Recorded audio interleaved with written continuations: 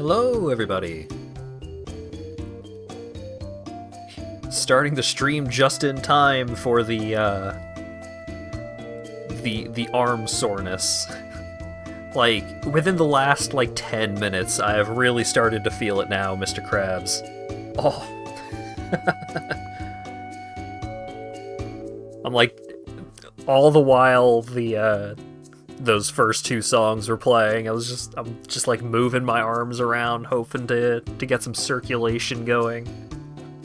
Oh man, this is gonna be a heck of a stream. I can feel it. Hope everyone's been having a good day. I had a pretty good day, all things considered. My stomach was a little upset, but I had Culver's. Always love getting Culver's. I had a nice hour-long talk with my mom, and I got a COVID vaccine and a flu shot at the same time. One in each arm, so both of my arms hurt. But usually I don't react too bad to COVID or flu vaccinations, so hopefully I'll be okay. But, okay may end up being relative, and I don't know if I'm gonna hit the full 4 hours for tonight's stream, but we'll see how it goes. You don't need arms anyway. I mean, for streaming, I usually don't need the whole arm, but, 4 arms down, usually pretty handy. Oh, also I've been getting kind of sniffly, so that may impact my vocal performances. But yeah, so today we're going to be checking out a game that I've wanted to do a one-off stream of for a while now. I think Dan gifted it to me a fair while ago. It's One Piece World Seeker, which seemed like a pretty good One Piece game. I've been looking forward to it. It seems like a lot of fun. I'm currently all caught up on the One Piece manga. I'm not caught up on the anime. I am maybe 20 episodes, maybe more, behind on the anime. But I looked it up and saw that apparently this game... Okay, forewarning, I'm gonna be naming, like, story arcs here. So if you're not at least, like, fairly caught up on One Piece, some of these may be, kinda spoilers. I know it takes place after the halfway point. Warning, Hat reads Viz Media official scans. Yeah, that's true. Yeah, so my understanding is that the game is non-canonical, much like a lot of the movies. And this one seems to take place after Dressrosa and before the major arc, the major arc following that.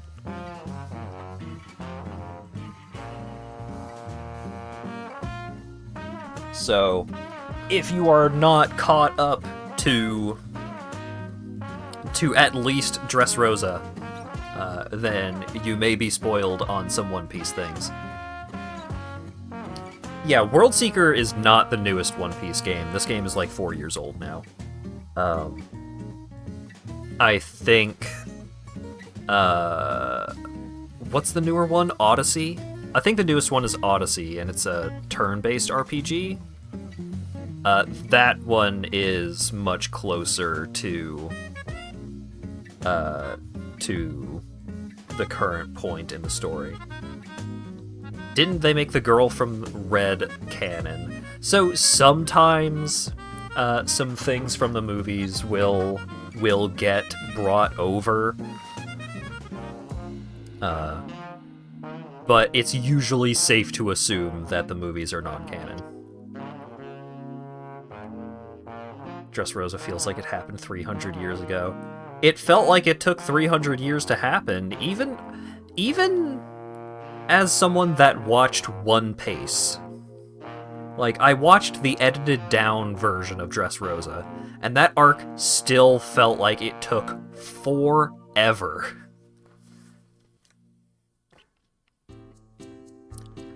The thing about One Piece movies is that they make background information canon, and at most it is still just background info. The events of the movies on screen are not canon. I see. Dressrosa's anime was so bad. Yeah, the pacing was rough. I also thought that the pacing for the... It's not the most recent arc. The most recent arc that just finished. I thought that arc... there's probably going to be spoiler talk. I thought Wano dragged. But I'm the kind of guy that kinda gets sick of the, like, gigantic 13 battles all happening at the same time kind of moments. I thought the war at Marineford was not too bad, despite being a giant battle where everything is always happening at the same time. I thought that worked better than Wano, where it's just like, we're starting the big battle, and the big battle keeps happening, and new battles are happening within the big battle, and battles just keep battling, and there's battles and we're battling. Yeah, the war at Marineford was just one big thing that all happened at the same time, really. While Wano was just like just so many small battles that just kept adding up and kept, like, stopping and starting and happening and... Anyways. That's all well and good, but let's go ahead and switch over to the game that I'm playing instead of just talking about the anime and the manga all day. Difficulty: Standard. Well-balanced combat recommended for players who want to enjoy the gameplay.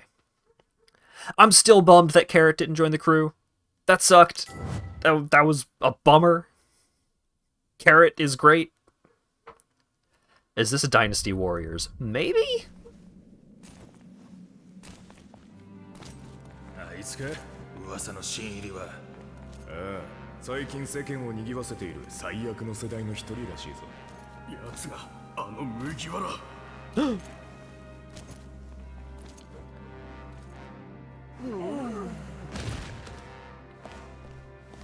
にょほ。いかがですか、ナミさん。5分。3分で開けてみせるわ。ロビン、そっちは？ちょ。なあなあ。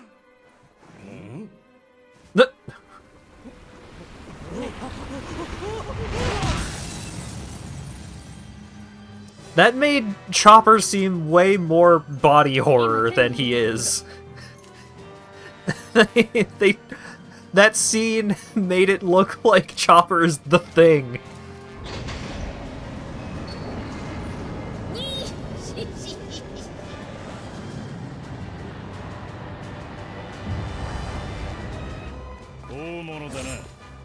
Monkey D. Luffy. ようこそジェイルアイランド。お前がここのボスか。すげえな、空中監獄。え、そんな、みんな撤退よ。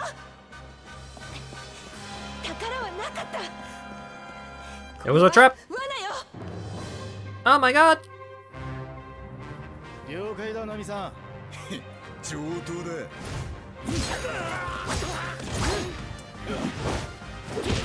Geek. 空中監獄って大層な名前の割に見張りは大したことねえ。ルフィなら一人で大丈夫だろ。おい、ったくせっかくの野郎だ。Whoop. ルフィ撤退だ。先に行くぞ。あ、わかった。逃がすか。I am digging this start that they've got going on here. あいつらが迎えに来てる頃だな。俺もそろそろ行くか。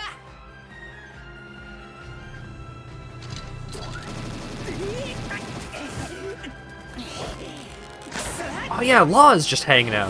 なんだこいつら。フランキーラディカルビーム。Yeah. そう慌てる必要はないだろう。わざわざ招いたんだ。ゆっくりしていけ。今のはフランキーの腕。回路石化。油断は良くないな、麦わらのルフィ。仲間のことは気にするな。一緒に始末してやろう。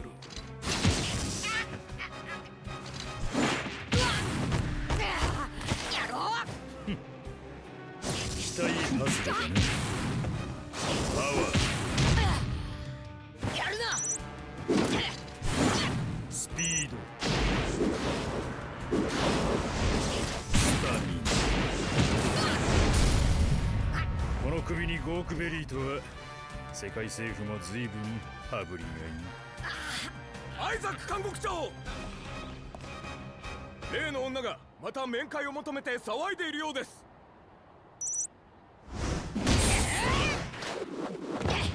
Robin could totally do that, but she would need to sneak the key to him somehow.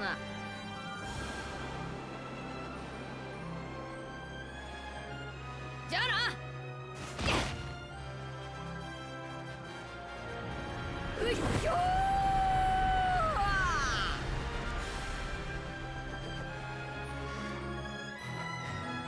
ー。 Law is a straw hat in my heart. Law is just one of my favorite characters. I love that dude.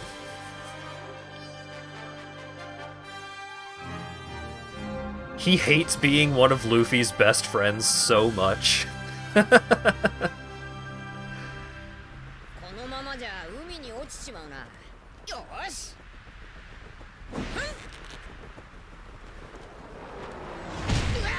Oh no!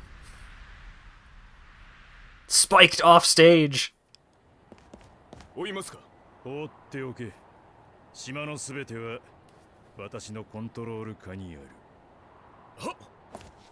麦わらのルフィ。もしも生き延びることができたその時は、せいぜい働いてもらうとしよう。私の監獄で。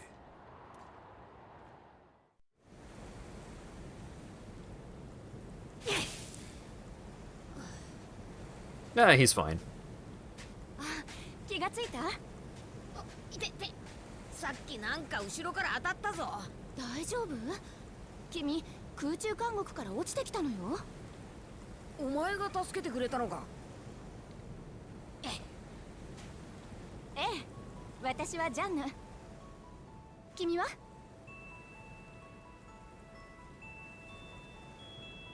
よっ。 Since Luffy is immune to blunt damage, he's basically immune to fall damage. Yeah, basically.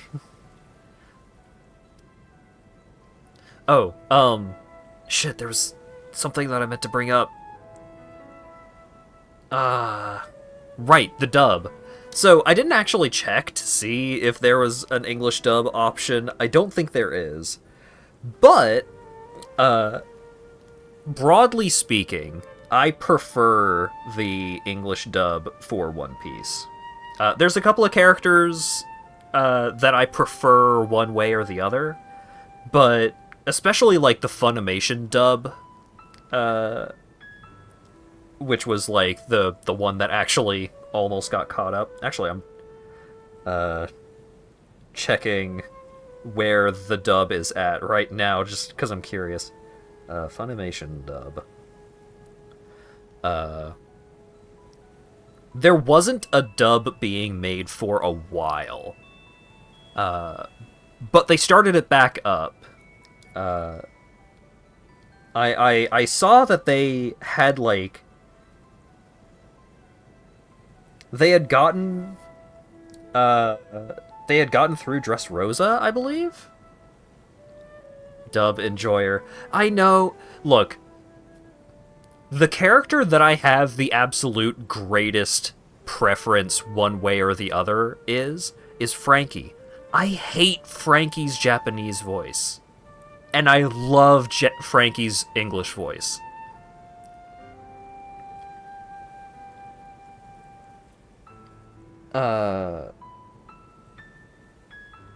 Oh shit. One Piece English dub. August 2023, episodes 1001 to 1012. The dub is almost caught up. That's crazy.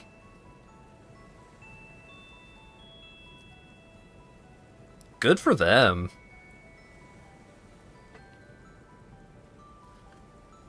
Me? I'm Luffy. Thanks for saving me. Must have fallen into the sea. John, why did you have to go and save him? He just fell out of the sky prison. He's gotta be a vicious pirate or maybe even something worse. Close. I'm a pirate.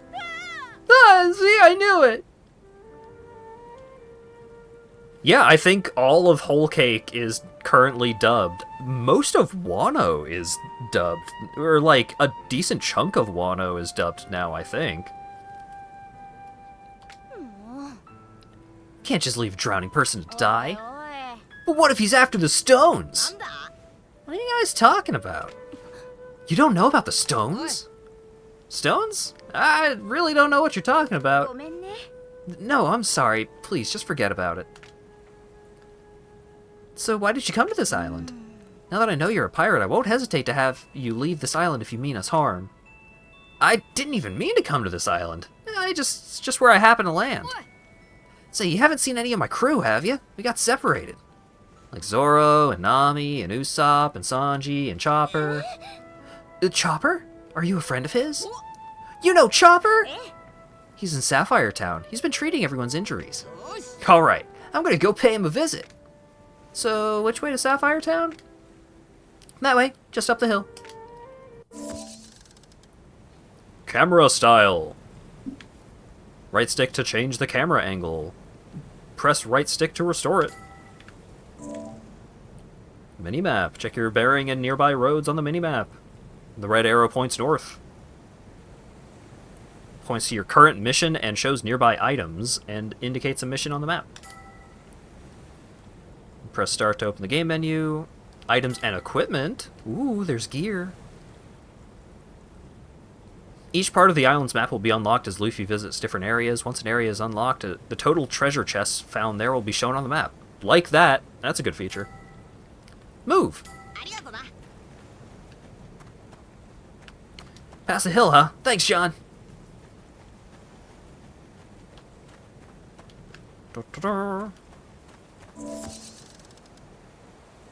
I can click to sprint. Woo! Can you go in the water? That's a good question. Oh man, this boy's got a hell of a turning radius.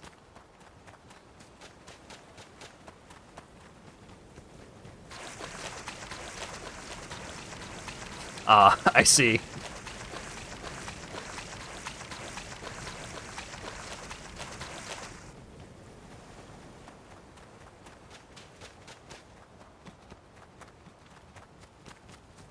No buttons do anything yet. The graphics look good. Looks like there's sailors here too.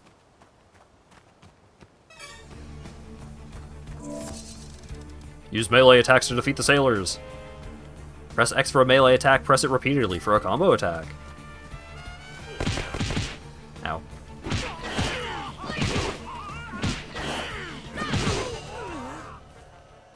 Nice. Who has better hair, Luffy or Ichiban? Ichiban.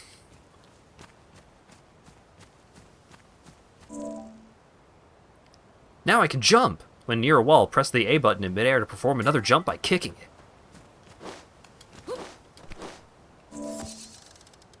Acquiring items. Press Y to get items.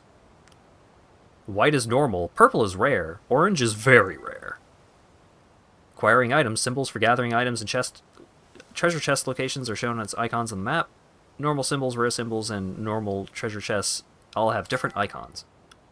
You'll sometimes find items by destroying crates and defeating enemies. Items can be used for all sorts of things, so try to collect as many as you can. I'm already very excited to unlock more more movement abilities than just this.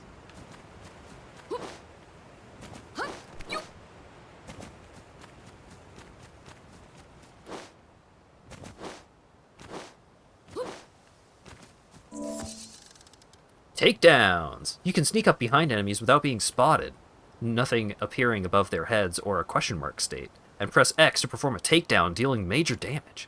You can also press X to take down stunned enemies. Enemies primarily detect you via sight and sound. Approach them from the front or running up to them will increase your chances of being spotted. When spotted, a red exclamation mark will appear and takedowns will be disabled. Bonk.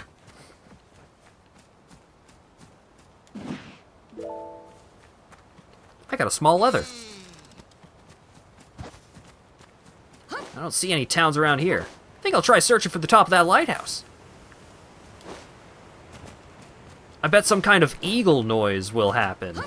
It'll do a dramatic camera pan around the area.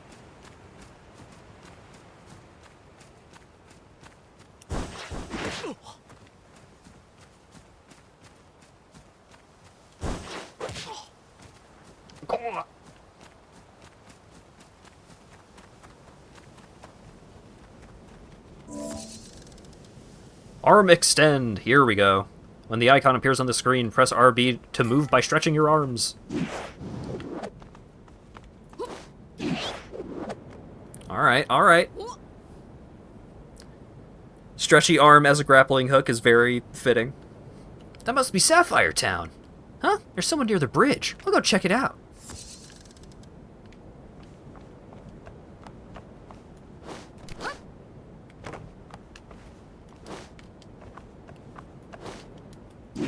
Aha!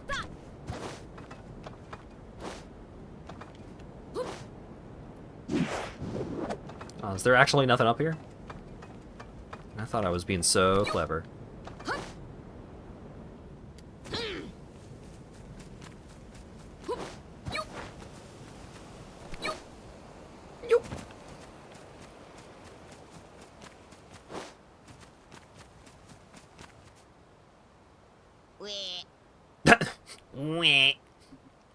Oh, it's just more sailors. There's a lot more here than there were earlier. Wonder how many there are. Marking? Oh, my god. Ah, it's like I'm playing a AAA video game. When aiming at an enemy, an icon will appear over their heads and on the minimap so you can see their position and movement. Boop.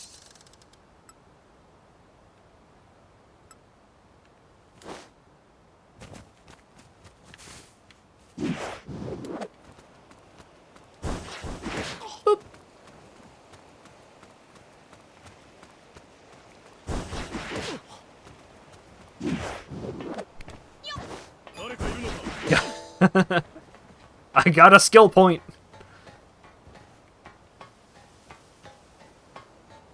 I'm just not going to look at that menu yet because I assume it's going to force me into a tutorial about it not too long from now.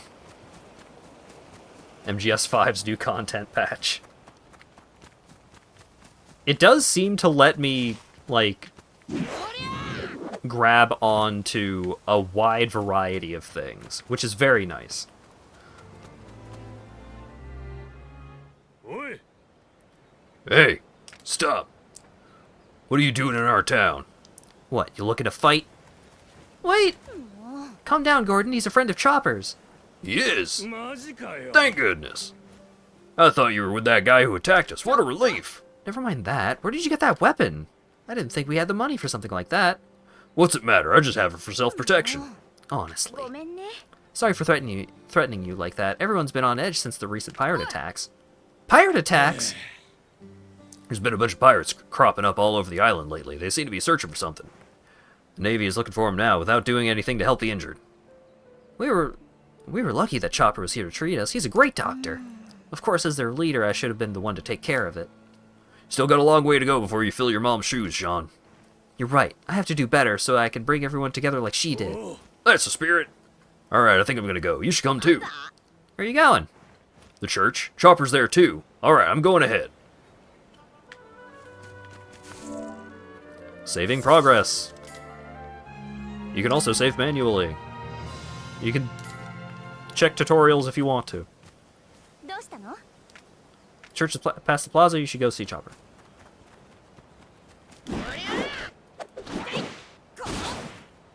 I'm suspicious of these metal boxes.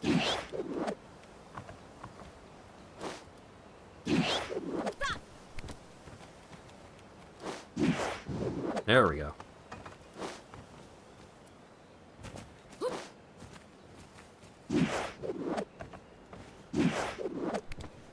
It's a little janky, the grapple hook. Or stretchy arm.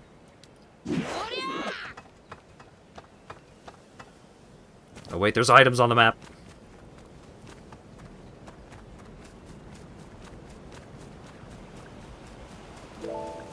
Wow, I got a refresh leaf.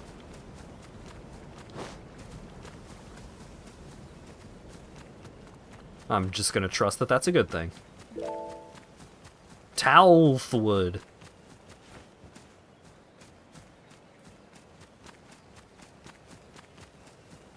It won't let me grapple up to those rocks up there. Small plume.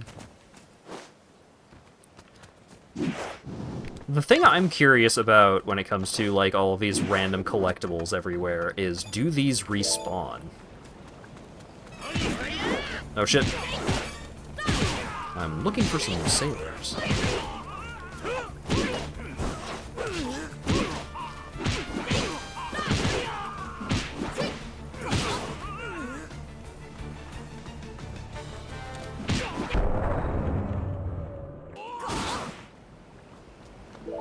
Chopper's Church of Christ. Oh, hey, Luffy. Yeah, I'm a Christian now. You know, you were unconscious for like 12 hours. I just didn't know what to do with myself.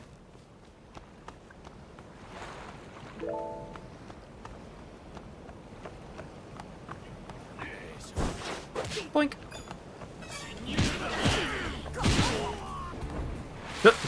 Goodbye. Gold shell.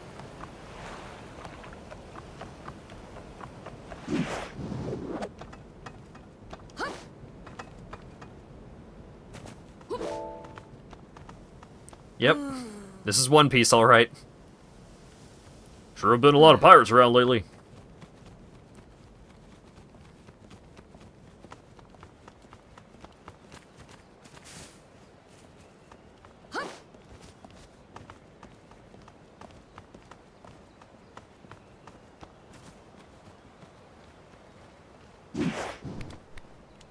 Yeah, I don't think Jesus would have a devil fruit power. I think he would just be a hockey master.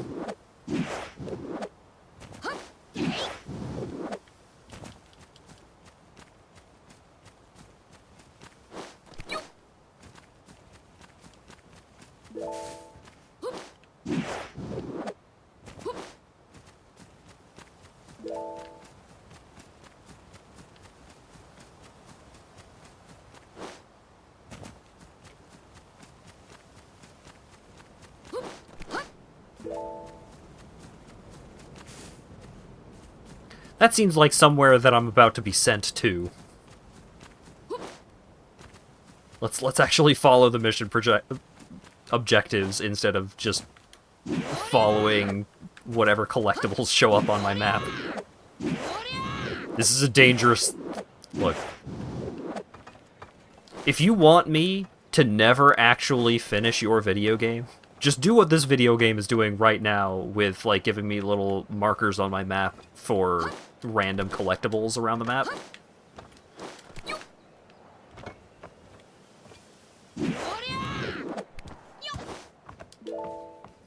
Because I will collect all of them. And I will burn myself out.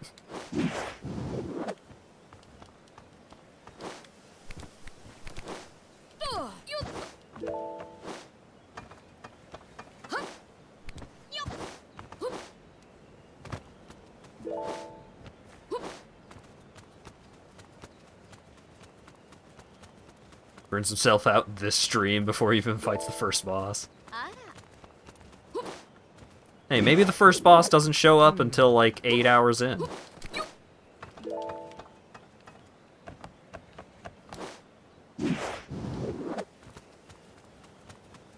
Yeah, what up? I told you I don't know anything. Don't try and hide them, or you'll be sorry. Tell us where the rest of the Straw Hats are. Hey, is this where Chopper is? Oh no, talk about the wrong place at the wrong time. Straw Hat, Luffy! Thanks for saving us the trouble of finding you. Now give yourself up! Ah, it's explained, haha. Watch out, the sailors here use sea prism stone bullets. Sea prism stone, huh? That's gonna hurt.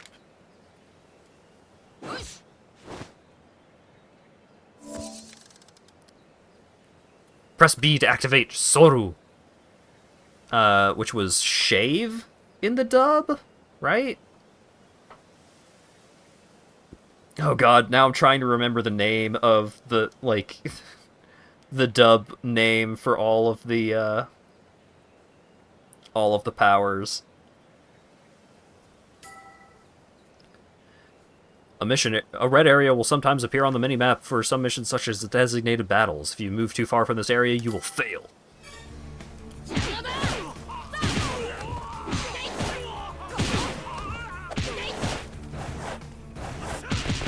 That's a pretty fun effect of how they make him, like, disappear entirely. Why'd you have to show up just when I was trying to cover for you? Sorry about that. So where's Chopper? Oh, right. The Navy got him. What? I heard they took him to the base north of town. You gotta help him. We wouldn't be alive now if it wasn't for him. You bet I'm going.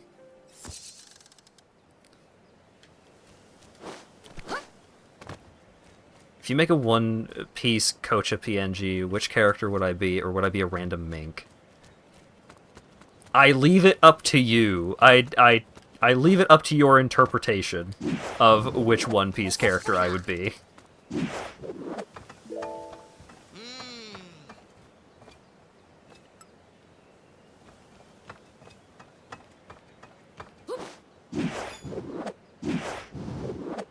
Giraffe man at half transformation. Oh god.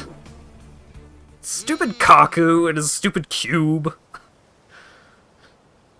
I don't see him. Maybe he's inside the building? Okay then. Observation hockey. Press RB while holding down left bumper to temporarily detect nearby enemies and objects. Ooh.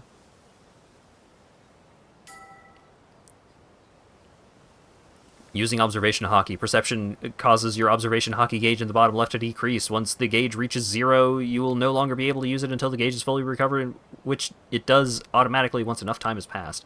So my PNG tuber is currently blocking that, but the image on the right is what it looks like.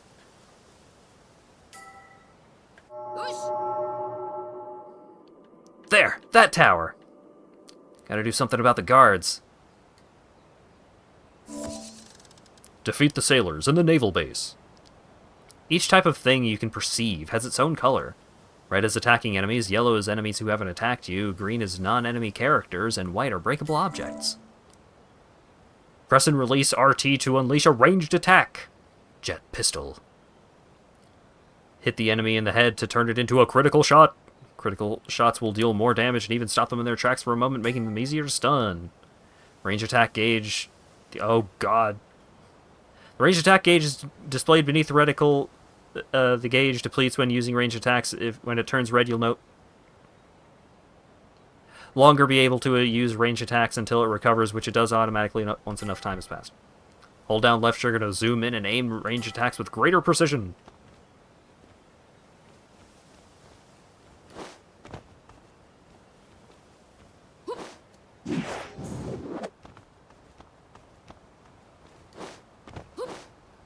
Yeah, observation hockey as detective vision is a great idea.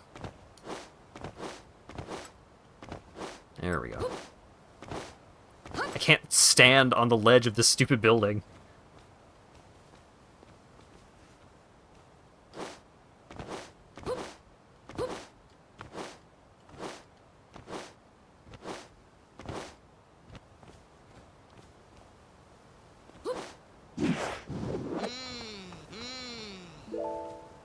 Luffy, shut up.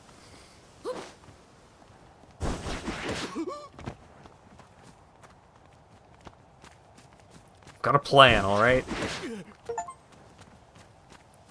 Defeat 10 enemies with takedowns. Oh, damn. That's got some impact, but it does not function as a takedown.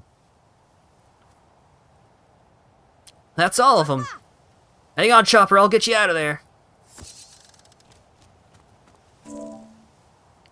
Opening treasure chests and doors. Hold down Y to get items from treasure chests and open doors. Great.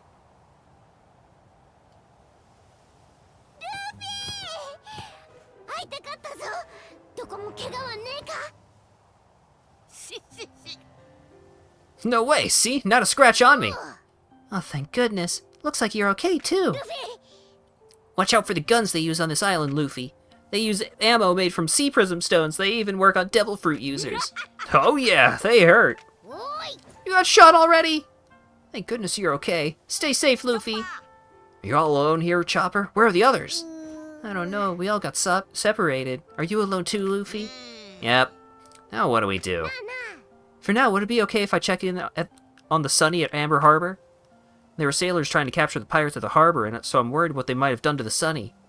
Besides, there was a pirate there who was hurt real bad. I gotta treat him. Got it. Then let's get going. Thanks, Luffy. Oh, he does the thing. I'll go on ahead and look for the one who is injured. You find Jean and bring her there. Jean? What's she got to do with it? I want her to help with the treatment. She knows more about this island than anyone. Jean should be at the church. She did say she lives there after all. Got it. I'll see you later at the Sunny then. You can earn skill points by completing missions and defeating enemies. In the game's menu skill selection, you use skill points you've earned to acquire new skills. Skills can let you learn new attacks and enable helpful new ways of getting around. Oh. Let's try acquiring the max HP boost 1 skill as an example. Maybe waste 10 on HP boost. You monster. You have acquired max HP boost 1.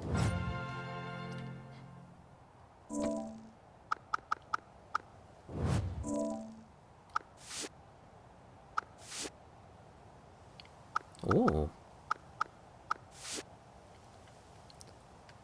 Explore! Gum Gum UFO. During a jump, mash A to move in midair. Extends the duration of Gum Gum UFO. Chest open time reduction. Great. Item drop rate boost. Great. Increase the spawn rate of gatherable items. Oh no. Increases equipment slots to 2. When gathering an item, increases the chance of gathering more of the item. Lunge! Press RB while facing an enemy to lunge at them. Now that's a skill worth getting. Lunge and body bash. Prolonged barrel duration. Uh-huh. Low takedown. Take down enemies below you when hanging onto something. Take down enemies above you when hanging onto something. A lot of these skills seem kind of lame. Now, Gum Gum Gatling, though. Mash a button to do a big combo punch. Incoming range attack damage down. Observation and attack boost. Increases Luffy's attack while in observation hockey mode. Consecutive takedowns. Oh. Okay. Long shot. RT while using perception in observation hockey mode to unleash a powerful long-range shot. Perfect dodge. Witch time. Evade an attack at just the right moment to slow down time, creating an opportunity for a counterattack. Hell yeah. Move further with Shave while in observation hockey. Enables observation hockey focus. Slow down time. Okay.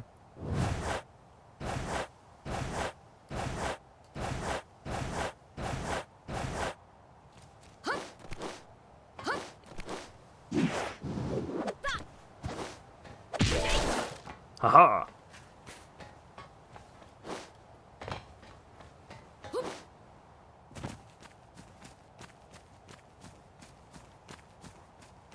Okay, it won't even let me get to the ladder to try and climb it. Gotta get up there somehow.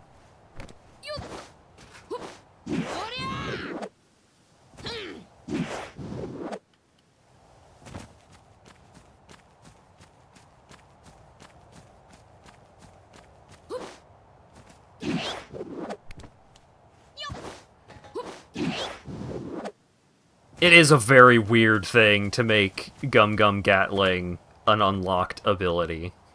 That's like one of the first things that Luffy learned to do in the show. Or that, like, one of the first moves that he demonstrated in the show.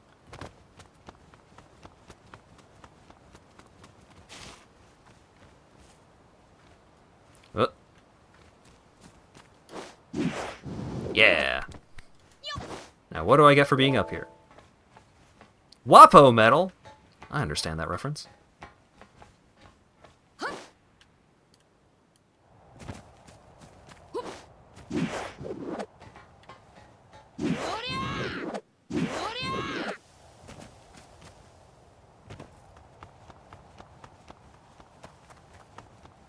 It's like Goku can go Super Saiyan, but he doesn't know how to use Kamehameha yet.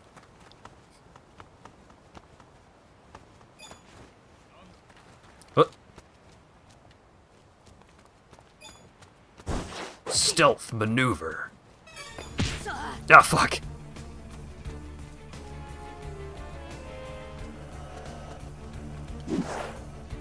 Oh, he's too far away.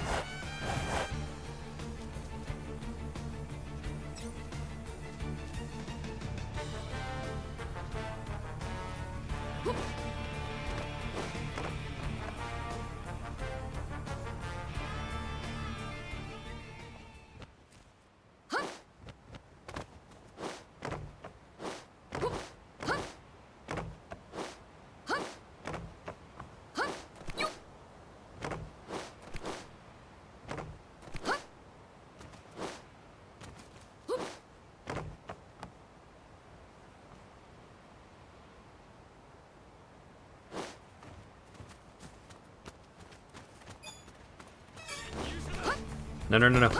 Nope. Fuck. I spent all that time waiting for this guy to de-aggro.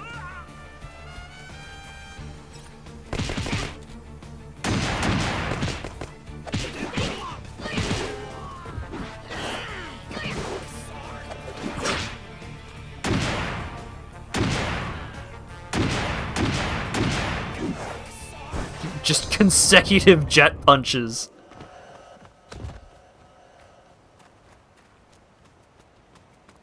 Never saw him do that in the show. Just jet pistol someone in the face 5 times in a row.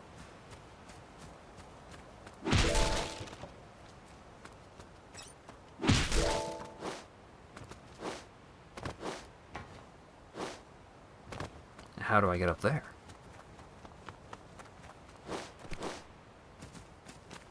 That one has a gold shiny icon.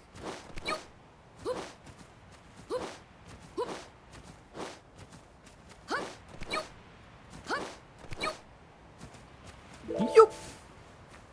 Dragon Tooth.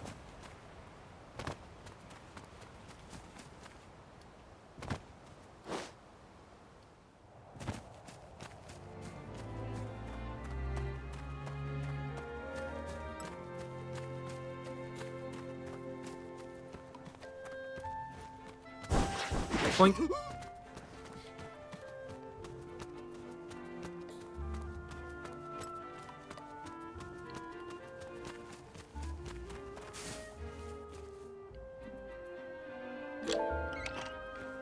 I can spend like 200 skill points to make that interaction 25% faster. What is up with the skills in this game?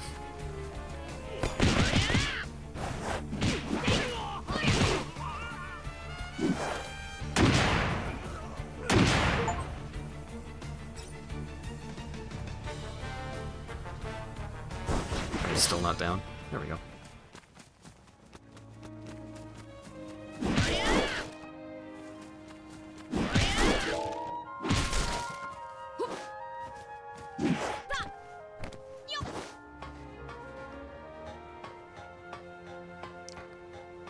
This game's kind of weird.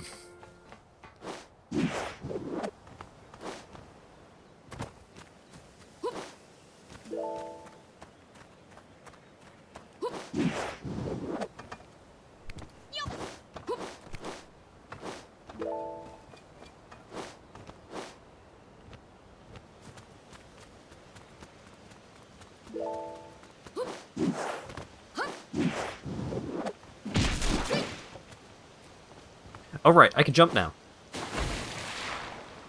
Okay. It didn't even play a funny sound. It didn't even go and make him go...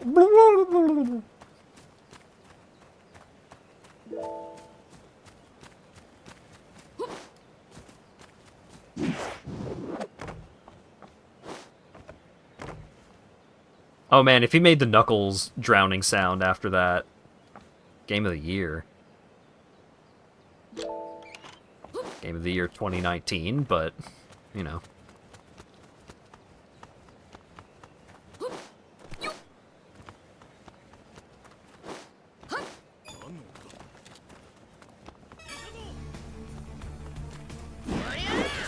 What?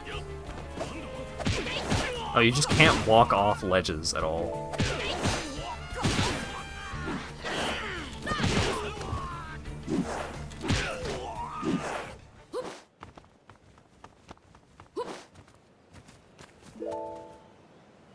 Or you can? Maybe you can run off ledges, but you can't walk off ledges?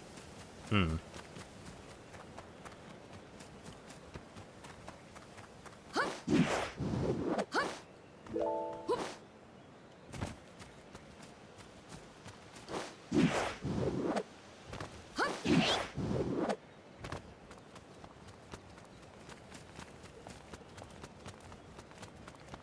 I didn't forget.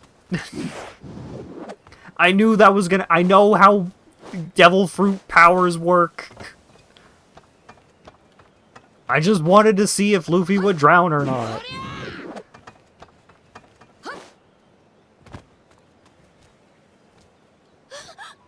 Hey, you're okay? How's Chopper? He's fine. Thank goodness. So where is he? Amber Harbor. He said he was going to treat someone who was injured. Am I giving him a hand? Of course not. I'll head out as soon as I'm ready. There are dangerous-looking pirates at Amber Harbor, so watch out for them, too. Okay.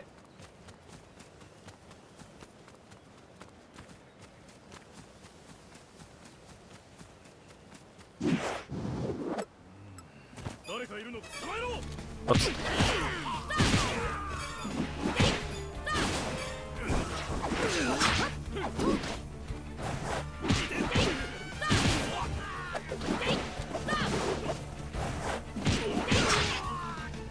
Can I just not lock on to dudes? Also, is it just random whether I get a skill point or not? This is weird. Weird mechanics. It seems like skill points are just a random drop off of enemies in the same way that, like, random crafting materials are.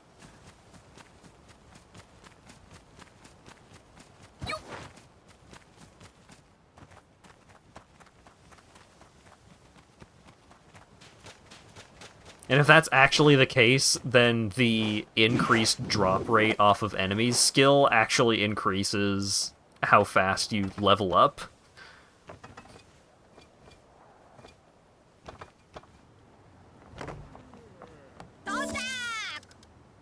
So this is Amber Harbor. You can place a marker on the map wherever you want.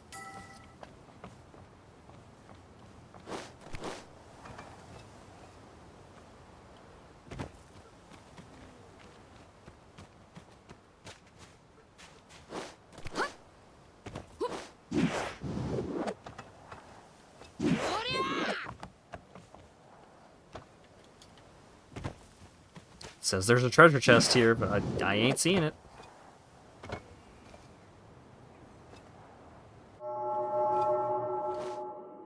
What? Oh. I get it.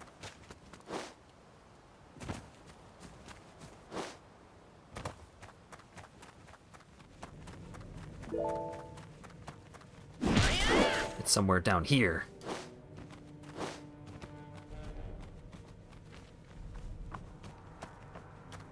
Big news, Morgans is a devil fruit user?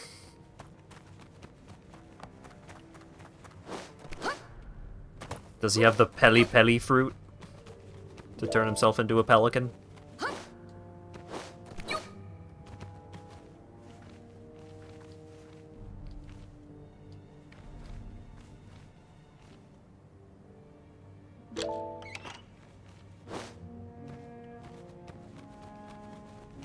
He got a better deal on the fruit that turns you into an animal person than a lot of others.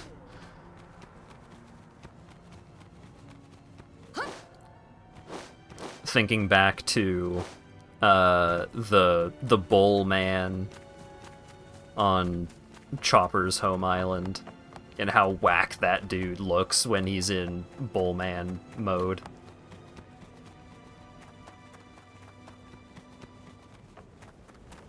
It's the Sunny!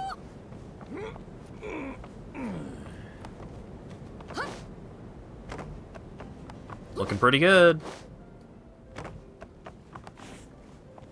Look, Dalton is a great king. He's a cool dude. Very helpful, very nice. Kinda looks whack. Chopper, is Sunny seaworthy? I don't know. Looks okay to me, but we really need Frankie to take a look at it. Right. I better hurry up and find the others then. Chopper! I'm here to help. Where's the injured person? Come to think of it, I don't see him anywhere. He must be hiding somewhere in the harbor. We first found him in the west side of the harbor, so he might be somewhere around there. We gotta find him before it's too late. Luffy, Jean, help me look for him. Okay, let's split up and look for him. Let me on the Sunny. Yeah! You got Jinbei's seat.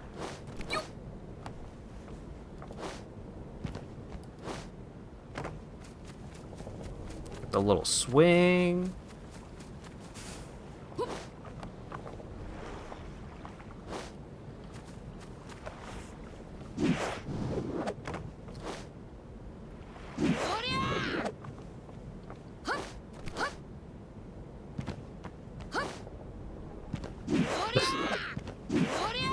What surfaces it'll let you grapple onto?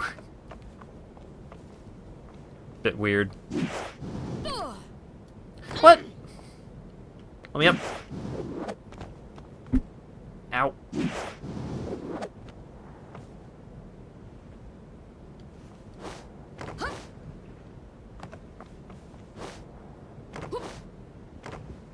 I can't walk on that?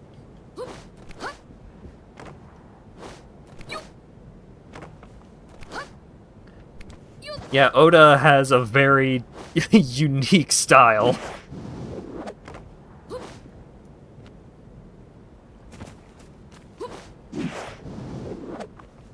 It's just Spider-Man? It's worse than Spider-Man.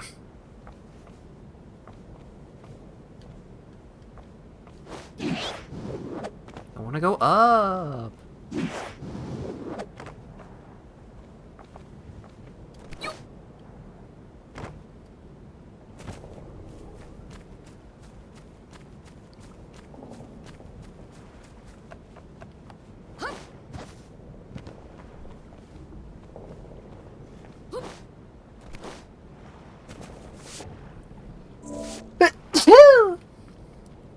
Adventure outfit. Outfit, rather. The go-to outfits in Sabaody Archipelago. Perfect for most adventures. Kung Fu outfit. Outfit worn for practicing Kung Fu. Makes you want to scream, "Wacha!" Hunter outfit. The white suit. Raid suit. This invitation is flammable. Stampede outfit, gold outfit. Oh, you can get the Wano outfit.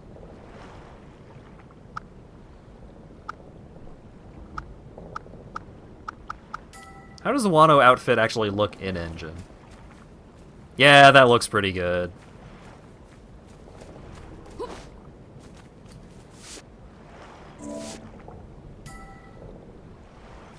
We're going with the basic outfit though.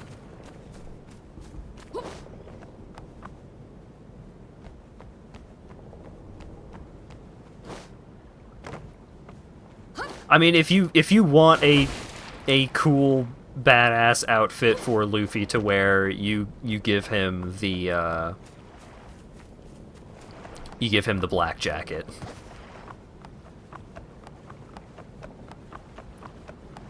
Cause that outfit is fucking cool.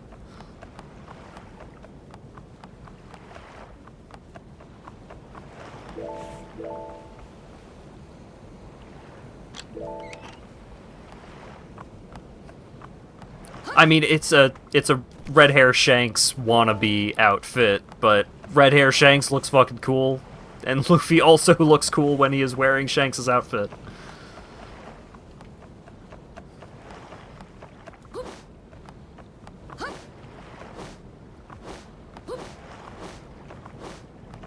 Oh shit. I think I just remembered a thing about this game. I don't know if we're gonna get to it this stream or not. If we don't, I'll bring it up.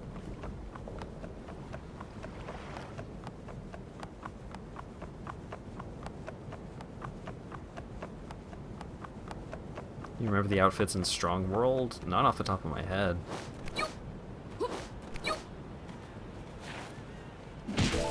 The Whole Cake Island, the white jacket, the one that was made of chocolate. That outfit was also pretty great. Luffy has had some pretty cool outfits.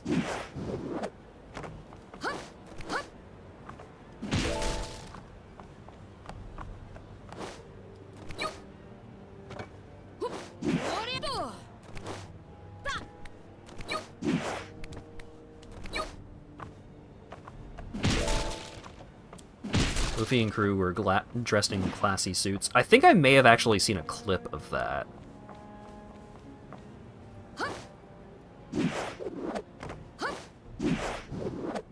Aha!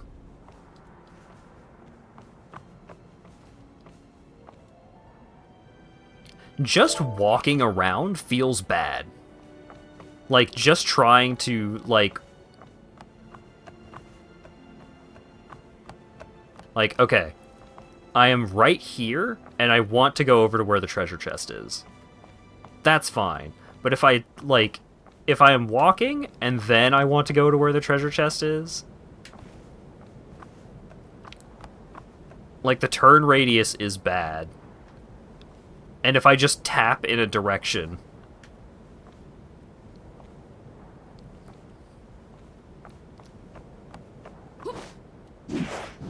Like, you're not going to be doing that often. Most of the time you're going to be doing this.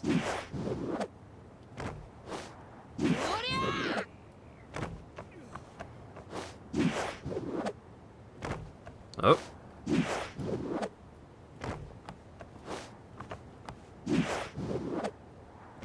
I was mashing that button. It's not letting me up there.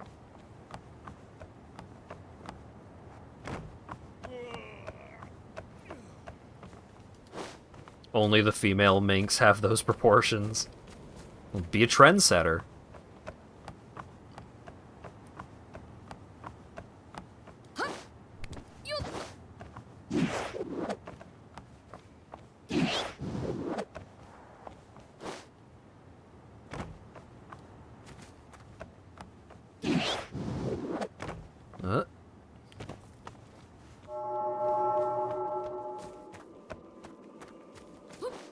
Aha! Treasure. Yeah!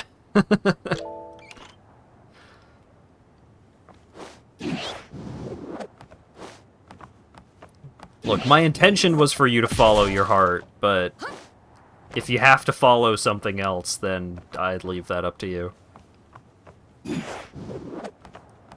Oh my god.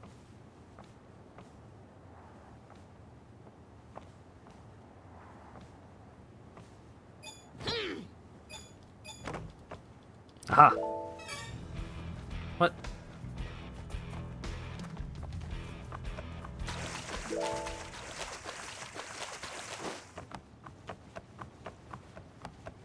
Give me that. So many just random little shinies. Terrible. I'm tormented by my own collection tendencies.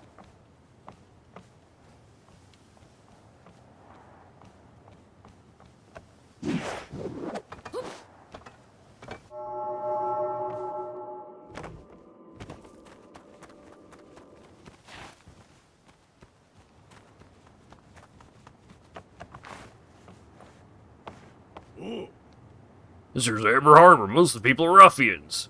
Be careful who you talk to. Okay. I'm looking for some sailors. Some other pirates are arguing. There's this guy who's injured, but I'd rather not get involved. What? You okay? Oh, get hurts. Hang in there. I'll get Chopper right now. Don't bother. Forget about him. He's outlived his usefulness. You. Luffy! Chopper, hurry up and treat him. You bet. I should be able to treat him better at the Sunny, so I'll take him there first. Oh, hell. What's this, little Miss Leader helping an awful pirate? I should just abandon someone who's injured? I don't think so. Kid's no one got no one to blame but himself. If he hadn't taken the fall for the attack of the town, then the Navy never would have suspected I was behind it. Now you've done it. If you want to help him so badly, you can keep him company and hail. This is why I'll never understand pirates. You're just gonna abandon one of your crew? You got a problem with that? A crewman who would put his captain in danger is nothing more than a useless tool that deserves to be thrown away. I've heard enough. You're not fit to be captain. What was that? Who gave you permission to talk back? Fine then, I'll show you what happens when you mouth off to me. 覚悟しろよ Change mode. Press down to change modes. Observation hockey mode. Blue. Has attacks that hit a lot of times and let you move quickly with Soru by pressing B. Armament hockey mode. Red. Has attacks that cover a wide range and let you harden to guard against enemy attacks by pressing B. Press B in armament hockey mode to use your hardened arms to block enemy attacks. Blocking can only sustain so much damage before being disabled and makes you move more slowly.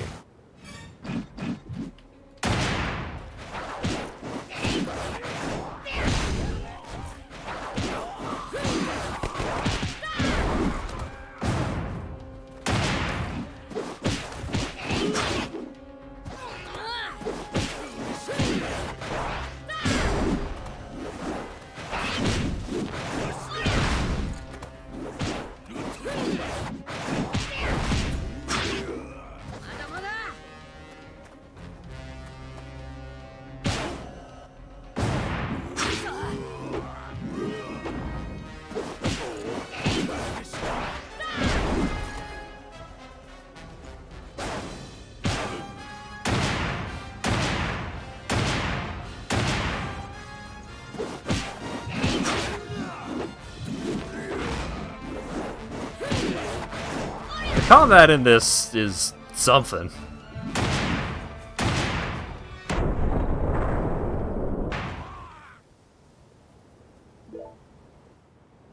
It's combat, alright. Damn, you're tough. Looks like Chopper and Jean got away. Guess I'll head back to the Sunny now, too. 20 skill points. Modes and skills. Press down to change modes again. Take advantage of each mode to successfully make your way through different kinds of situations. Each mode also enables different skills, so try to learn and use skills that best suit your playing style.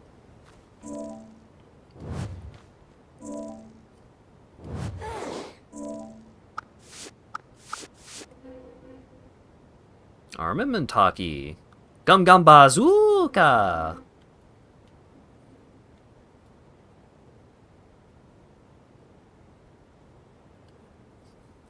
Oh, I can only use Gum Gum Bazooka if I'm in Armament hockey mode, and I can only use Gum Gum Gatling if I'm in observation mode? That's weird.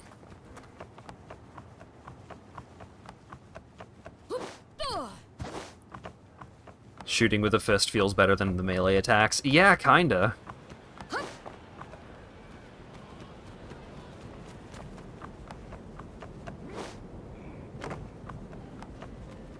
Yeah, this game feels very strange.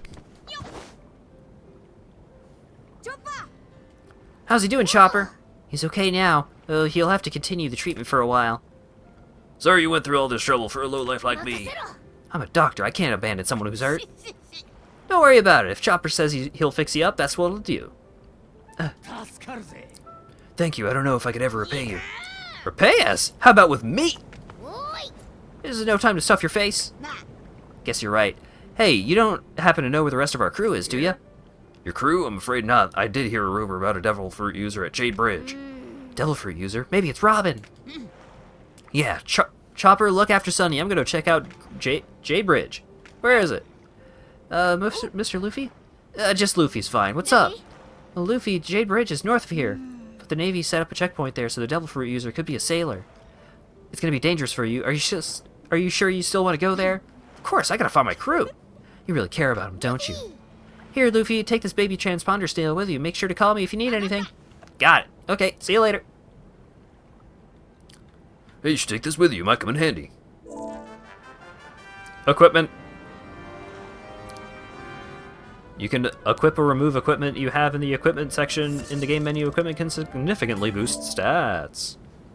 Let's try equipping the thing you just got. Select a piece of equipment to see its stats. You have now equipped an item. Okay.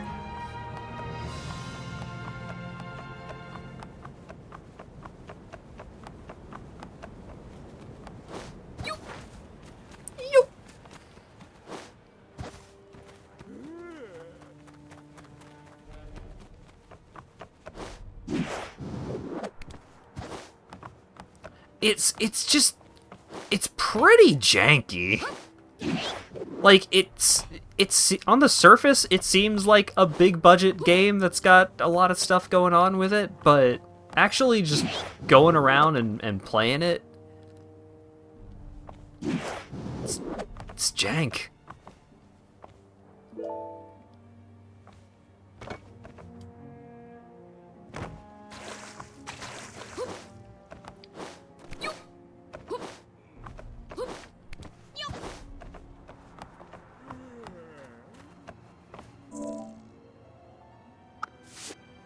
Yeah, so I wasn't gonna bring it up, but until I maybe saw it for myself. But yes, Zoro's minimap is disabled by default because he has a terrible sense of direction,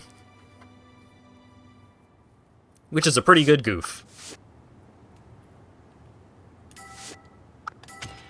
All right, sure, give me Gum Gum Gatling.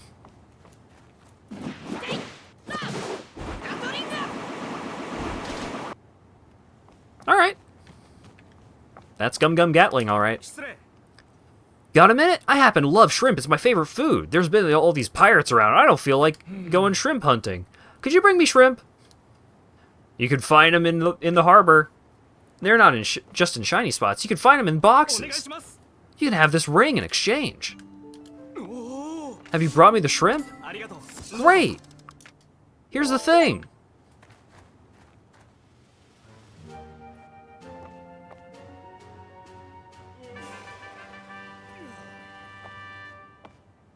Great!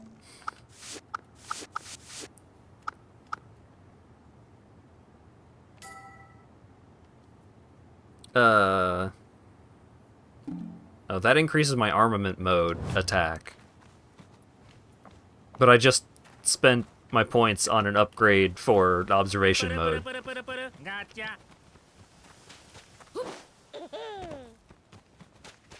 Testing, testing. This is Chopper. Can you hear me, Luffy? Over. Loud and clear. Great. Looks like we're not being jammed then. I'll stay on the line, so let me know if anything happens. Jank can be fun. I don't know if this is the fun kind of jank yet.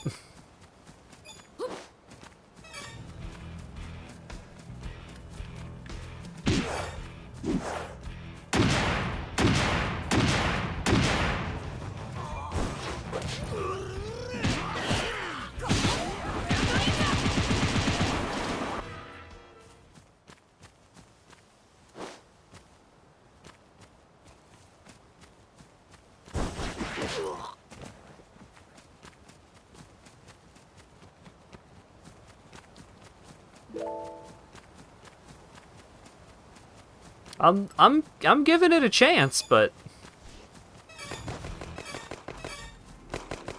it's weird.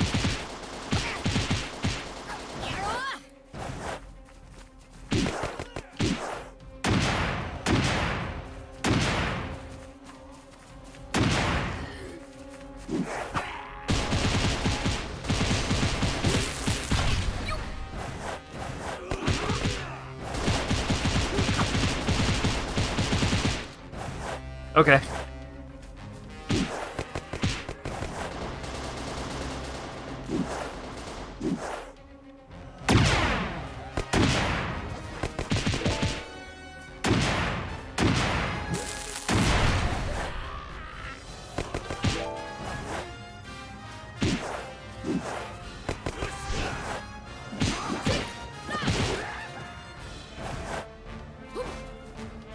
Not being able to lock onto enemies has made some of these encounters very annoying. Oh my god, he's going nuts!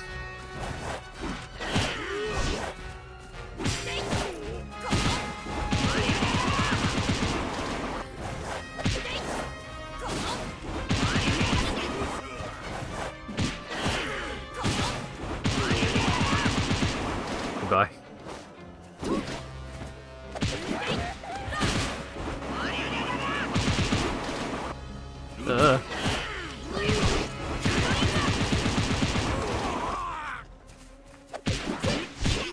Yeah, I, so far as I am aware, I do not have a way to lock onto enemies.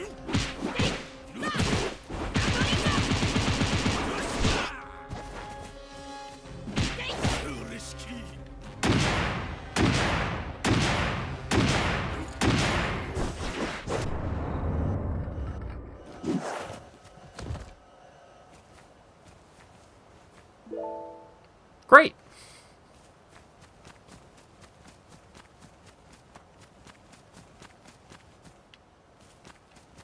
Jet pistol.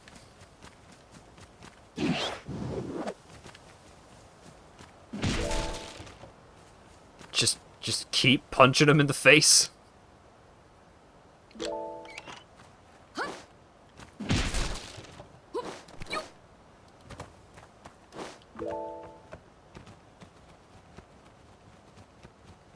Do you think One Piece Odyssey might be better? So One Piece Odyssey is a turn-based RPG.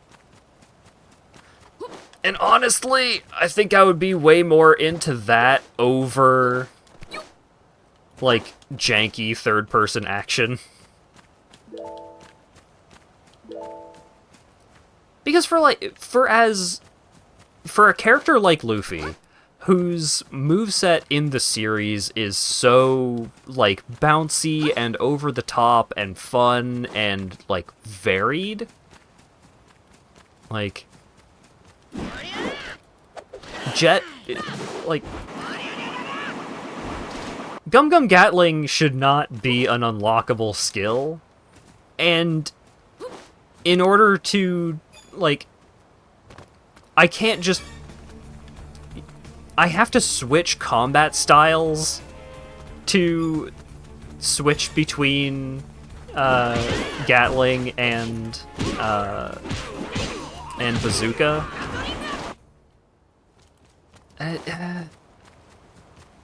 I don't know.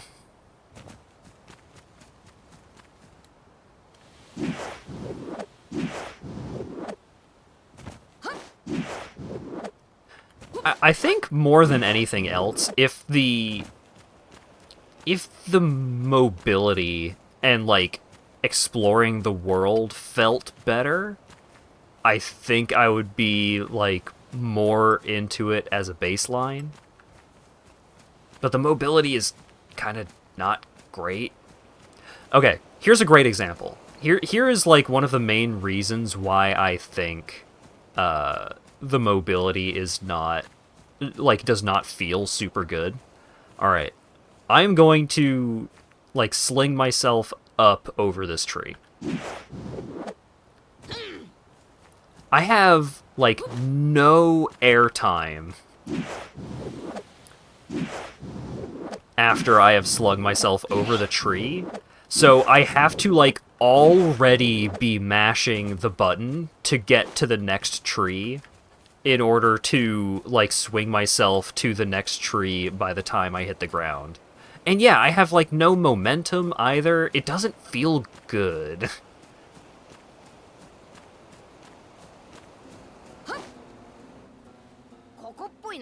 Like, I don't feel fast and mobile. It's like, I feel like a regular-ass, just, like, default adventure character with a grappling hook.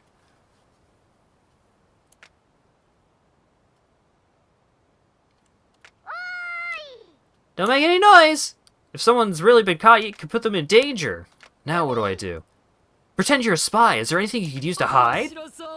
A spy? That sounds great. I'll give it a shot. Hide in a barrel. Spring from a barrel. Press Y while hiding in a barrel to jump out. Jumping out near an enemy will surprise them, making it easier to perform a takedown. The barrel will accumulate damage the longer you stay inside it. Eventually, it will break automatically.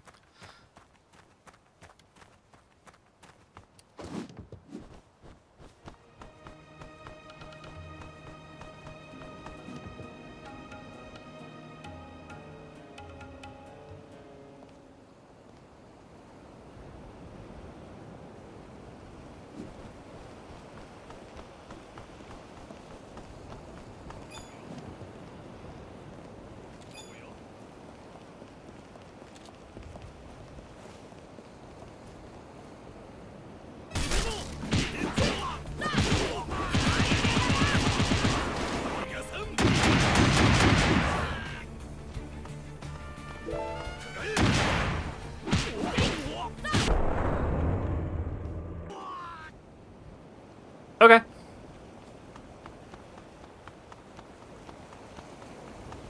I guess I didn't need to use the barrel then.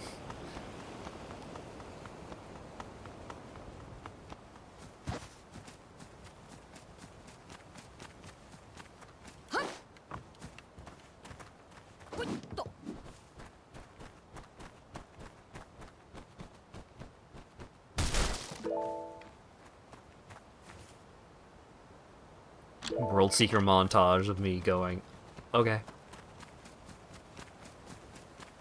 I gotta tell you, I don't think it would be a super long montage, because I don't know how much footage you would have to work with.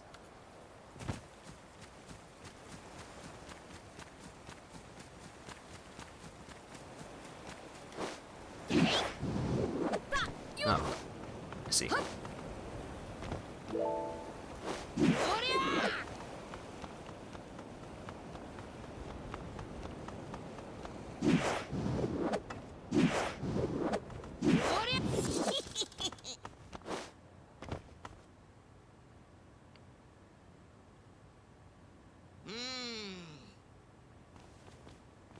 It's so fucking quiet.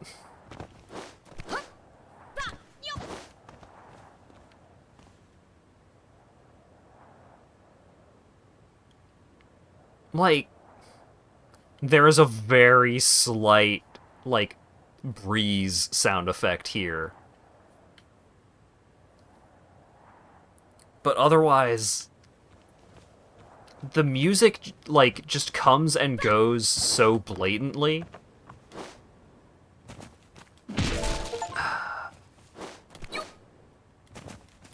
Think you'll save the One Piece PNG for another time? Yeah, that might be for the best. I think I might... I think this might be a double feature kind of stream. Like, the game looks good. Like, this design, like, this feels very One Piece. Like, the character models look pretty great. Like, Luffy looks fantastic. Look at that! That's a Luffy right there. Especially if we get him in the sun, like, damn. That's Monkey D. Luffy. And generally the animations feel like they're coming right out of the show. But actually just playing the game and experiencing it, it's, I don't know.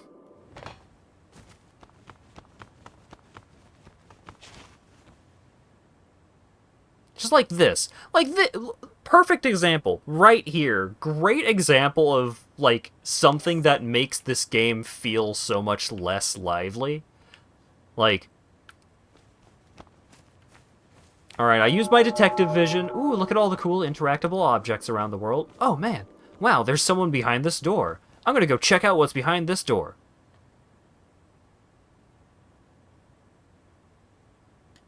Great! Time to find out what's behind the door!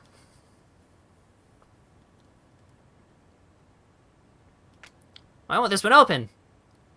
I heard an escapee would be making their way here, but I didn't expect it would be you.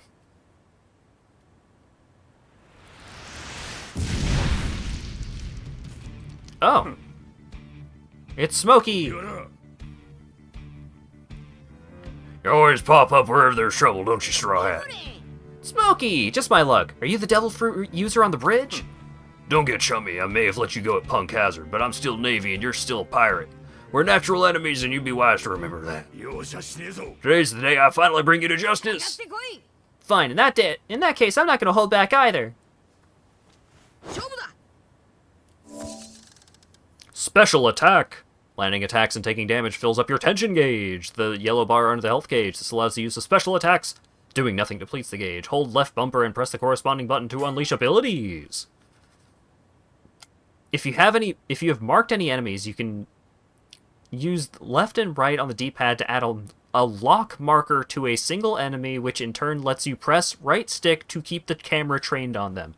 There is a lock on, and using it is ridiculous.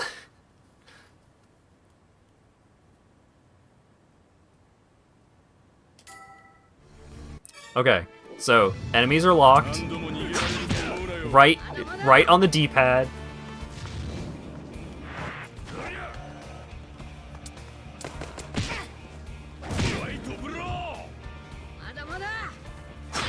Nope, it's not actually a lock-on. You can just click the right stick to like move the camera to look at them.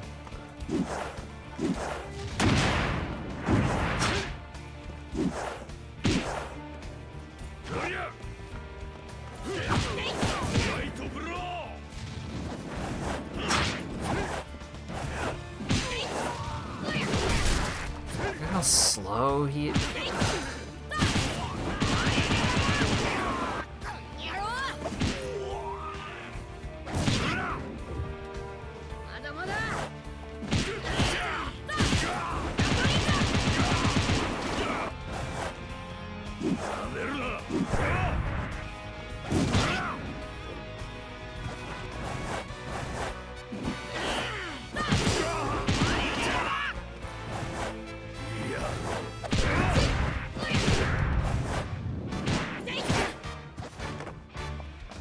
Red Hawk!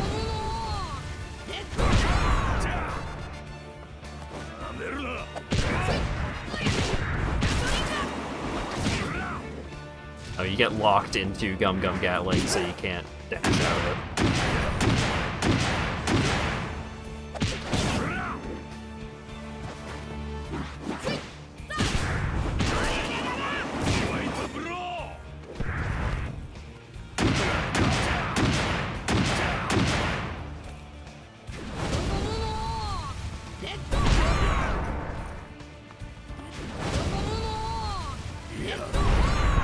Oh, he was in his get-up animation.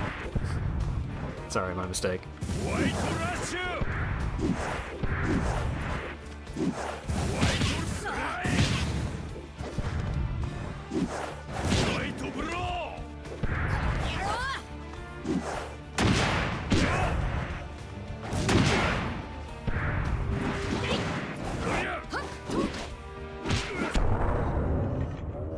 Character action game, this is not.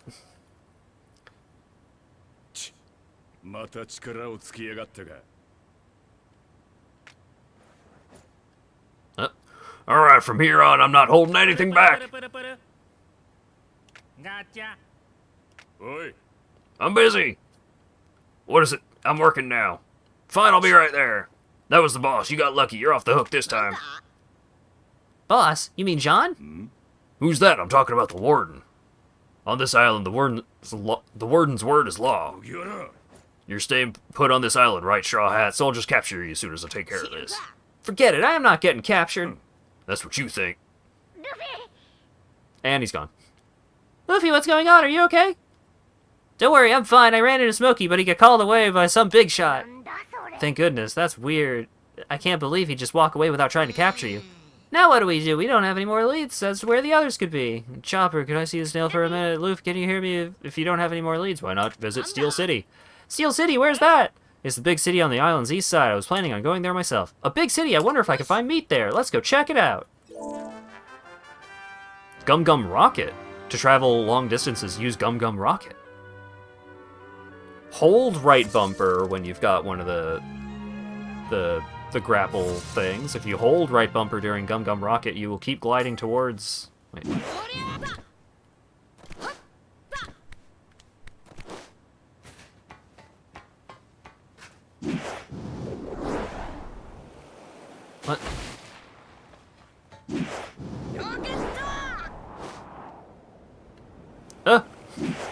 Okay. So if I hold the button, I have a little bit of a glide. But not much.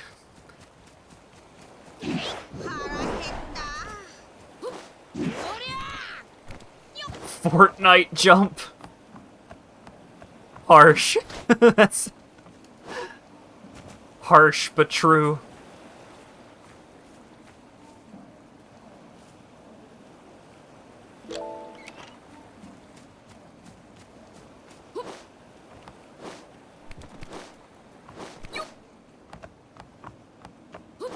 Alright, what do you want? I want to make some accessories, but I don't have the material. Can you find me some small shells? Did you bring me the shells? Thank you. Here's an accessory. I'm gone forever now.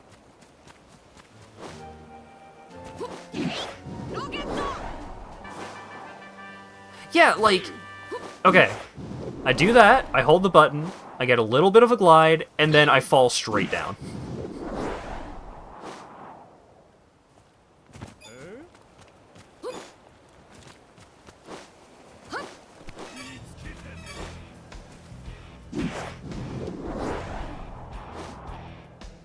It's faster. It's better. I don't know if it's good.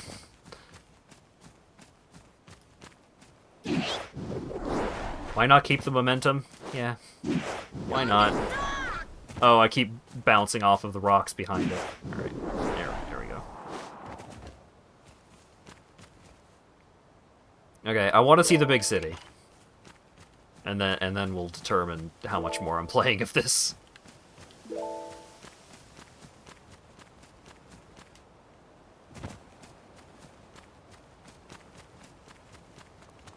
That looks kind of cool from a distance. Hello, sir. Today's the day I'm going to propose to my special lady. I have a feeling I should give her a gift. Can you give me small flowers?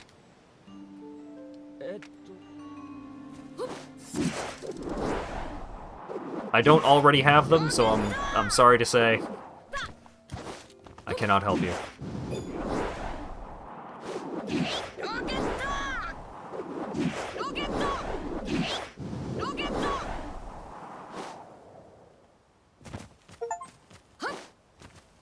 'Fly for 5 seconds during a single gum-gum rocket flight without touching the ground. That's worthy of an achievement. Being in the air for 5 seconds straight. Hey, there's fast travel. Patrol sniper. Patrol snipers on the rooftops can shoot you down from a gum-gum rocket. If there are patrol snipers, stop your rocket to look for them. If they are nearby, blue lines will appear and red lines will... And red lines, if you are targeted, you should take the time to defeat them. They will not return for a while.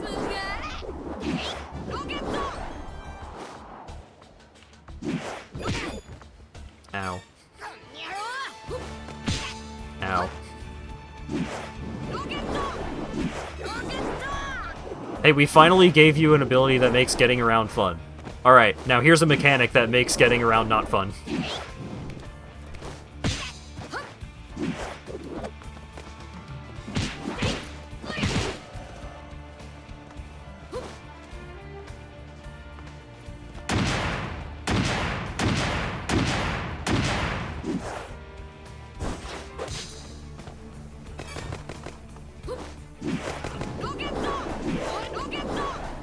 I got a small flower, though.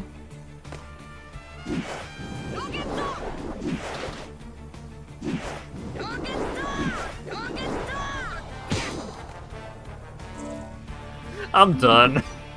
I'm done. Oh my god. Wow.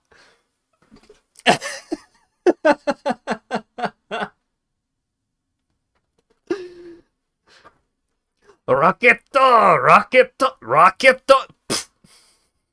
Shot directly out of the air.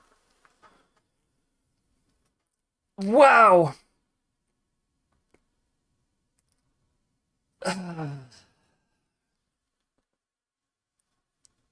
How disappointing.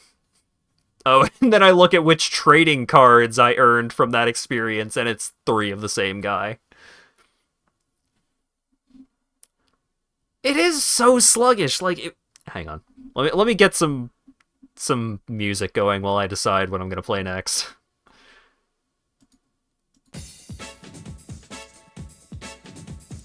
Man, it's so clunky. It's so slow. And they finally give you a thing that makes you go, like, kinda fast if you do it right. It still doesn't feel good, but it feels better. And then immediately after they introduce that mechanic, hey, here are snipers that will just randomly shoot you out of having fun. Wow. And, like, we need to figure out things to put on the skill tree. Can we give him new moves? No. No, don't be ridiculous. No. Of course not. No. Stupid. No. Absolutely. Why? Why would you even think we could do that? No. Okay, we can give him 1 new move. Oh, okay. 25% increased interaction speed on opening up treasure chests. Perfect. Love it. Print it. Alright, game's done. Let's go to lunch.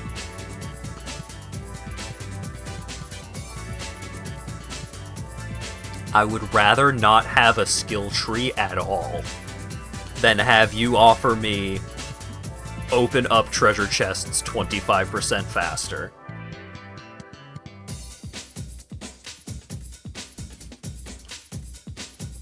Wow, wow. A One Piece in a skill tree in a One Piece game? That seems like it would have so much potential, because it's just like, oh man, I haven't fought in a while. I guess I'll just need to get some practice and you know, get a feel for all of my different moves back. Oh man, yeah, let's you know, I'll figure out how to do my jet pistol again and my jet stomp and the bazooka and the balloon and like. But then even in this, even the ones they give you are just like, alright, in this style you get Gatling. In this style you get bazooka. That's it.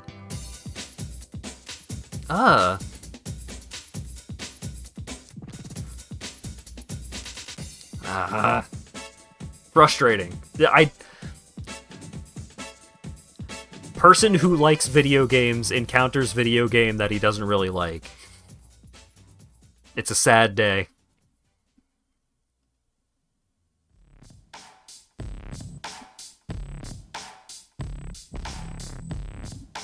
Alright. What are we doing instead? I was kind of tempted to play some Cyberpunk, because I've got the furry mod installed, and Cyberpunk has actually been pretty fun so far. But they pushed a 17 gigabyte update. And that would take a minute.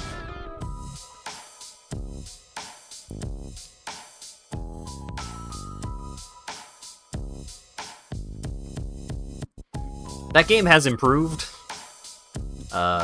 Still got some problems.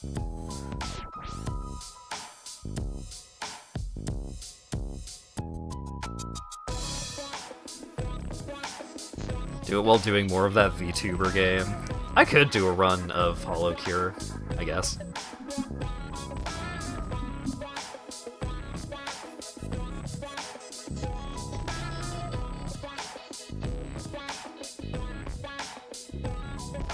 Acker, no. I'm not gonna do Live Alive right now, because then I will be obligated to do the rest of Live Alive. And I don't want to commit to that right now.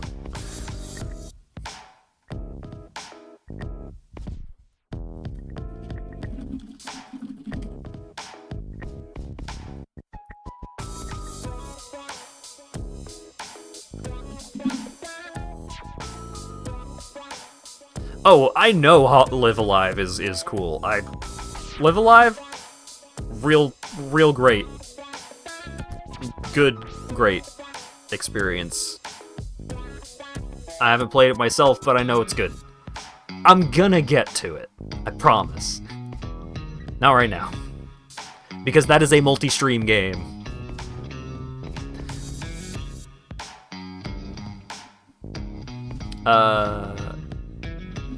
I made a list of one-offs on the Discord. Where was the list that I made? Is it easier? It would be easier to make these into a text source.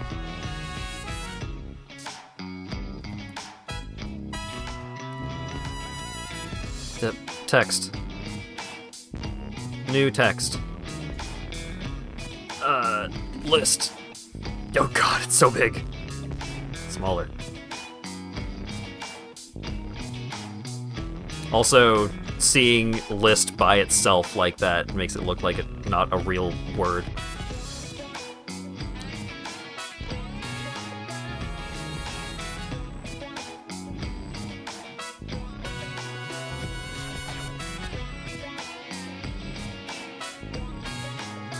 You know what, actually? I'm looking at the list. I can knock out a couple of these one-offs in one go.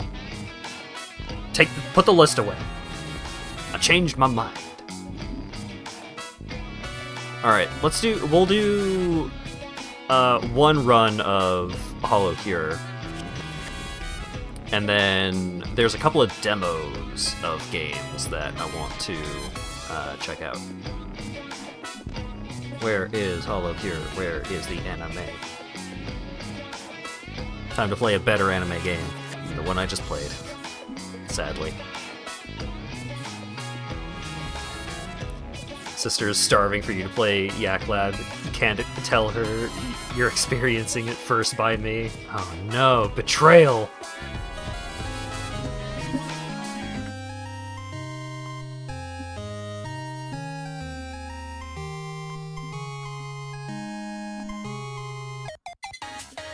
Anime! So first we gotta check the house. So I got some vegetables growing. I've got 10 little fellas making me money.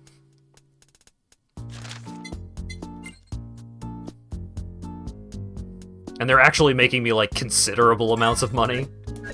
And that's because I spent most of yesterday fishing. Oh yeah, I guess it would lose my streak between sessions of the game. So I actually had to, like, revert to one of the earlier fishing rods so that it would actually let me catch shrimp, because I'm all the way up to the turkey rod. The turkey rod is so bad at actually catching shrimp because there are so, like, it gives a much higher chance for higher tiers of fish to be caught. But, like, all of my little buddies wanted to eat shrimp.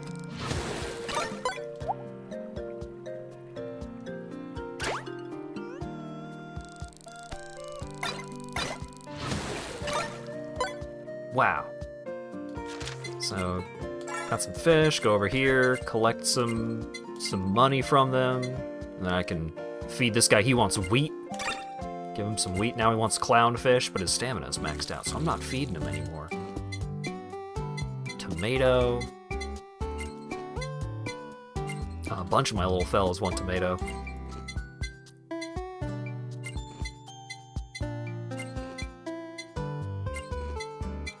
So you gotta feed all the little fellas. Like this guy. Now I have over 400 shrimp, so I don't have to switch back to the other fishing rod anytime soon. So we've got this jelly donut man.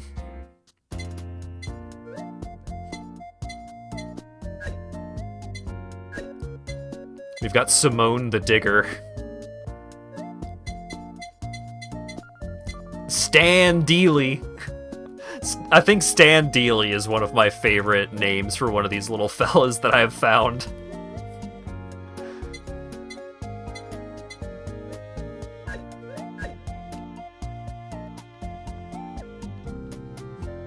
Oh yeah, I also learned, so if you sell fish, then you get sand.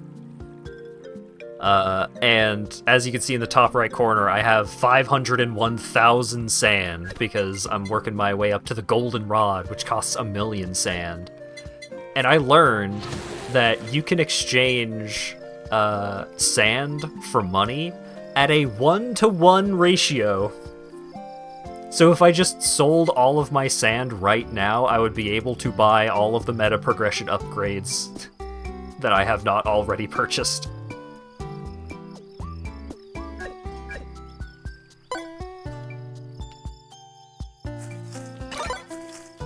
All my potatoes are grown. So we'll pick all the potatoes. It's 1-to-1, but the font size is different. Yeah. Yeah.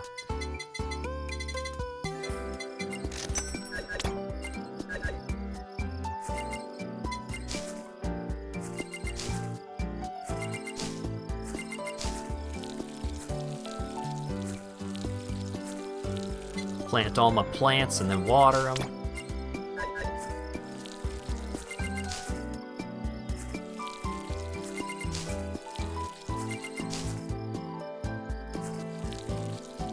Alright, great. Now let's do a run. I have gotten a lot of the meta progression upgrades because I just spent all day just fishing, and all the while all my little dudes were just gradually earning me more and more money. I should have gone back and collected one more time so I could have gotten one of these 2 upgrades, but that's fine. So, I've been working on completing a run with Kobo Kanairu. She's got an umbrella. Her skill is Underwater. Flood the area, slowing all targets by 75% and dealing consistent damage over 10 seconds. During this time, Kobo heals 5% HP per second, and speed is increased by 100%. So, some of her skills make, like... Oh, I forgot to cook. Let him cook.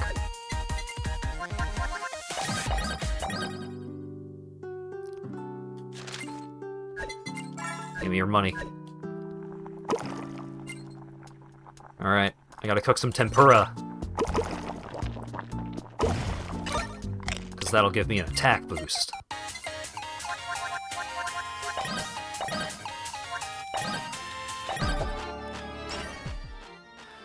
So, this is the skill that I have been trying to build this character around. When attacked, gain 1 tantrum with a maximum stack of 10, and Kobo has a chance to heal 10% HP while creating an extremely loud cry that deals 400% damage to all targets. Each tantrum stack increases the chance by 5%, consume all stacks if the effect is triggered. So, oh man, I want these 3. The goal of this build is to, set up so many ways of healing myself that I can just walk into enemies to trigger Tantrum constantly.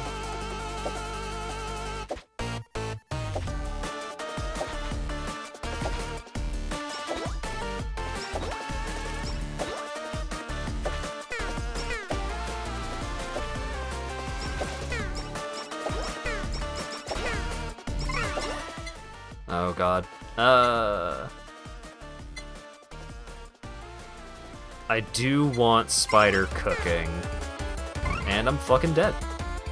That'll teach me to not take Tantrum first.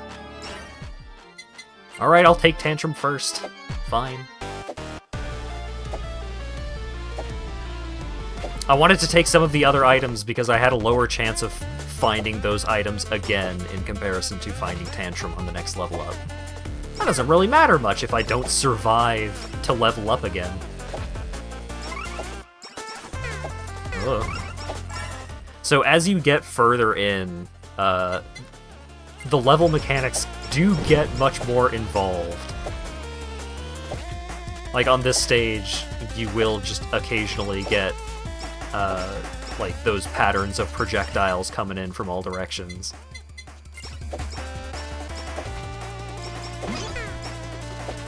And shit does a lot of damage.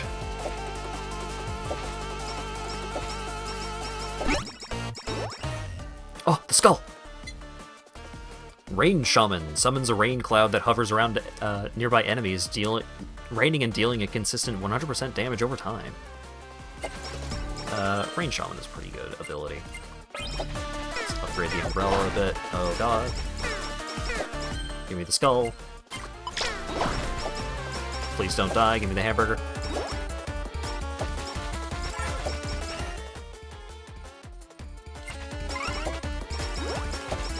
Level up Tantrum again because there weren't any items that give me more healing there. No, there's a healing support idiot.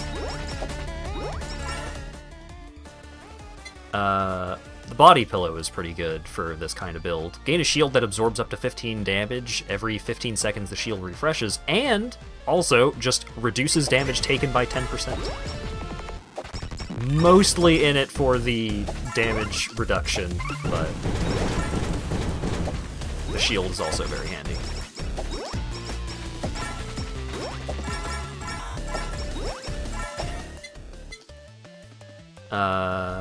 Yeah, I do want haste. It's just a really helpful skill to have. A really helpful stat increase. Umbrella reduces attack time by 15%. Great.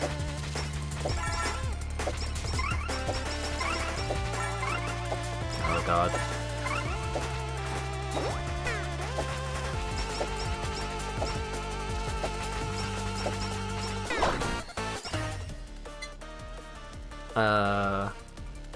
Sure, give me another level of Tantrum.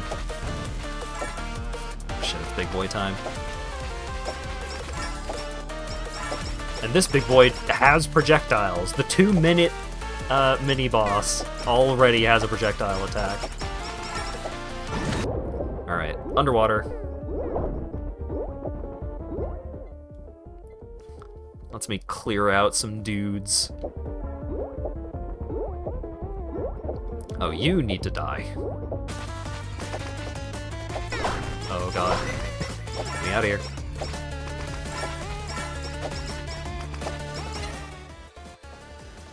Where are all of my support items? I need healing items so bad.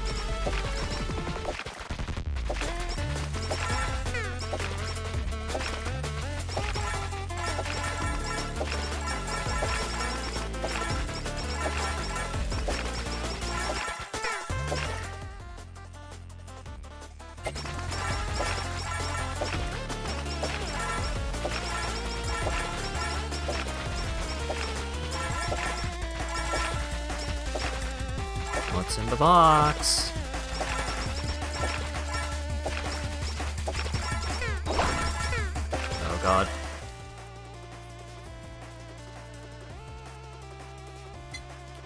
I guess I'll take praise.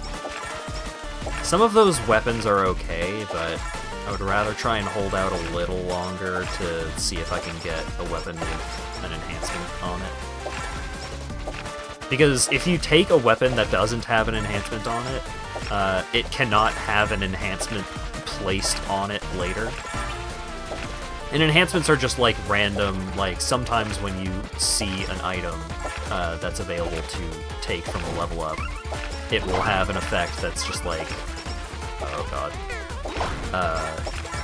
like 10% increased area of effect, or +1 extra projectile, or something like that. And like all of those effects are generally worth having and worth like trying to hold off for. Oh god, we're already at the 4-minute mark, huh? Oh, I want haste so bad, but Nurse's Horn is also here.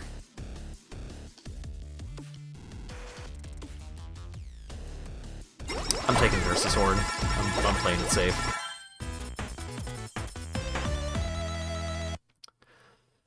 Hollow Bomb. Ooh, this one has an enhancement on it. Damage plus 15%. That's worth it.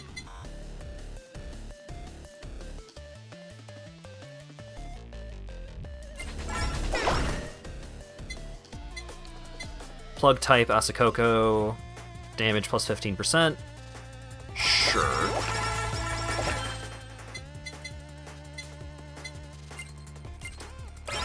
Upgrade the body pillow. No, the slow man. He's the man that slows you. Stay away.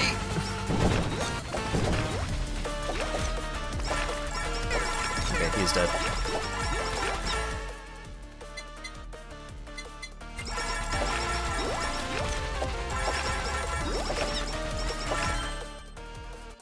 Unit Stamp. Decreases the damage of the main weapon, but increases all other weapons by 4%. I think I'd rather just make my Greed Stamp better.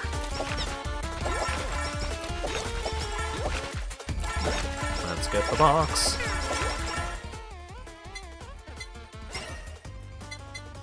Peaky Peaky P-Men is pretty good.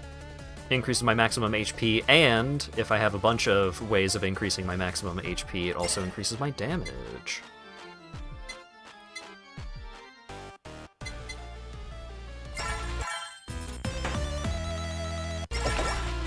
Alright, free level of Asakoko.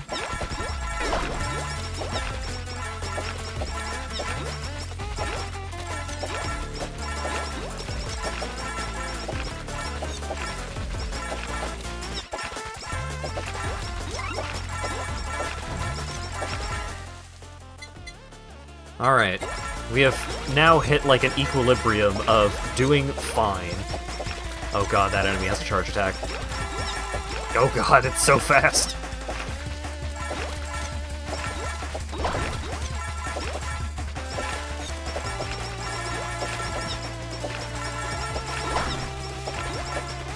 I'm keeping up with things for the moment.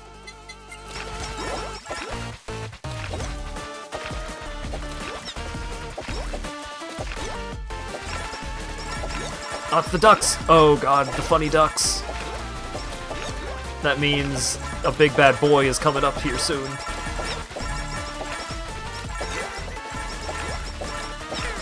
Oh god, the March of the Ducks!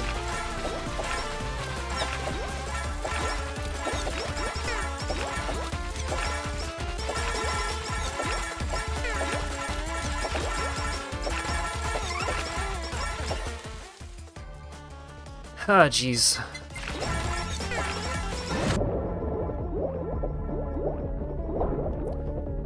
Alright, try and get some extra damage in by intentionally taking damage to try and trigger Tantrum while I have an effect that heals me very quickly, and I ran out of that effect slightly sooner than I thought I would. Oh god! I'm fucking dead. This level is so hard! I have a ton of meta progression upgrades and everything, and this level is still this hard.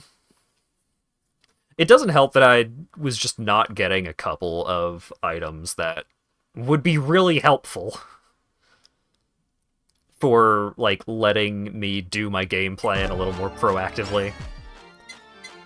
Like the headphones. The headphones would have been really good to have much earlier on in that previous run. They give a percentage chance to just negate incoming attacks.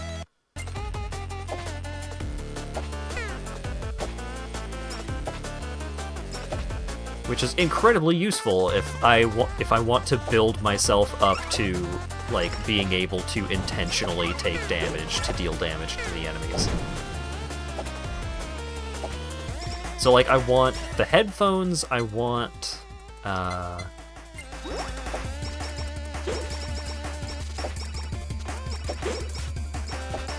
want Tantrum, I want the headphones. The Nightly Plate is another item that's really good in this build.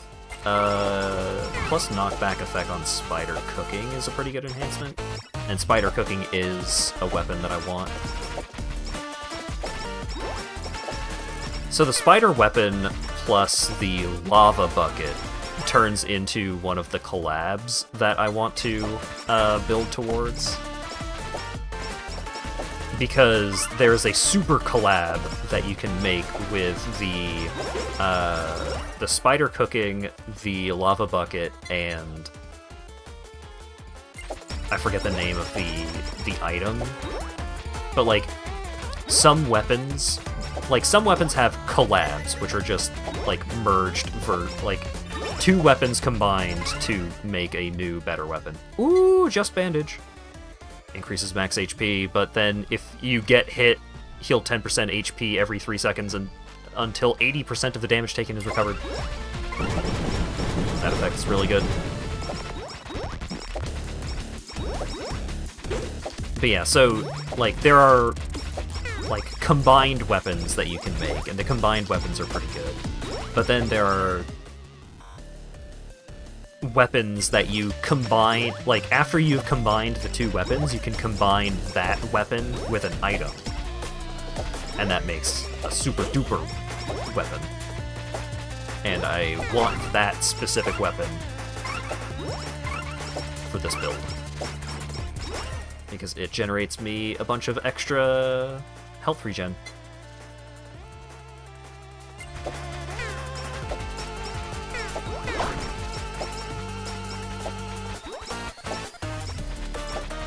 About to have to fight a mini-boss. Ah, jeez.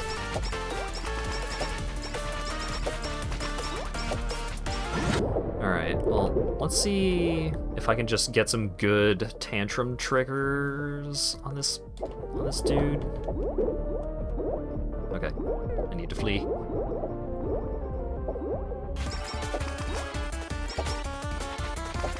I don't know what the red aura does, but it's bad.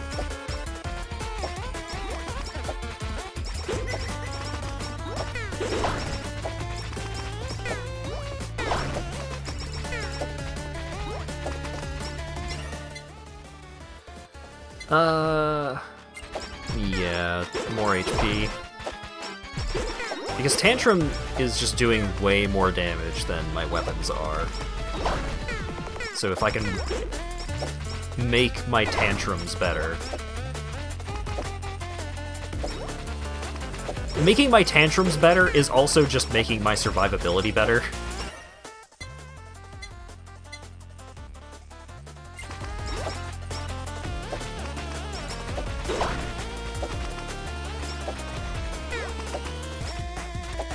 Which I am in need of. Oh god!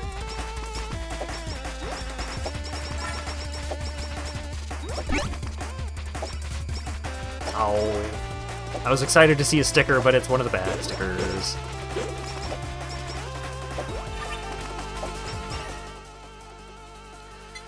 Peeky Peeky Pin is pretty good here. Just give me that.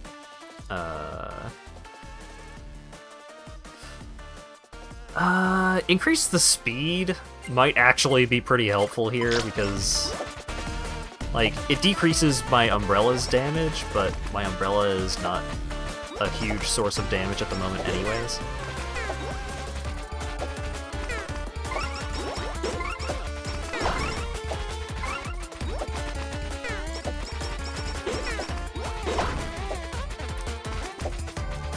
Once I have some sources of health regen, I kinda just want to, like, hover around, like, 65% HP.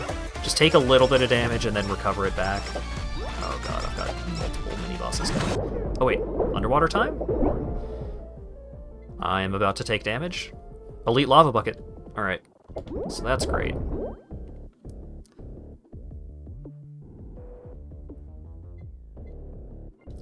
Another thing that makes my main weapon worse, but my other stuff better. Maybe this'll work out? I don't know.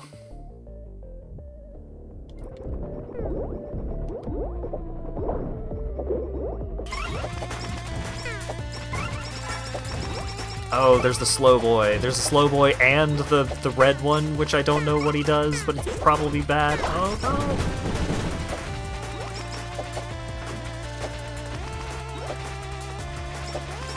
I am struggling. Please! Please, no!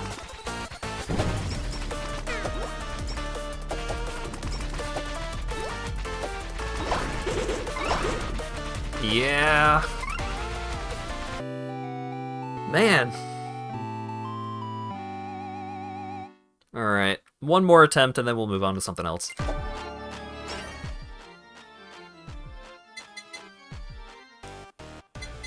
I was about to say bad start, but increasing my move speed is probably actually just really good for me. For what I'm trying to do here, and also just for this level in general. This level's so hard.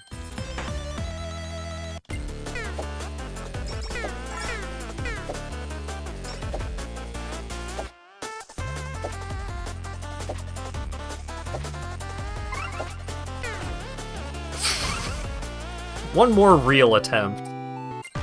Good lord.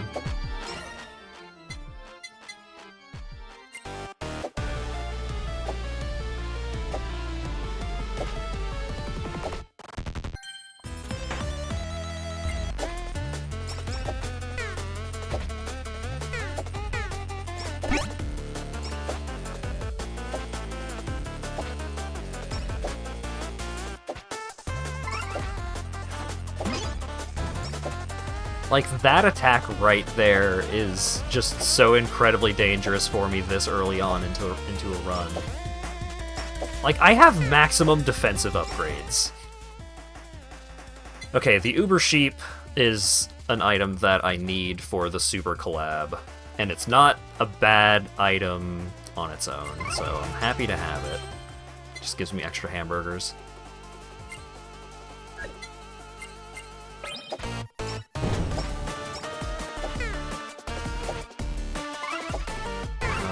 God damn! There was no winning there. I was going to die to anything touching me, and there was nowhere for me to be where something was not going to hit me.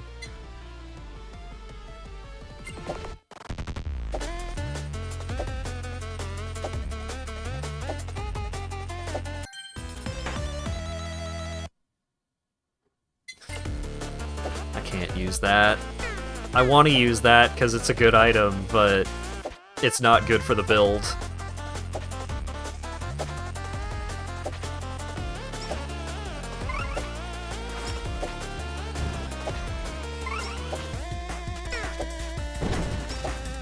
So what that item does is that item lets you use blacksmith anvils twice, which is normally good. Like, going all in on making, like, blacksmith anvils better and occur more often is really good. But the build that I am trying to do requires so much, like, defensive options that you really can't afford to spare any item slots on anything else. I'm fucking taking damage here.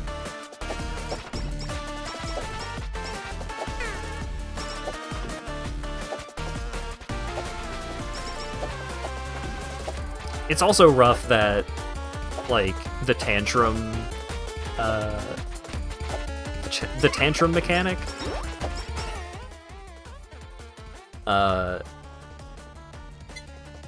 it just doesn't get to a 100% chance of triggering, even when you are at maximum stacks, and it's fully upgraded. So sometimes you just really need it to trigger, and it doesn't. And you just take damage a couple of times and in a row and just die. It's rough. It's a difficult build to make it work, and this level is very, very hard.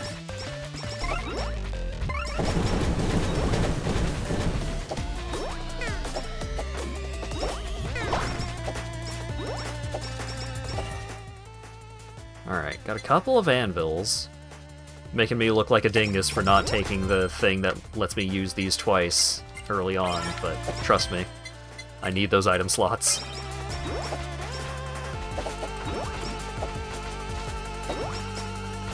Please don't go into the walls. What are you doing?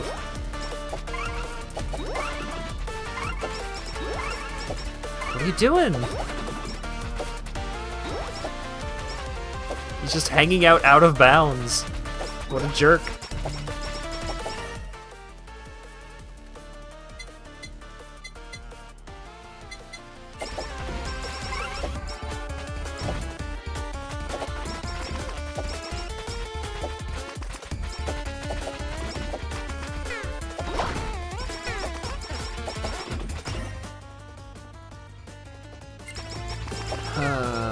More body pillow. Alright. See if we can get rid of this guy quickly. Woo! I was not able to get rid of that guy quickly.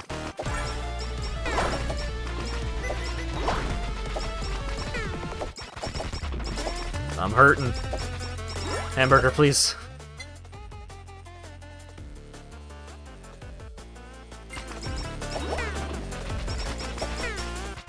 Tantrum, please, please, Tantrum, why?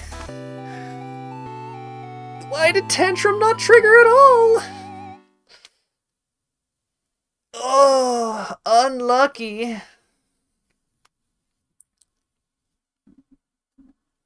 Alright, well. Let's see how my Hollow House is doing before I switch to something else. Hat losing 10 coin flips in a row. Yeah. Yeah.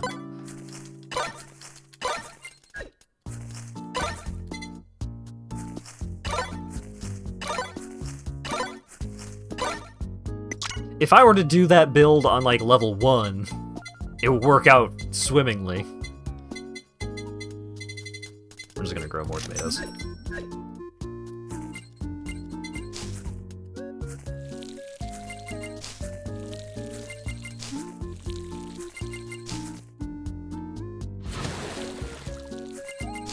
Ooh!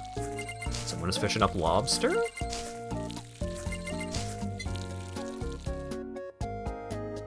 Give me that. 32,000! I earned like 10,000 coins across all of those runs that I just did. Meanwhile, these fellas were earning me 32k.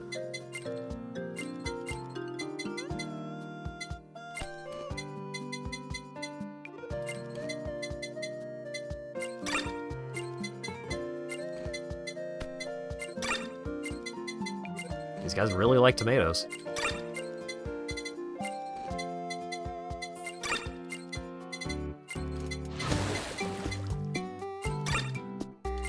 Alright, finally someone who decides they no longer like tomatoes.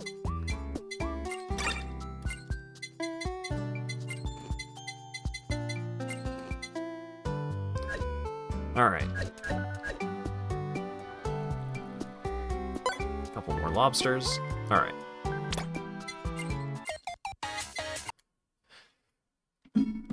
Man. That did not shake out great for me. Time to go... Okay. Before I really get going on this next game, this game made me very mad. Because I noticed that this game has been getting updates, but I haven't seen patch notes being posted. And I learned that apparently the patch notes are only being released at the moment on their Discord server.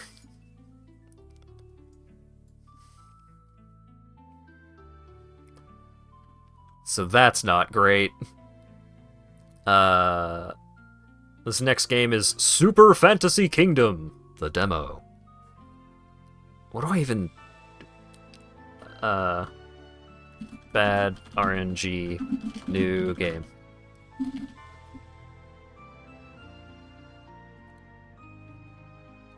Super Fantasy Kingdom. So, this game is interesting. I don't know how good it is, but it's interesting. Let's see how much of it I actually remember.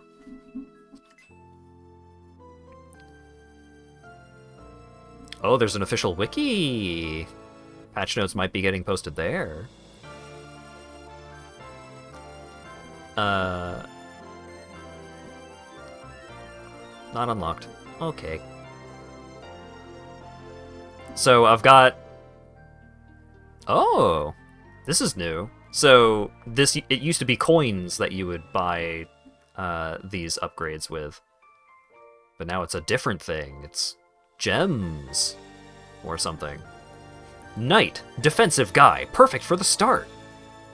I have tried 29 runs. My record is day 11.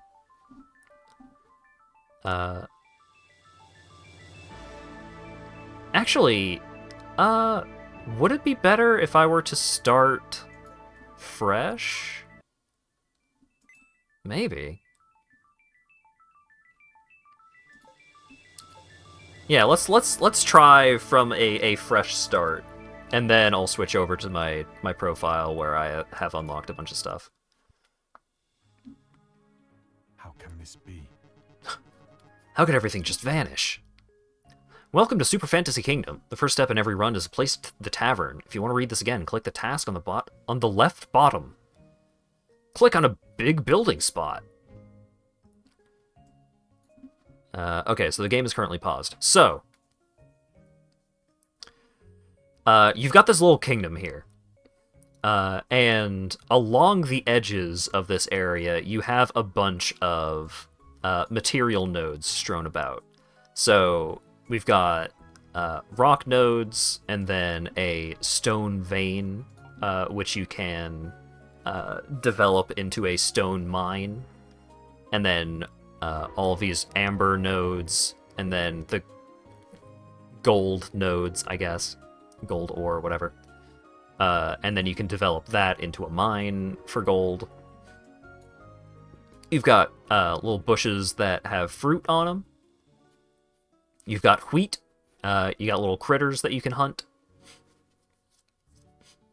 And then you have your town. So you've got these pathways that lead to these like specific spots along the way. So I can build the tavern right here. Resources can only be used after they've been taken to the castle. Food gets stored in the tavern instead. Now you need wood. Click another big building spot and select the lumber yard. So over here, we build the lumber yard. Workers choose which job they take on their own. You decide how many jobs are available in a building. So you use the mouse wheel to assign, like, how many, like, what the maximum number of workers you want to have in a building would be. So if you want to, like, exactly decide which building everyone is working in, then you have to, like, go around and make sure that you have as many villagers as there are job positions. Hold Alt to see how many jobs are assigned and taken in all buildings. Now you have to wait for the worker to chop some trees. To speed things up, you need more workers. Build a house. So, once my workers have collected 2 more wood, we can make a house. So, we've got our little fella over here. Chops down a tree, moves the log over there, and then we've got this mule, which goes over and grabs the materials himself. And our king just wanders around town, and he will collect gold from buildings that have generated gold, or he will gather experience from buildings that have generated experience. And you can use experience to upgrade your hero. The morning is over, and monsters will start to attack your village. Your units attack once targets are in range. You can see the range of a unit when hovering over it or while dragging it. The only unit you have now is your hero. He gains experience when you defeat monsters. So we've got this fella. Oh, I have to unlock those spots with gold now? Huh. You didn't used to have to do that. Units gain experience when eating in the tavern. They do not like to sleep on an empty stomach. Assign jobs to the tavern to get berries. Bury this blank in your blank. You start with 1 worker and 1 mule. Each house grants 1 additional worker. Mules can only carry resources. If a worker cannot find a job, he will help carrying instead. So now we need some more wood to make a quarry. And we can send a villager out to gather berries.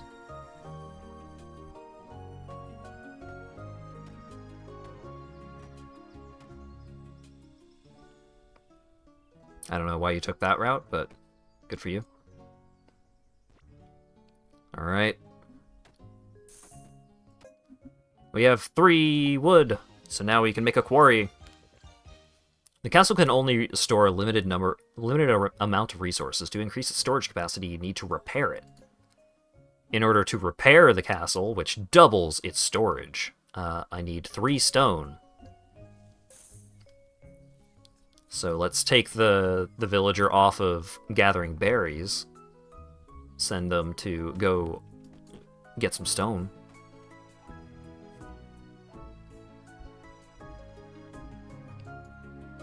You can also speed up time.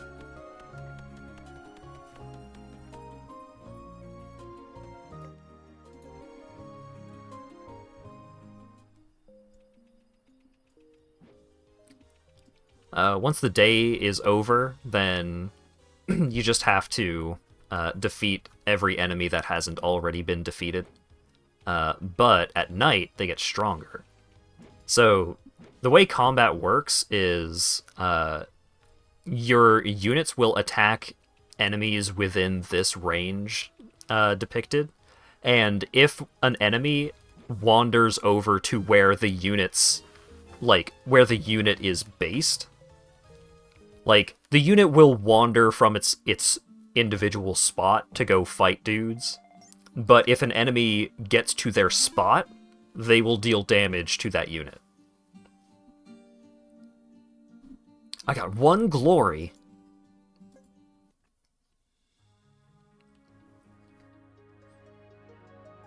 My friend? My friend?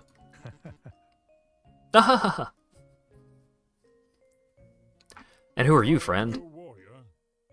Just a forgotten old man. I come with help to aid the kingdom. Here, take one of these. For free? So we can get a halfling, a cyclops, or a rune scribe. I'm gonna get the rune scribe. Your new unit was placed on the bench. Most units cannot attack from the bench, but have to be placed on the battlefield. But I need to buy one of these spots, so I can't place them out there yet. We got 4 gold right now. Ooh. So there's, yeah. World events. There are special places in the world where random events can happen. Those can be free resources, relics, visitors, or monsters.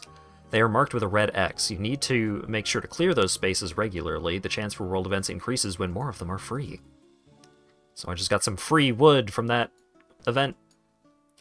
Also, when your storage of a resource is full, your units can still gather resources of that type and bring them to, the building where they work. And they will just pile up in that building, and then once there's free space in the castle, folks will start moving them from there to the castle. Which is nice, you're not wasting effort or resources or anything. So this is the big mechanic of this game, and, the thing that makes it, makes the run-based aspect of it more interesting. Roads. Build roads to explore the world and expand your village into a sprawling town. These are permanent, but they require a certain amount of glory. Clicking the button in the upper right to enter the road building mode, then select the arrow where you want to expand. So, glory is not a resource to be spent, but a high score that represents how well you did in combat. You get 1 glory for every 10 monsters killed, but lose 2 glory for each downed unit. Glory is lost when the kingdom ceases to be. So, I can currently spend 1 stone to build on this path because I have 1 glory. But I would need 3 glory to build this path. I need 2 glory to build that path. I need 0 glory to build this path, but each of them costs a stone, so it's not completely free. But I'm actually going to take this one, because this one leads to a new unit! To survive, you need more units. The easiest way is to build roads to the home of a human unit in the world. There you can purchase and upgrade that unit. Expand until you find a unit and purchase it. Rebuild to start with 1 wood more in future runs. So these little spots are like permanent upgrades that you can unlock. So you build the roads over to these spots, and then once you have built the road, then you can unlock the spots to get the benefits from them. So I pay 5 shards, and now I get 1 extra wood at the start of every run, which makes the early game much faster.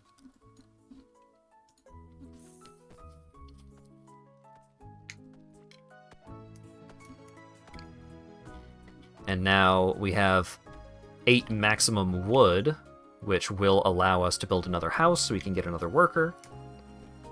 Also, we have 13 coins, so we can unlock a new unit spot. So now our little fella, he can use his chain lightning. Hits up to 2 targets twice. Wow. So basically all the while that you're doing stuff here in town, enemies are just slowly making their way towards town. And doing fights.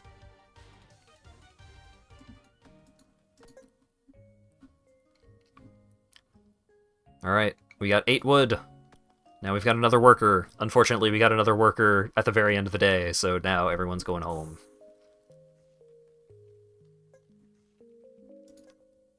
Also, in order to upgrade the castle again, we need ore.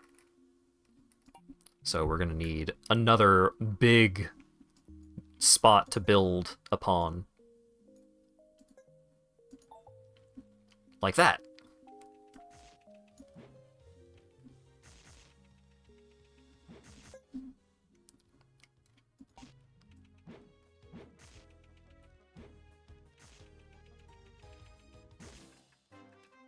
Skeleton unlocked. And killed 13 monsters in 1 day. So now we have a unit that can actually eat food. Brutal! You can see, didn't do amazing in kills. Your units enter the tavern in a random order. They'll always pick the food most valuable to them. Each food is worth a certain amount of experience. The cook may improve the meal to give 1 experience more. And sleeping, uneaten meat gets upgraded to the next quality level. This guy doesn't like berries. Aww.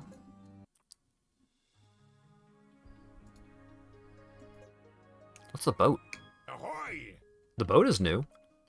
Ahoy! Pirates! No need for worrying. Buy our loot! Oh, you can just get random resources by giving them money. That's pretty neat. Pretty neat for some wheat.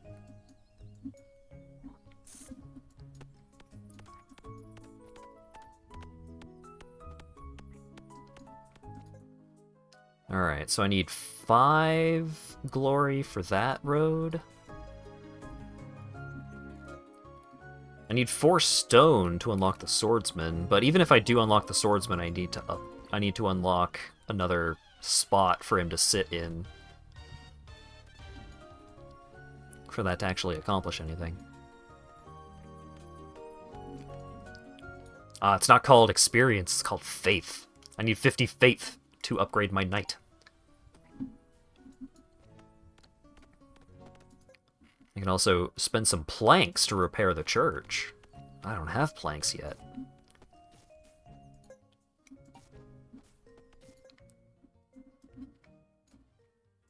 Ooh. Build a new section of road. Hey, buddy. Hey, buddy, come over here. What appears to be the problem? My wagon broke down. Help me fix it. So if we bring him 3 planks, we can help him out. Start with stone in future runs. Sounds great.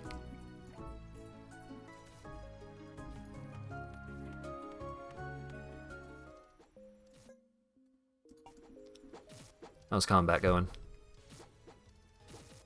Oh, I have 20 coins now. Let's buy this fella. Rebuild! There are small buildings in the world that you can develop the land to get more starting resources. Great!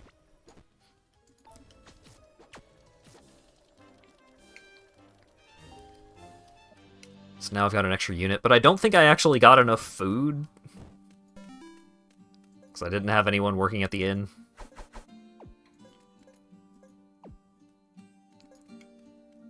So they curse at you if they do not get food.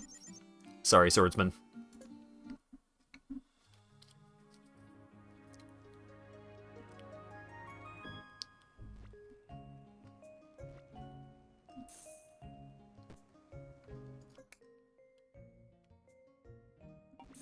Alright, so... got 3 glory.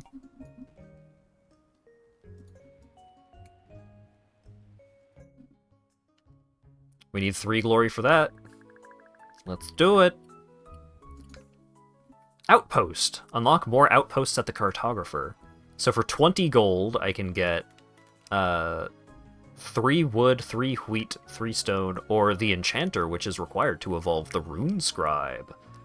I have not actually evolved a unit ever, but maybe they have made it clearer on how I'm supposed to do that? I need 4 glory for this road. I really want this road because this unit is really good.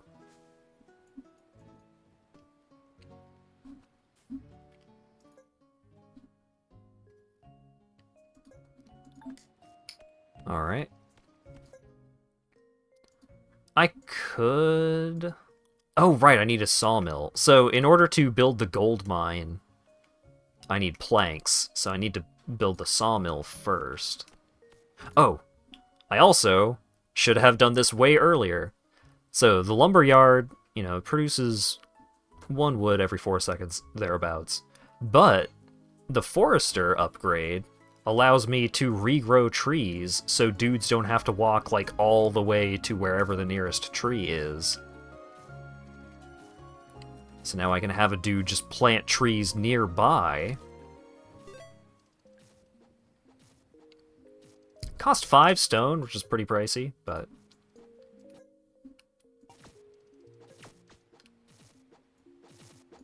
Also, whenever you whenever you, like, assign a job in a place, it'll show you how many jobs you currently have assigned across all of your buildings. Just to give you a vague idea of how many people you're trying to deal with.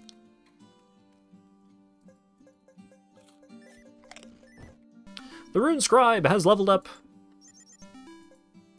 Great.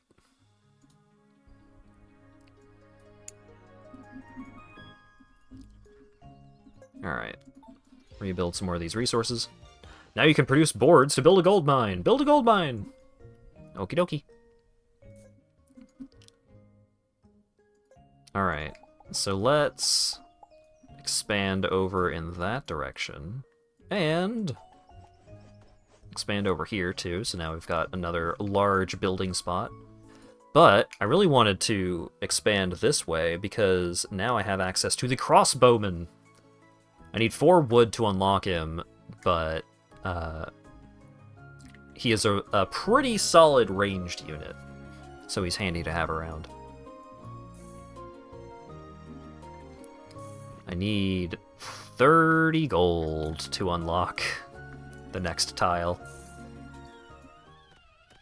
So no sense in buying the the crossbowman yet. Alright, we got a plank.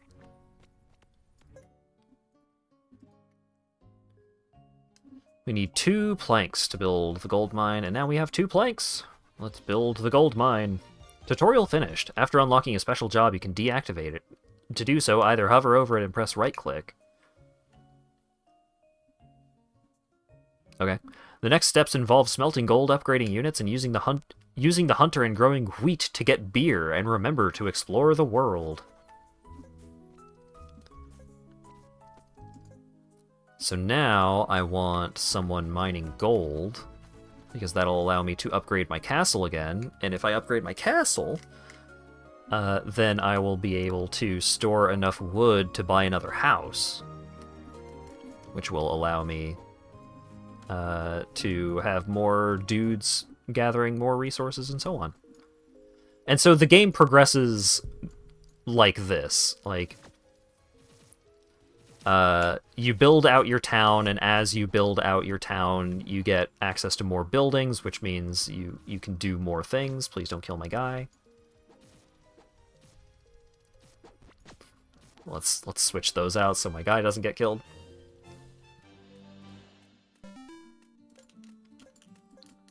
There's a lot to keep track of, and as you get more complicated situations going on, like, especially the start of runs can be kind of hectic, of trying to optimize the first couple of days of a run to try and, like, get as many resources as quickly as you can. I stand for the light. Are you the hero of old? How can this be? No time to explain. Take one of these monsters from me. The fate of the whole realm may depend on it. Except I have no ingots to buy one of these units with. So go away.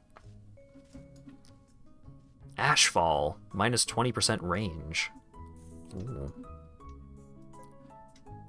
Free wood. So yeah, theoretically, if you are doing better in a run, you'll be generating more glory, and higher glory allows you to unlock more and more of these different parts of town. So, like, new pathways, or like this pathway over here lets me expand my reach over to this other village. Upgrade village to start with an extra worker in future runs. So if I save up 50 shards, then I'll be able to, like, increase my base level of efficiency.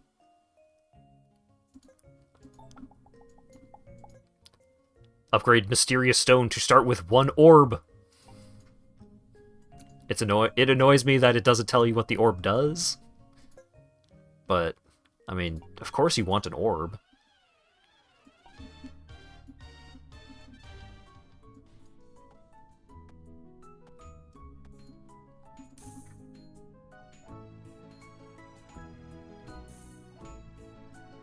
Yeah, it is fun to just look at the little fellas scooting around and doing their thing.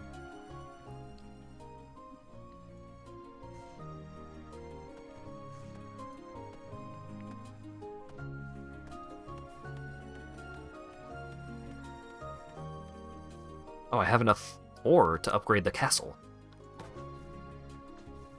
And also I like how the castle does, like, visually get a little nicer as you upgrade it.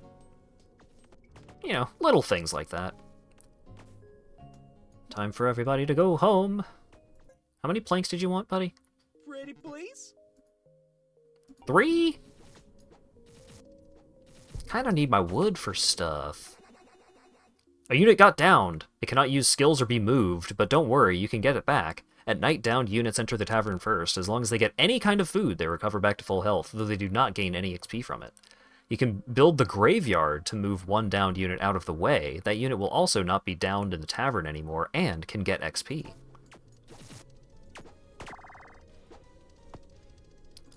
Oh, I have enough faith to upgrade my dude.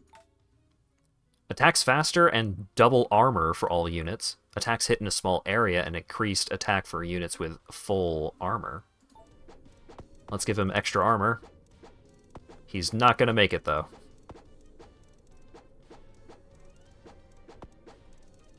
Oh, is he? He might make it. Oh, shit. Damn, good job, dude.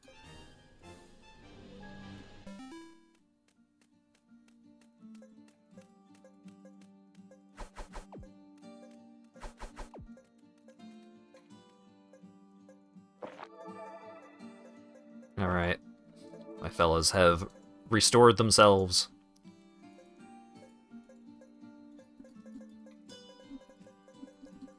Eat your experience. There we go. I was hitting buttons, but it wasn't moving on. Alright, well now I can afford a new spot. So as soon as I get 4 wood, I can get a new unit.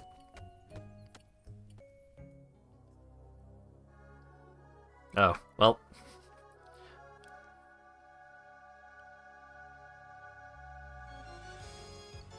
The Goblin King! David Bowie is here.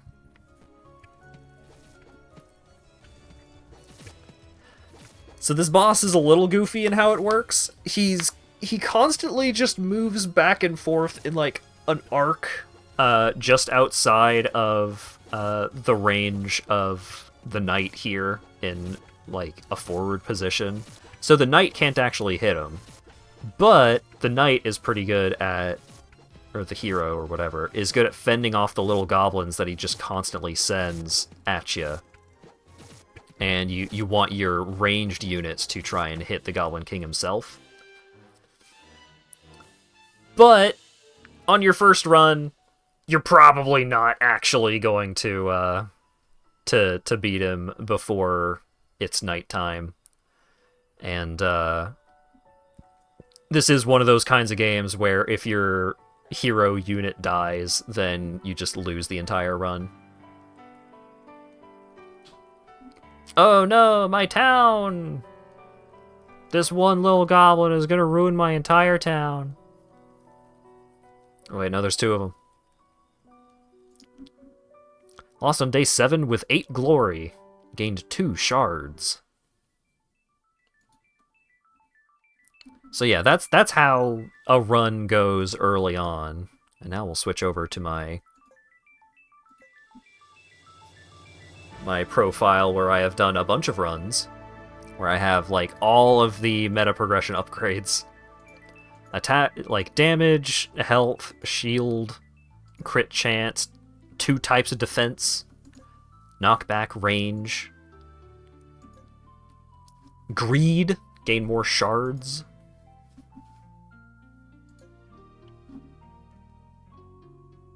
I start with 10 gold. For the gods. So I can start with an additional starting resource. So I can... Yeah, I think I had gone with wheat as my default bonus. So now, as an example of what a run looks like once you really get going.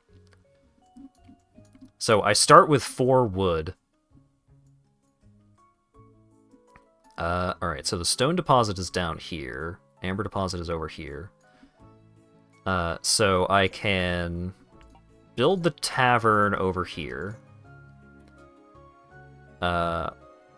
Lumberyard over here. And immediately build a house for a worker. And because I have upgraded the village over here, I start with an extra worker. So now I'm starting with 3 workers.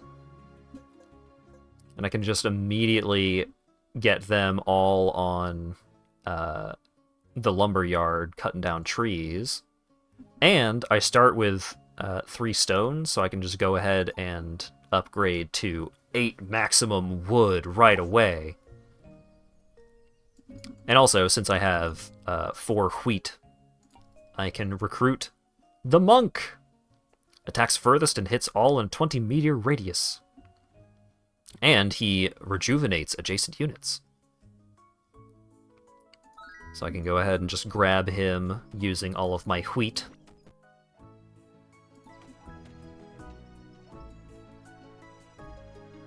so now I've got 2 units right out the gate.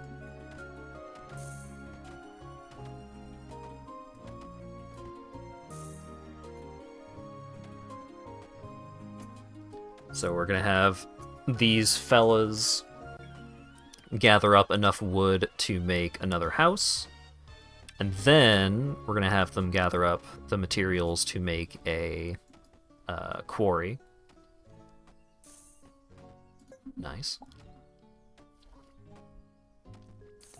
Go, mule, go!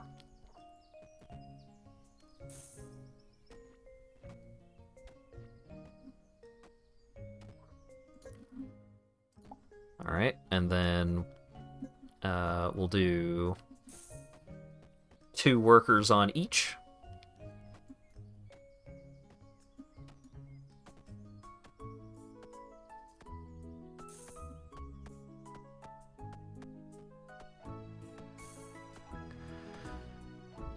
And I think what I'm going to try to do is, once I have 3 stone, then I can upgrade the castle, and then once I have another 5 stone, then I can upgrade the lumber yard to have the forester.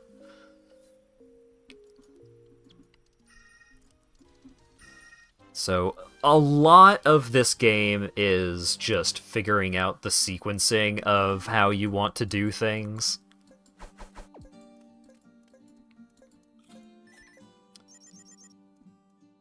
It's weird. It's a weird game.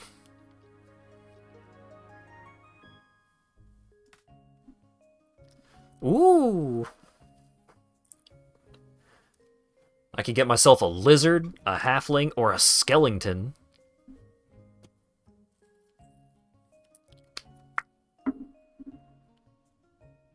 You know what it isn't? World Seeker. I do enjoy it more than World Seeker, yeah. Let's get a lizard.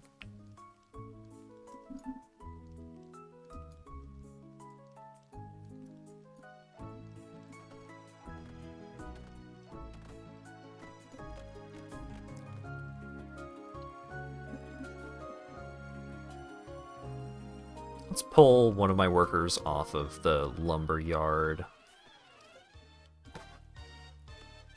until I get enough stone to introduce the forester into play.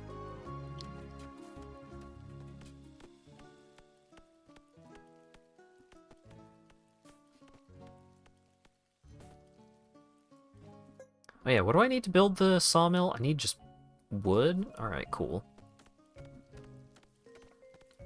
So now for wood, I'm trying to work my way up to another house.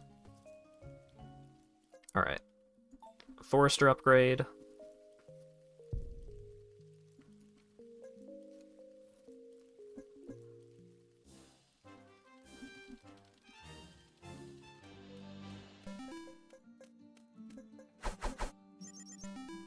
The monk has leveled up! The lizard doesn't like berries, and neither does the monk, but they're just gonna have to deal with that.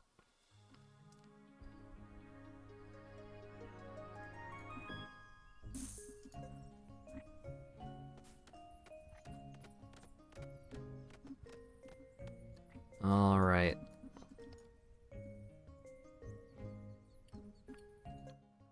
My king, please enlighten our guests! Kill monsters with holy damage. Rewards gives me 25 faith. And the holy water item from Castlevania.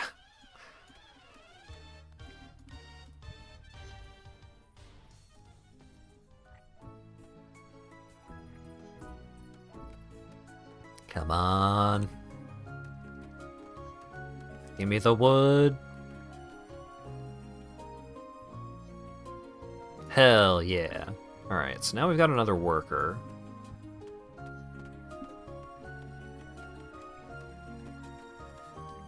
So now, I need to build up to the sawmill so that I can get some planks, so I can get the gold mine going.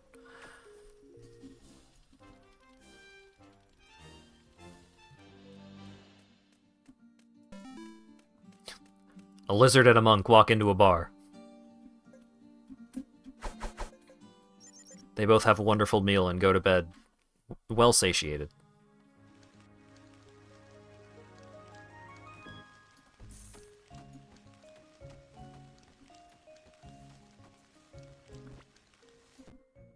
Alright. Let's actually get the lizard fighting.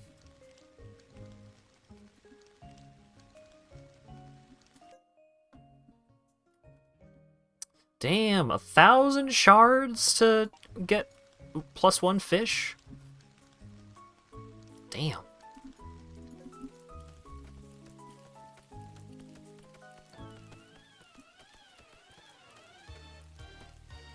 Midday monsters are coming.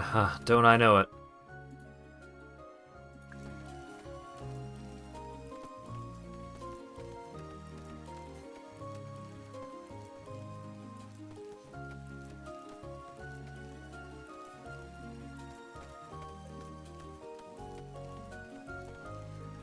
Alright, let's get some planks being made.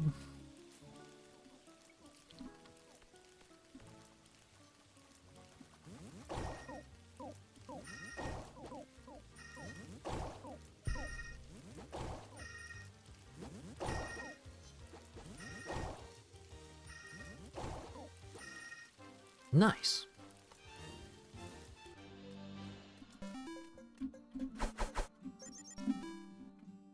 Lizard Plus.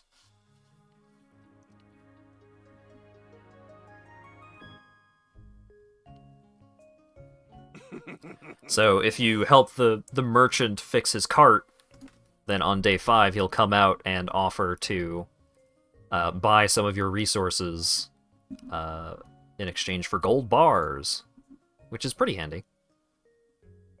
Unfortunately, I didn't have great RNG here.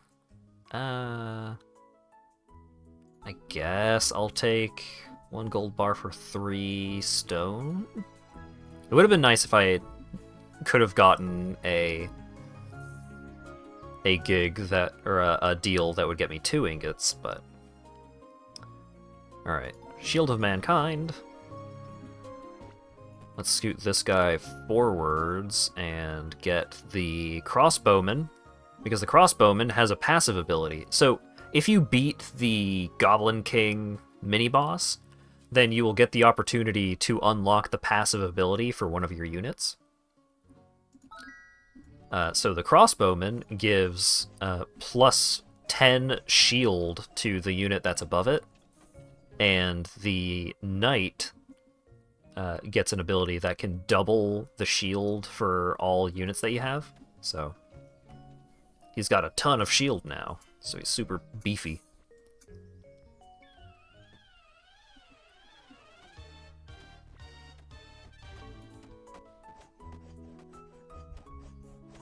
Alright, we got 2 planks.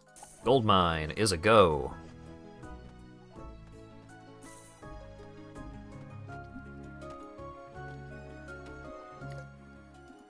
And then to smelt the ingots, we need 9 stone and 2 ore. So we'll need that ASAP.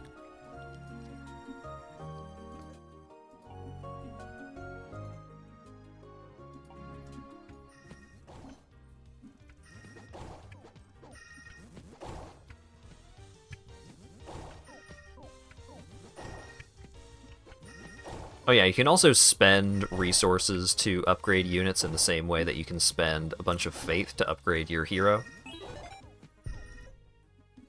So I spent 8 wood to upgrade the Crossbowman, and now he shoots 2 bolts. Which is pretty helpful.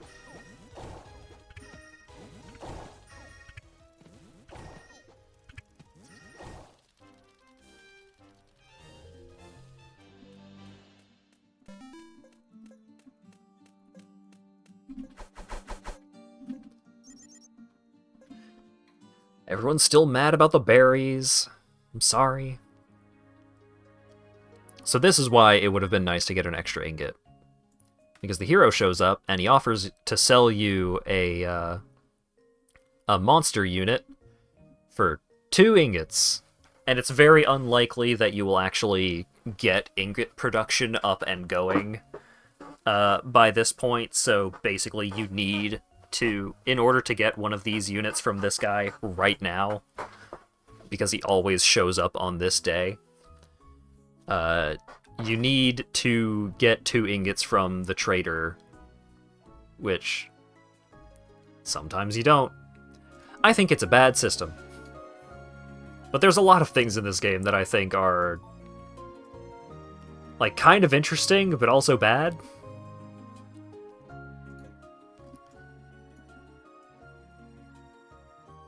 Need 999 glory to get over there.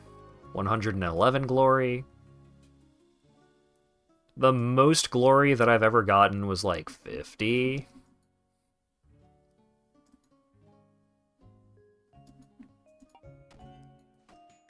Maybe it's easier to get glory now that there's been a couple of updates. I don't know. Hello, Neo. How's it going?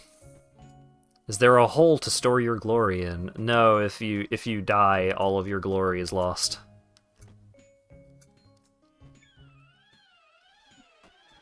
There is no hole for glory. Okay, I have enough ore, so let's get the smelter going. I shouldn't have made the smelter, I should have made the... Well, maybe I should have developed the stone vein first? I don't know. My stone dudes are having to trek pretty far out to get to the stone nodes.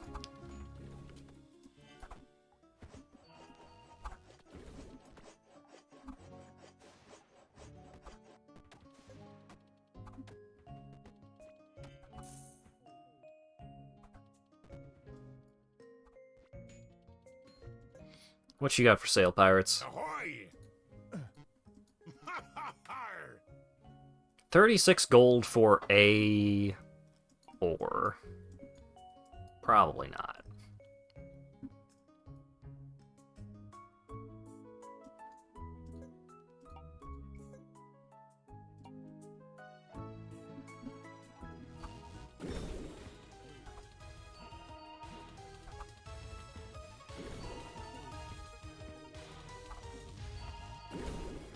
What a battle!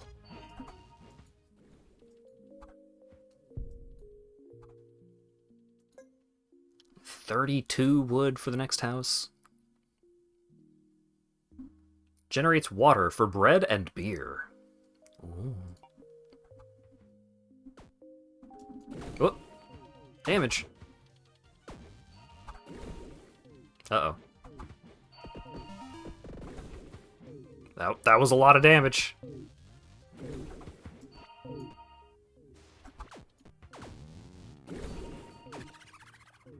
Oh god, my units.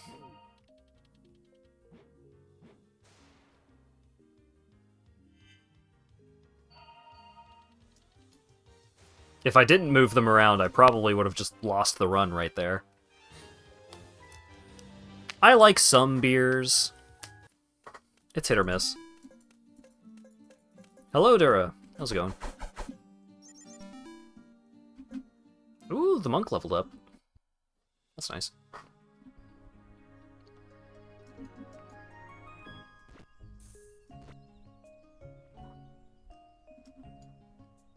Also, vaccination update. I am starting to feel it, Mr. Krabs. I'm getting a bit hot in the face.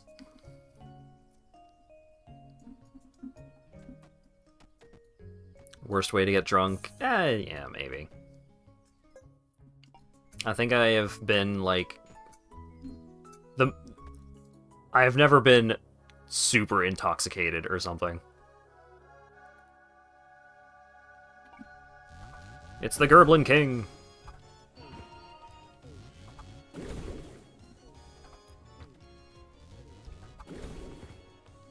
This time I have multiple units that can actually hit the Goblin King. The crossbowman is not good at hitting the Goblin King, but if he does, it's pretty good damage. Also, my knight has a large enough range that at certain points in the Goblin King's arc, we can actually reach him. We did it! We beat him! We get some free money and an item. Holy damage and melee damage also apply wet. Poison also reduces movement speed by 20%, or increased attack for 5 seconds when blocking an attack. Let's do poison reduces movement, because my lizard poisons. And slowing enemies down is really good.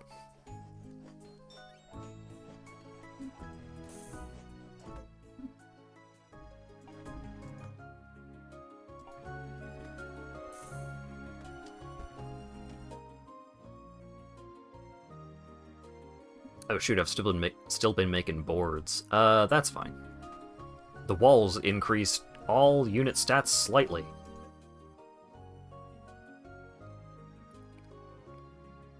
Ooh! For 5 stone, I can boost all unit stats again. Seems pretty good.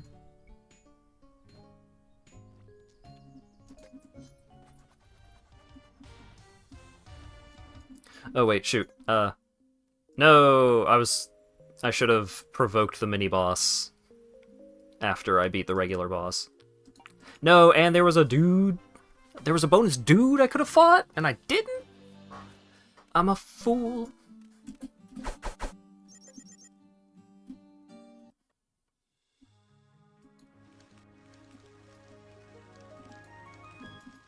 Oh, I've got enough ore to develop the stone vein.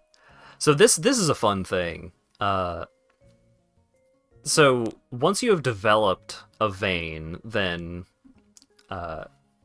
like you can consistently get that resource out of it. So I can consistently get stone now, but only one dude can be in the mine.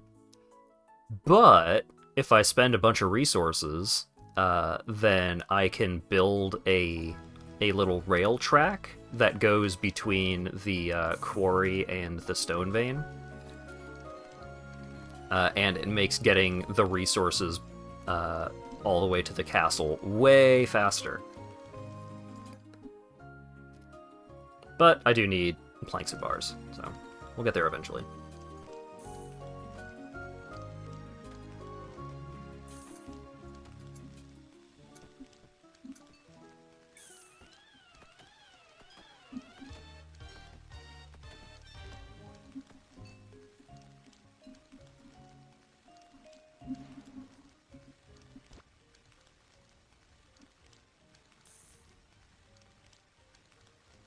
Sure, let's unlock some more unit spots. I can't actually get the fighter yet.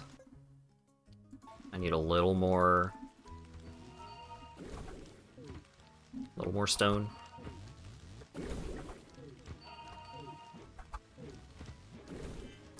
Got 4 ingots though, and 5 boards, so we can almost develop the mine.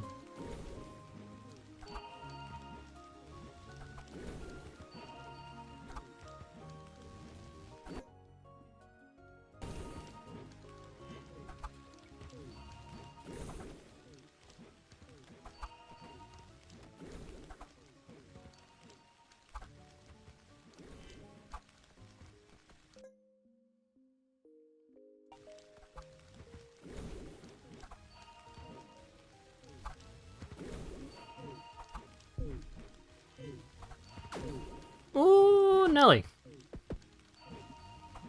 Oh wait, I can get the swordsman. Go.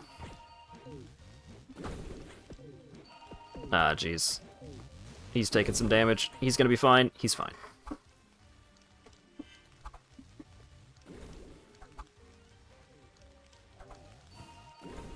All right.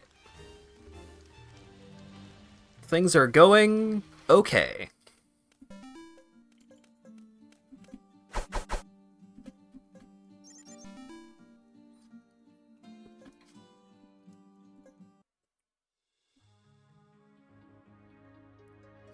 It's the witch! I didn't have any units that I didn't already have the passive upgrade for, so she just fucks off, I guess.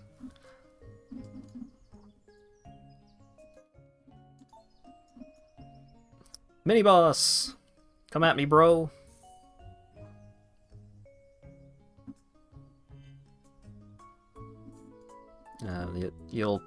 He'll come at me when he's ready, I guess.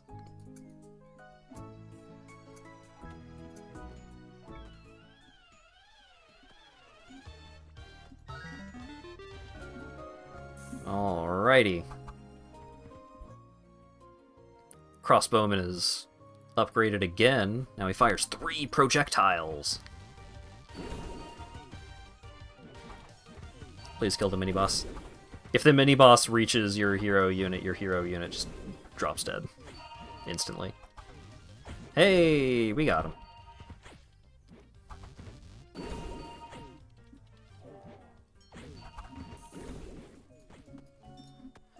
Alright. Build track. Yay! So now... So now I want to do that same thing with the gold mine, but it's going to take a couple of steps. Nice of them to ignore your wagons, yeah. I don't remember what the wagons do.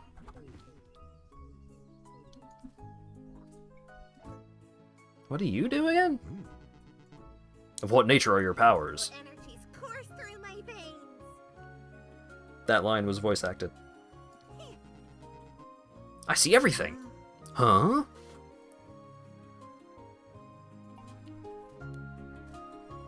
I have enough stone for walls. That is true. And I think I will do that.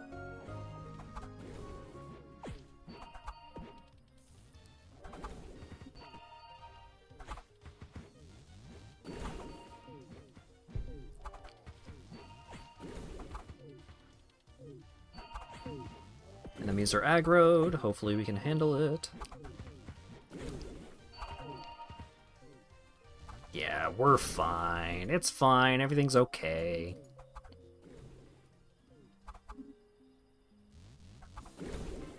Nice.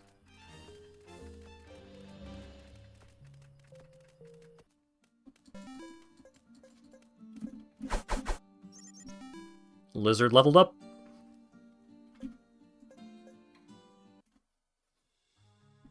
My lizard grow.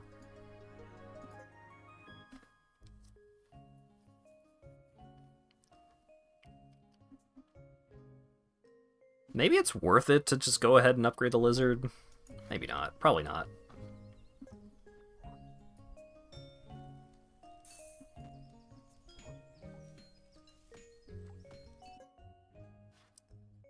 So the Mason is an interesting upgrade. Upgrades roads and houses using stone. So what it does is a dude will just gradually, like, use 1 stone to upgrade each little segment of the road, and if he upgrades each segment of road all the way to a house, then that house will have an extra villager from it.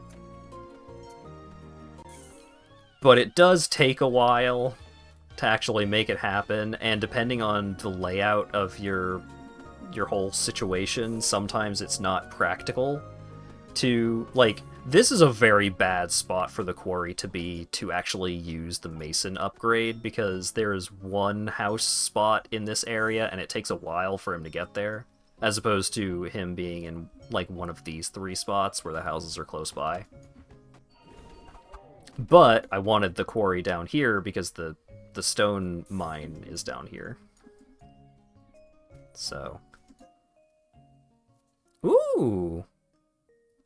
Farm generates 1 wheat each morning, so that's why you want to kill the mini-boss sooner. I had never actually double-checked what happens after you defeat the mini-boss. That's a pretty good upside. Alright, let's upgrade the ore vein. Let's also get someone making boards again for a little bit.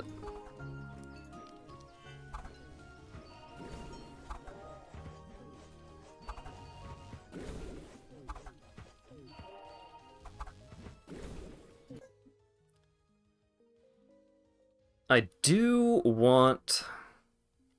I think I want a hunter. The problem with trying to, like, synergize around harvesting wheat is that you need the farm to harvest wheat, the windmill to turn wheat into flour, the bakery to turn the flour into bread, and the brewery to turn it into beer. I just don't have that many large building slots available. Because I need the lumber...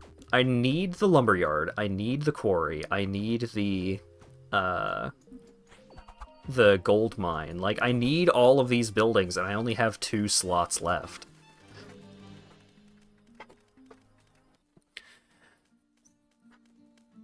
If only you could harvest computer language from the ground, then you could make games from a code vein.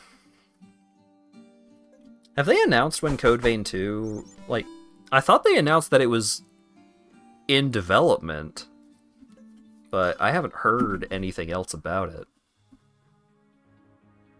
Code Vein is a great game.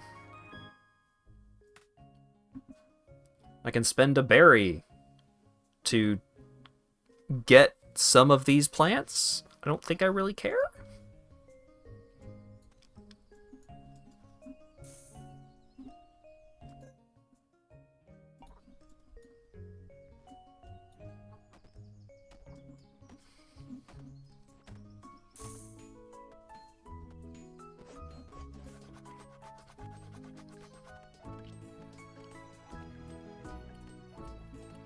Alright, so once I have produced 5 planks, then I'm going to shut down the sawmill. I could use the planks for... nah. I was going to say I could use the planks for some of these upgrades, but I don't think it's super worth it. Maybe I should harvest wheat just so I can... just so I can upgrade the monk some more. That's not a terrible idea.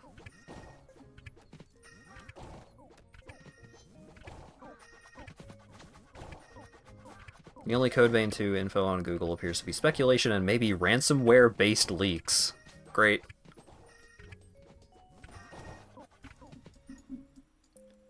Code Vein was cool. I really want them to make a better Code Vein.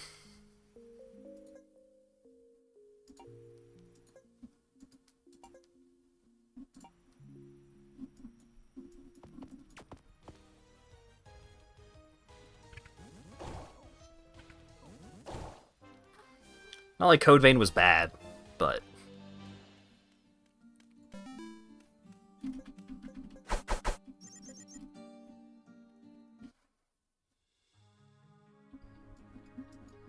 It was definitely kind of janky in some places, so if they made another and smoothed out some of those edges, then I would be pretty into that.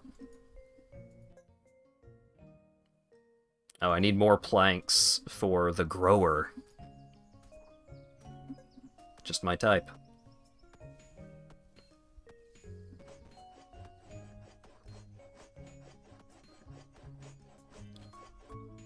So that's 8 planks available.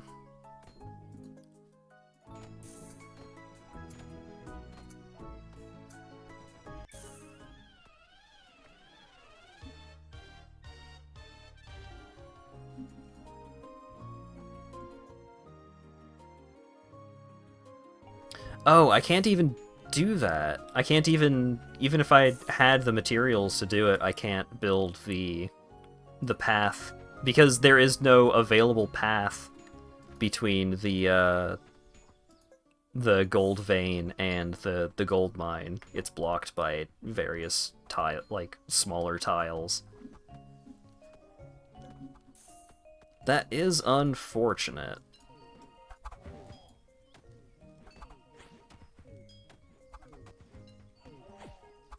Let's upgrade the lizard. What does that do?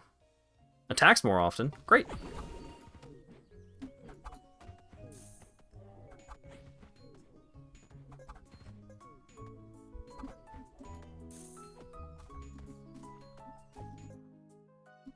Alright, so I'm up to 44 glory.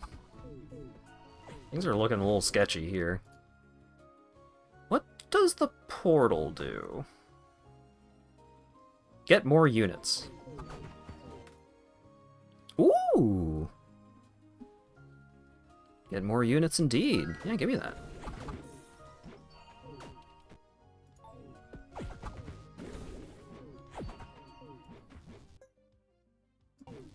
$4 gold to do that again. Probably worth it. Are there any... Hold up. Are there any things that I can upgrade with shards? I could get an orb. Pretty tempting. If I can survive a while longer, which seems a little questionable, there's a lot of dudes here, then I could get an extra worker.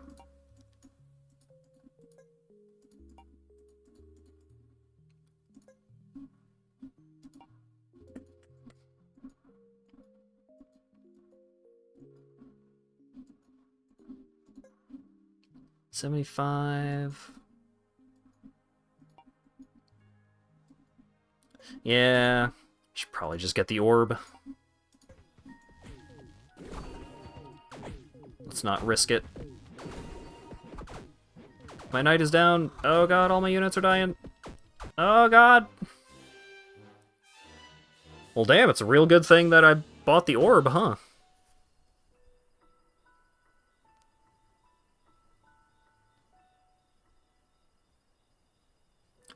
Yeah. So, like, a lot of runs, I can make it to, like, I can make it through the first 10 days, without too much trouble. But then, on night 11, like, the waves of enemies just gets drastically more dangerous. Like, right, like, instantly, just so quickly, they will overwhelm you. And, like, you saw that I have just, like, most of the, I have most of the, meta progression upgrades. I felt like that run was overall going pretty well. And then, like, the 11th day, I just get completely overrun. So I'm not exactly sure what I'm supposed to do to get further than this. Because I can't, like... In order to, like, purchase any more of these pathways, I need to get more glory. In order to get more glory, I need to, like, defeat more monsters. But I just get completely run over at this point of the run. So... Yeah, I've been at basically this point of progression for like 5 or 6 runs now, and I've just not been able to get any further than this. So there's something about the balance that is not shaking out for me. I don't know.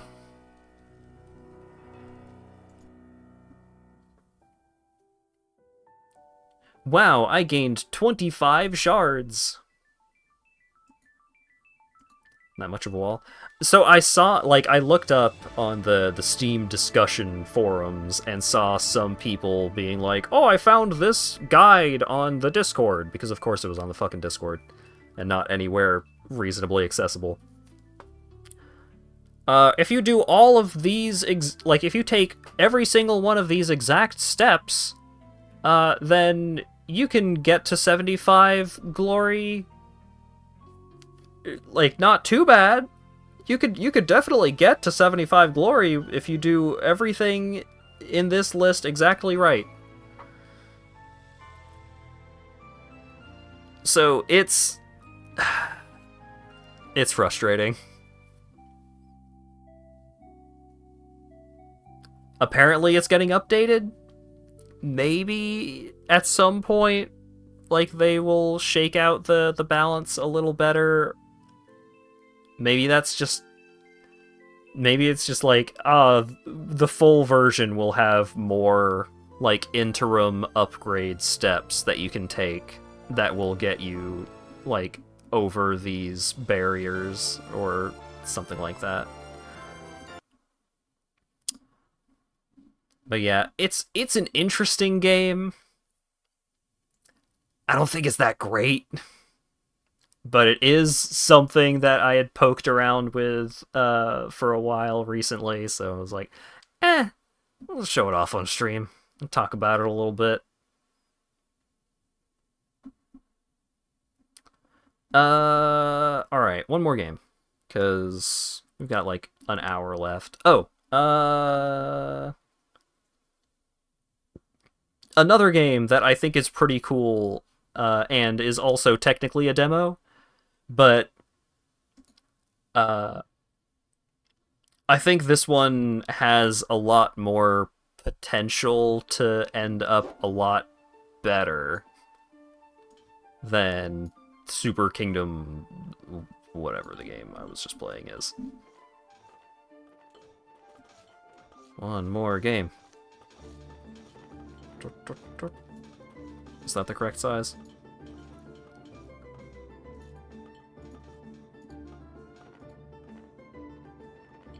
Close enough.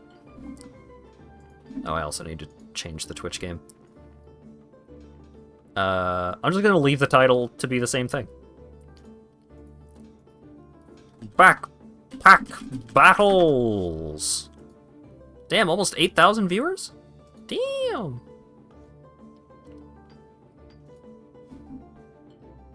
Where's the mouse? They killed the furries from Backpack Hero. Yeah, so there is a funny little guy.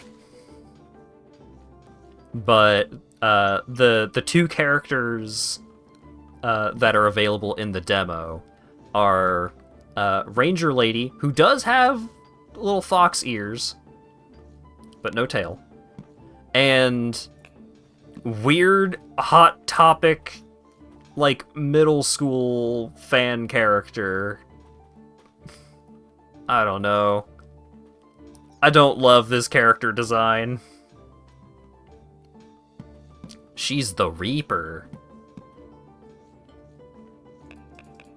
And then, in full version. Oh, so you can see that the chibi art is used as the silhouette for these other two characters. Like, just look at the size of the head there. There is chibi art for the Ranger and the Reaper.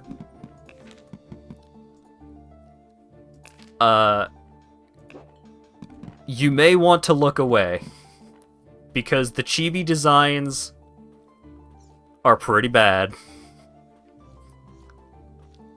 So this is the chibi version of the Ranger. And this is the chibi version of the Reaper.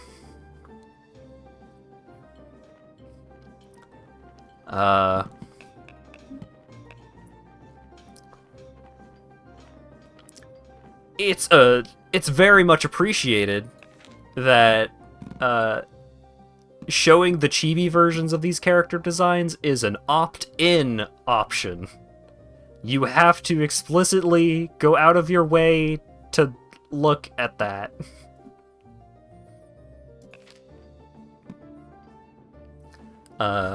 So there's a cutesy little cosmetic system in this game. So this character starts out like this, like that's the basic outfit. And then there's this outfit. And then there's this outfit, where she loses the ears, so this is the bad outfit. But you can unlock each individual piece of these outfits using the trophies that you earn for... Like, you earn trophies from doing runs of this game.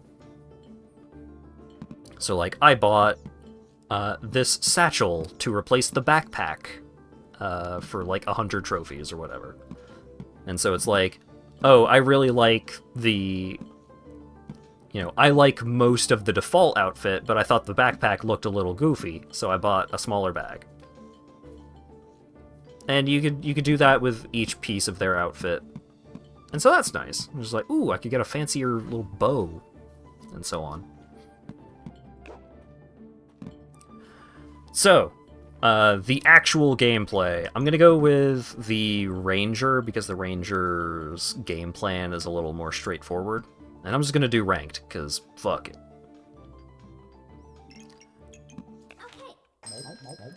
And then there's a funny little guy! Look at this dude. Just grab whatever you want and don't hesitate to click me for hints. What you got? Rotate items to fit them into your backpack, or to apply their effect however you want. So, if you are familiar with Backpack Hero, you are going to recognize some of these mechanics. If you are familiar with Super Auto Pets, you're going to recognize some of the ways that this game works. It is a little adventure questy, yeah. Okay, so, the way that it works is you will automatically use all items in your bag on a timer. So, like, the wooden sword has a 1.4 second cooldown. So every 1.4 seconds, you will use the wooden sword. It has a stamina cost of 1, so it'll show you, like, since it activates every 1.4 seconds and it costs 1 stamina, it's approximately 0.7 stamina a second. You start with 5 stamina at the start of a round. If you run out of stamina and an item activates, then you will just fail to activate that item and it will go back on cooldown. So it can be dangerous to not have the stamina available to use your items reliably. So you've got the wooden sword. It does 1 to 3 damage, 90% accuracy. We've got a lucky clover, which at the start of a fight gives us 1 luck, and luck increases our accuracy by 5% per stack. And we've also got a banana. Every 5 seconds, heal for 4 and regenerate 1 stamina. And food has, like, every piece of food has this effect, but food will trigger 10% faster for each food of a different type that is contained within those star spaces. So, like, you can see, it's surrounded by spaces that are, like, unfilled stars. So for every different food item that is in at least one of those stars, the banana will trigger 10% faster. So, you know, if I had a different food next to this banana, by default it heals every 5 seconds, but if I have another type of food next to it, then it will trigger every 4.5 seconds.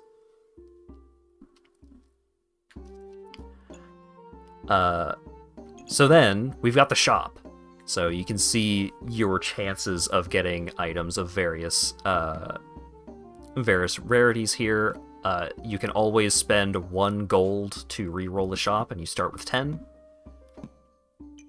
But this is one of the most interesting things about it, is you have this huge grid that you can, like, freely rearrange all of your different, like, all of your different bags. So, like, there's the leather bag, which is just 4 slots, 4 inventory slots in a square. But each character has a unique bag that they start with. So the Ranger bag, it adds 6 slots, or it has 6 backpack slots. Items inside each gain 5% crit chance for every luck that you have. So by default, the Ranger is rewarded for like, getting a bunch of luck, because then any of the items in their backpack that deal damage will gain crit chance for each of the luck that they have. And this type of effect on bags applies even if the item is not entirely inside of the bag. So like here, it's half in the leather bag, half in the ranger bag, but at the bottom, it still gets the full 5% crit chance for each luck that I have from the ranger bag. So, then there's a bunch of items. So, we've got a piggy bank, so every time you go to the shop, which is after every round, you gain an extra gold. At the start of battle, you gain regeneration, 1 stack of regeneration, which heals you 1 per stack every 2 seconds. The Walrus Tusk, you gain 1 spikes, and every stack of spikes deals 1 damage per stack when being hit with a melee weapon. You can't deal more damage in spikes than the enemy dealt damage to you with that weapon. So you don't just get completely blown out if you are, like, attacking your enemy with melee weapons a bunch, and then you go up against someone that has, like, 10 spikes, and you just take 50 damage from hitting them with each of your small melee weapons or something like that. So it feels like there is generally a pretty good balance to the mechanics and stuff. And speaking of mechanics, so I place the piggy bank, and it just does its thing. But it has a little glowy blue line connecting the two. If you place items that have this connecting line next to each other, you can merge items together to form new items. So, if I have the piggy bank and a lucky clover, I am halfway to a lucky piggy. So if I have another lucky clover next to the piggy bank, then I will get to create a lucky piggy. And that happens at the end of a round. It happens after combat. So you have to have like, sometimes you will end up where it's like, I don't really have the space to put these items next to each other in an efficient way, but I'm gonna find a way and just be less efficient on this next fight so that I can get the benefit of having an upgraded piggy bank. I'm gonna re-roll. Hey! An extra leather bag! Also, sometimes items will go on sale, so I could theoretically get this broom for half off. Whenever an opponent misses an attack, you get to hit them back without paying the stamina cost of the broom.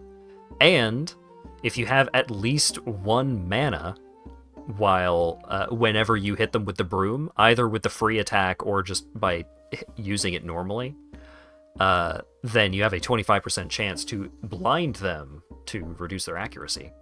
And, like, all of these effects, like, the meaning of these effects and icons and stuff like that are listed on the items where it's relevant, which is all very helpful. They're very upfront with all of the information that you might need, which is helpful because there's a lot of information. So, I could get the broom and try and do mana shenanigans. Or I could get the garlic. Every 4 seconds, gain 3 armor, or 3 block, which absorbs 1 damage per stack, and has a 40% chance to remove a vampirism from your opponent. Vampirism being, you heal 1 health per stack when hitting with a melee weapon. But, on top of the effects of the garlic itself, I could put the garlic next to the banana, and then both of them would trigger more frequently. So, fun synergies. I could also just get another banana, and, like, the bananas don't get synergies from being next to each other, but I could just have 2 bananas, which is also just pretty good. I'm gonna try the broom and see how it goes. And now we start a battle! Okay. And we're up against another random player. Oh no, they've got a dagger. But I just had 2 weapons, and just hit them with the 2 weapons over and over until they died. Great! So it can be difficult to keep track of, like, what all is happening in the middle of a fight, like, as the fight is happening, but they give you a very in-depth log of every single effect that happened, and, like, the millisecond timing of when each of them happened. So, like, at the very start, I gained 1 luck from Lucky Clover, and then 1.33 seconds into the fight, I dealt 1 damage with the wooden sword, and so on and so forth. That Spriggan sure looks a lot like the Reaper. So Spriggan is their username, because you are matched up against other human players in this game. There might be some kind of system for, like, maybe there are some generic AI, like, generic bot fighters that will be thrown in if there isn't anyone else available, like, at your current, like, level of progression. Maybe there's a system like that, I don't know.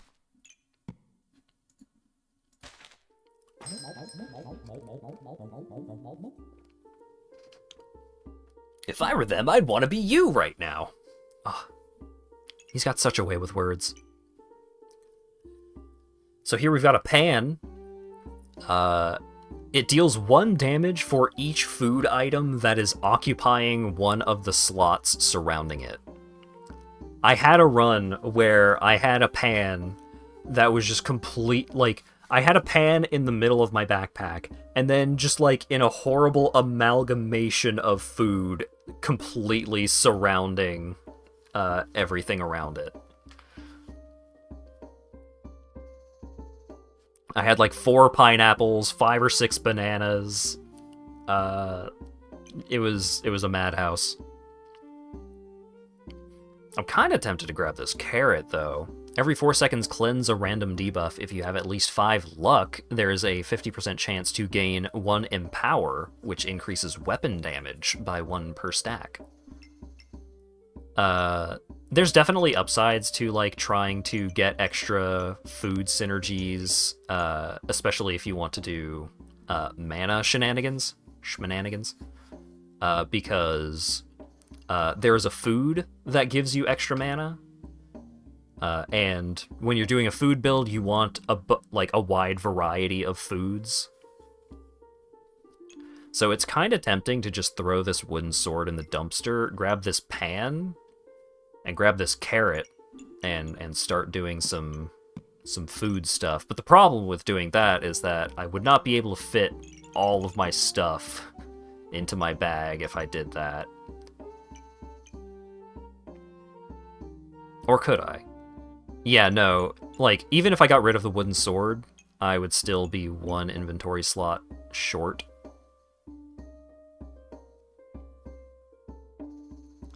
So maybe I don't take the pan right now.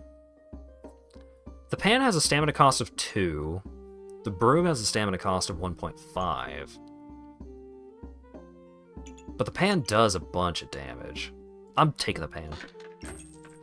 I'll just miss out on 1 lucky clover. So let's move everything out of my bag. Do this, and this. Put the banana here, and then touch the carrot with the banana. So now, the pan is getting +2 damage, because there are 2 different kinds of foods in the surrounding slots. And the banana and the carrot are both activating 10% faster because they are also next to foods.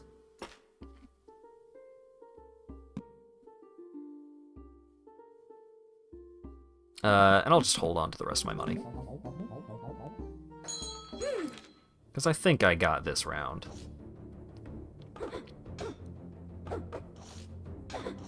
Oh no, they have a way of generating block. Oh shit, the garlic! Come on, Pan, you can do this. Oh god, my stamina. No, the fatigue damage. No! I lose! Dang it. I did not have enough stamina to sustain the broom and the pan there. Tragic. Hey! Leather bag for sale. Let's go. The gloves of haste are really good.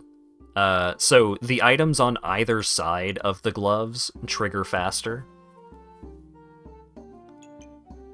So theoretically, I could put, like, the carrot... I could put the gloves between the carrot and the banana, so they would not be getting the food adjacency bonus, but both of them would be triggering 20% faster, instead of just 10% faster from being next to other food. Let's get the gloves.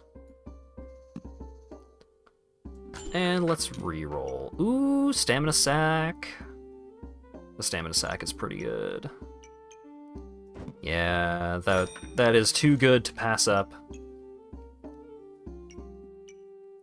I could just sell the gloves of haste and get another leather bag, but that would probably not be worth it. Alright. So let's scoot you like that. So that way I can put the gloves here. Oh wait, no, that's not... no, that doesn't work. So I need, like, the banana here, and the gloves here, and the carrot here, so this way the carrot and the banana are both touching the pan.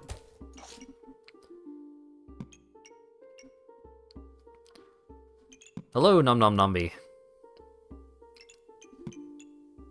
I kind of want to get the Box of Riches, because I have heard tales of gemstone builds being pretty goofy. But I just want to bury right now. That's. I want to bury my blank in your blank Ligma joke. But the berry is the food item that generates mana, and I just want to generate mana right now for my broom. All right. Oh God, why me? Oh my God, 3 bananas? But only one food item is actually touching the pan, though.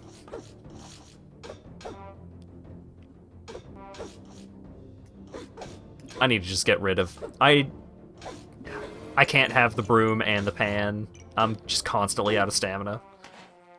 Is this a Backpack Hero Auto Battler? Yes, it is. It's called Backpack Battles, and it's pretty neat.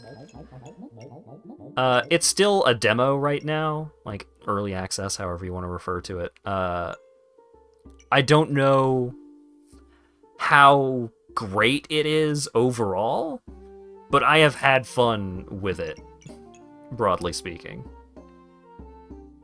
Are you against other people? Yes. There may be, like, some bots sprinkled in to make sure that you're never waiting for a round or anything like that, but, like, the default, as far as I am aware, is you are auto-battling against other folks. I'm just gonna get rid of the broom. I think the broom is just not what I want to be doing right now. Garlic, though. Garlic is what I want to be doing right now.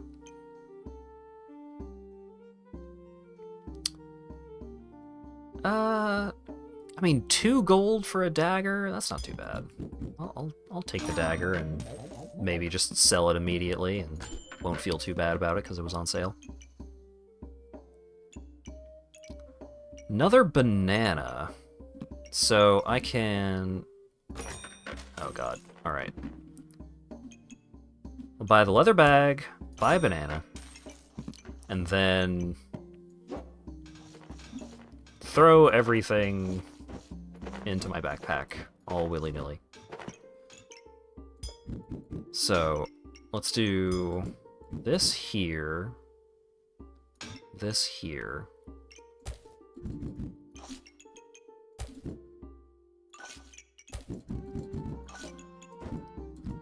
Gloves here, carrot here. Or do I want the gloves to just be touching both bananas? I might want that, actually.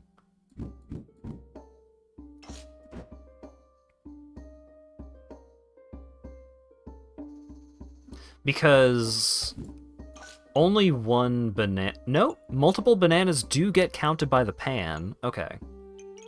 In which case, I can do this. And then put the hog back in.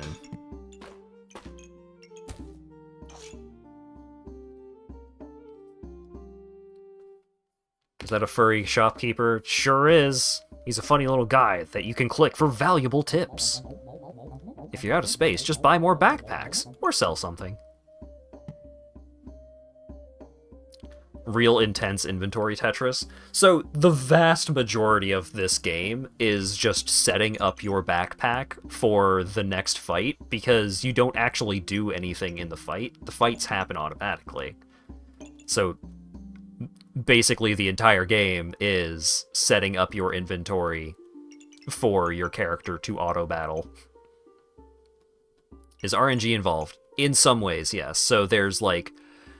some weapons will have less than 100% accuracy. There's effects like crit chance. The carrot has, like, cleanse a random debuff. If you have at least 5 luck, then there's a 50% chance to get a damage increase. Yeah, Gamba. Do I want the healing herbs? I'm not on a hot streak right now. The herbs might come in handy.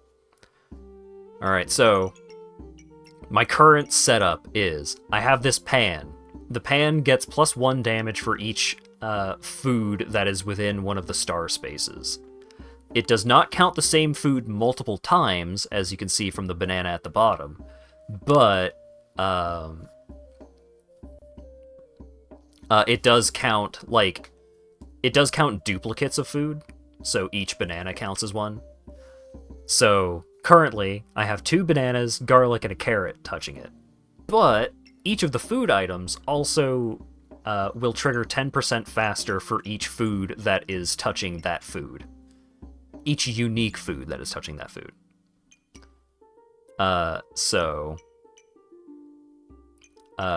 The carrot and the banana are both getting extra buffs. Wait.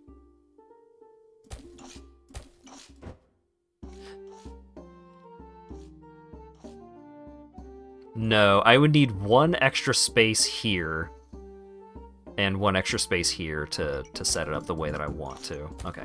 The carrot getting the extra effect from the Gloves of Haste is fine. The storage box has physics, yeah. You're probably going to see some more of that the next time I have to just shunt my entire inventory into the box. But let's see how this battle goes. So I got a bunch of synergies with this pan.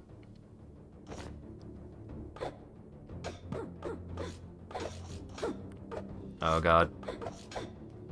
My opponent is hitting me more than I am hitting them, but I'm also regaining a bunch of health from the food. No, so close.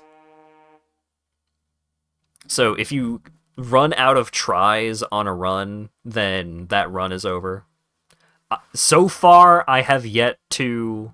I have not had a run where I have not gotten all 10 wins. This might be the first. Oh, now the blueberries show up. Every 3.5 seconds, gain 1 mana. If you have at least 10 mana, gain 1 luck instead. So, I want the banana, I want the mana, and I want this lucky clover. So let's buy all of that, and then see what we get on the reroll. Oh! You'll love to see it. The fanny pack. All killer, no filler.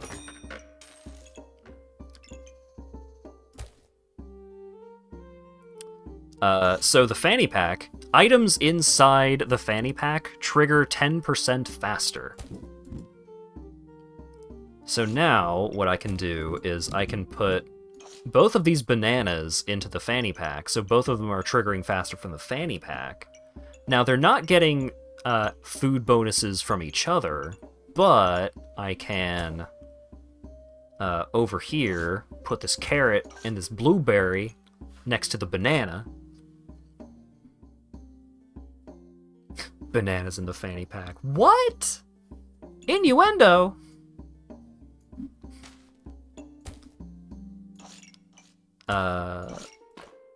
So now we have enough lucky clovers to get a lucky piggy.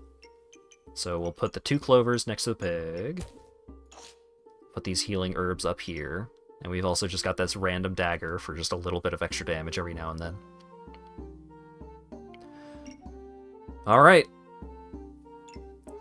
Here's hoping this goes okay.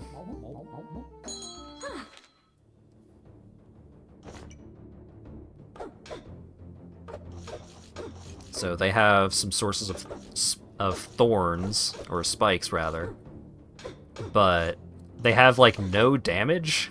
They have a wooden sword which has like a little bit of extra damage, but I am healing way more than I am taking damage from the spikes because of all those ding-dang bananas. Let's go! Potassium!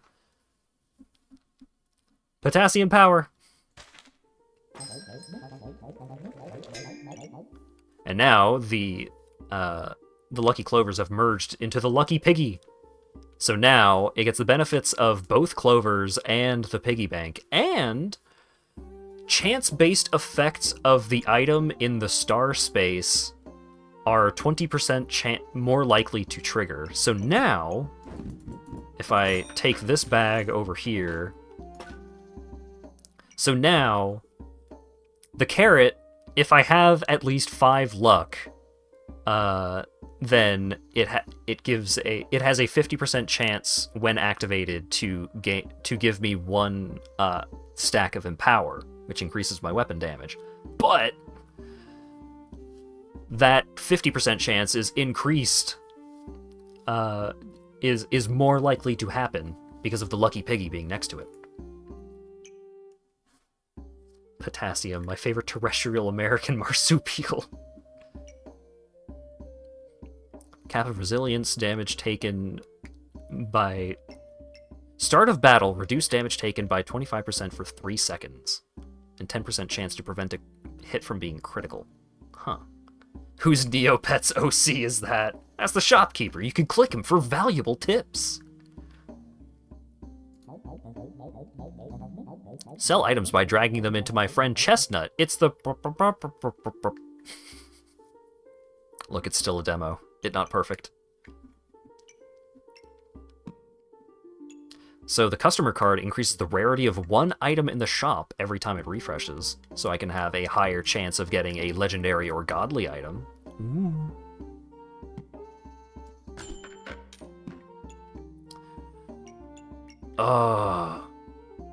Wait. Oh, so Blood Amulet at the start of battle gives 2 vampirism. So that gives me some extra healing. For a moment, I thought the Blood Amulet had a line pointing to the pan, which would be pretty funny. Just vampire cooking pan. Lucky Clover is pretty good. You can combine the hammer with the piggy bank to create a pile of coins. Because you just break the piggy bank open.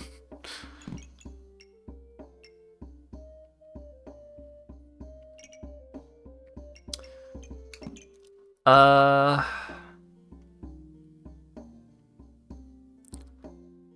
wait. Okay, so I put this banana away. I moved the dagger over, and now I could, if I sold something...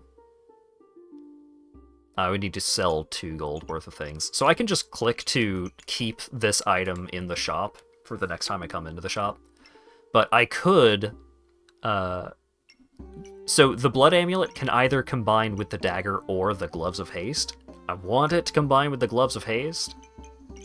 So I needed to move the dagger out of the way so that I can keep the Gloves of Haste in this position where it's affecting multiple bananas.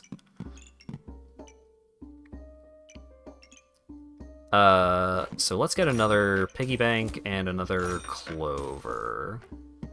Don't let the dagger fall. Oh no! Wait, no, that needs to be in the backpack. Alright. The triple banana strategy worked out last fight. Let's see how it goes this time. Oh no, they've got the bag of rocks. So normally, stones can only be thrown once per battle, but if you put them above a bag of stones, you can throw them forever. Oh. Bananas stay winning. Oh, the Ripsaw Blade. I just always want the Ripsaw Blade. The Ripsaw Blade is so fucking good. So, it's 4 vertical slots, which is pretty obtrusive, but on hit, it removes 2 spikes and 2 regeneration from your opponents. So if your opponent is like all in on a spike strategy, this can be a really powerful way of stripping away that defense.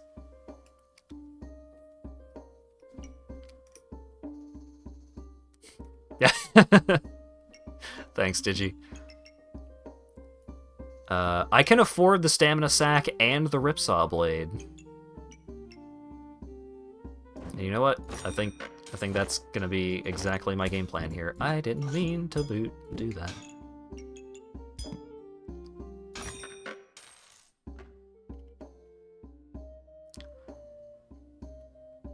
So I could...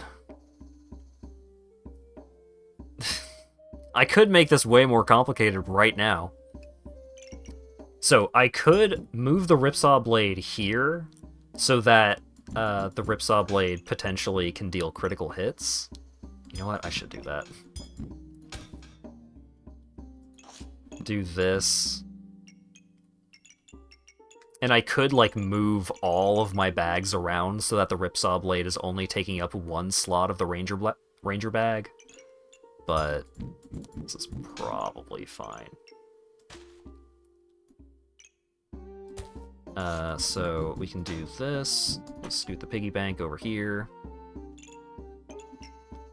So my stamina usage is high. I'm generating...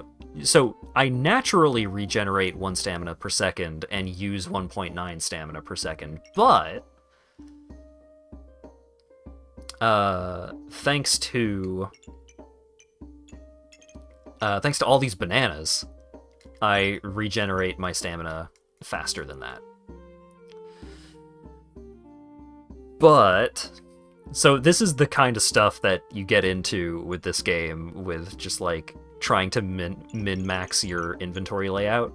So I could move things around so that the Ripsaw Blade is in the Ranger bag and being affected by the Gloves of Haste so it attacks faster, while also trying to find a way for the pan to be in the Ranger bag and also being affected by the Gloves of Haste. I don't think I can actually do that because the Ranger bag is only 6 tiles high. But I could do one or the other.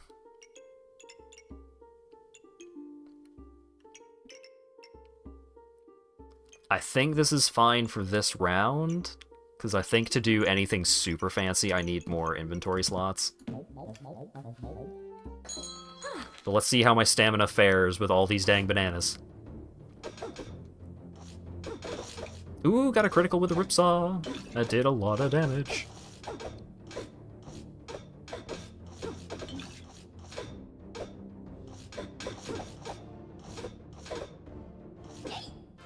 Hell yeah. Ended the fight with full health, baby. The dungeon meshy strategy. Yggdrasil Leaf. Gain 1 mana and 1 regeneration for each nature item in one of the star positions. And it uses 5 mana to heal for 5 and cleanse 2 debuffs. That seems pretty good. We've also got Poison Ivy. You have a 5% chance to resist poison for each nature item in one of the slots around it. Every time you gain spikes, you inflict 1 poison, and if the opponent has at least 13 stacks of poison, they take 25% increased damage. Or the Piercing Arrow. Weapons in the star positions deal 30% increased critical damage and remove 5 armor on crit. And anytime an item in one of the green spaces activates, there is a 50% chance to gain extra luck. But the Lifebinder is also on sale, which is pretty tempting. So, every run you get the choice between one of these 3, like subclass accessories. And I do appreciate how they give you the option, like, a decent ways into a run, so you're not given this choice, like, super early on before you have, like, any idea of what you're doing. So, the Piercing Arrow is really strong. The problem with the Piercing Arrow is that it is super taxing on how you have to lay out your inventory, because, like, the item itself is it's like 1x2. And then in, like, a fly pattern, like a wing pattern on either side, there are 2 of those. On either side, there are 2 of the green diamond slots. But one item being in both of those slots doesn't do anything extra. Like, you get no benefit from having the same item in both of those slots. You want different items in each of those slots. But then you have to have, like, 4 items, like, crushed around the Piercing Arrow in an awkward way. And then, in addition to that, you have to have, like, all of your weapons that you actually care about in one of those positions in a straight line, like, pointing along where the arrow is.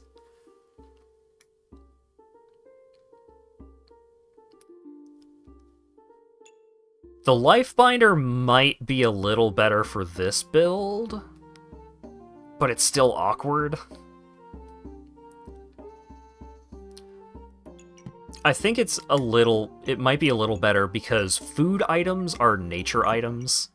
So I can just drop this Yggdrasil Leaf kinda wherever, and I will get a bunch of mana and regeneration at the start of fights. But, like, the effect of using a bunch of mana to heal for 5 and cleanse 2 debuffs is not amazing. The Piercing Arrow is better, but it's more difficult.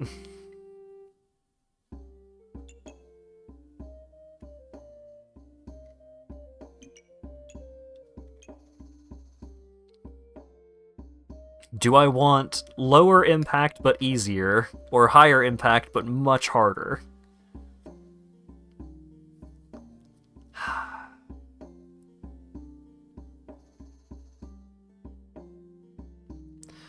I think if I were to take the Piercing Arrow, I may end up just ditching the Pan plan.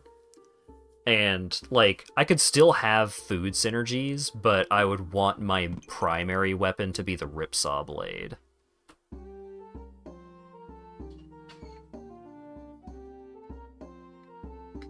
Which is not a bad idea. The Ripsaw Blade is really good.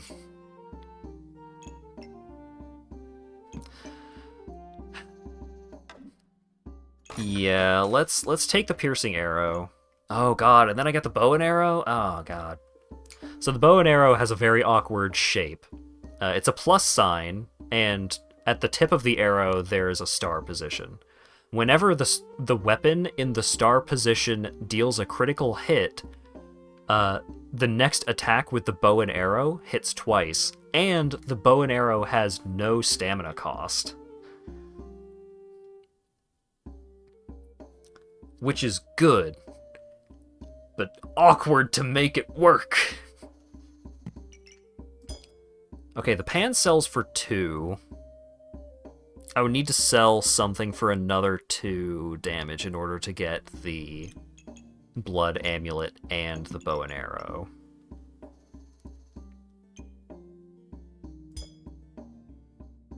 I'm selling the pan.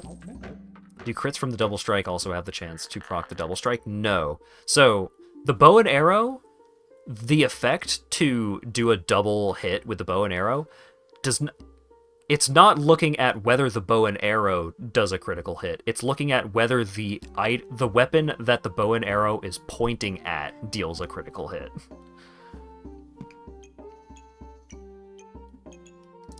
I could get a bow and arrow and the blueberries.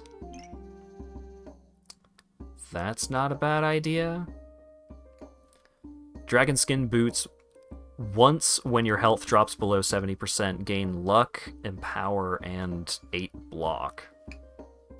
They're pretty good, but... Okay. Bow and arrow, blueberries.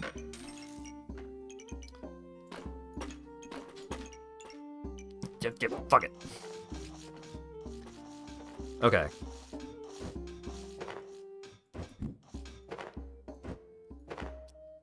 So, we want the ripsaw blade to be in a position kinda like this. Maybe something a little closer to this. If I do it like this, then the bow and arrow would trigger more often, but would not be able to land critical hits.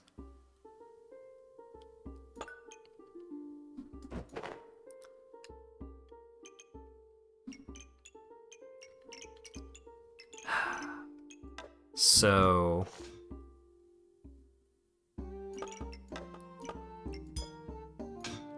if I set this like this, I could have this like that. So now the the arrow is looking at the bow and arrow activating.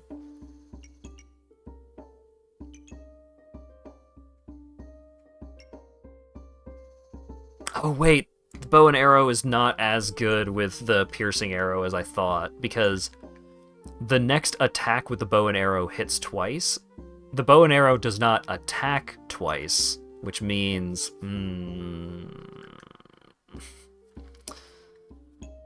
Okay. So in that case, we want the piercing arrow to be hanging out with all the fruit.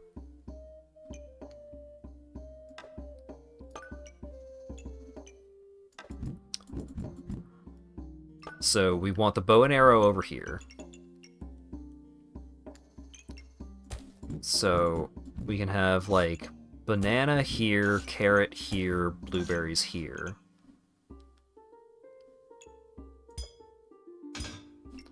Oh, and we can have the gloves here, and then have another banana over here, and the garlic next to that banana. And then down here... Awkward. I need one inventory slot right here. What if...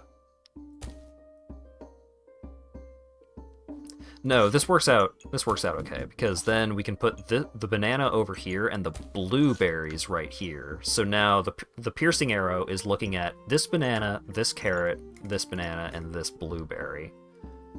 This banana is getting extra use speed from the blueberry. I can make it better. I can make this setup slightly better. I move this here, scoot all of this over here, so then this banana is being affected by the fanny pack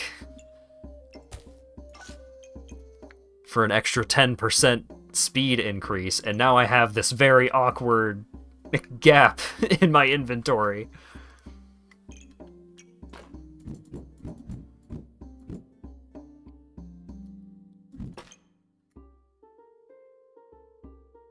Oh, right. I want the lucky pig to be looking at the piercing arrow.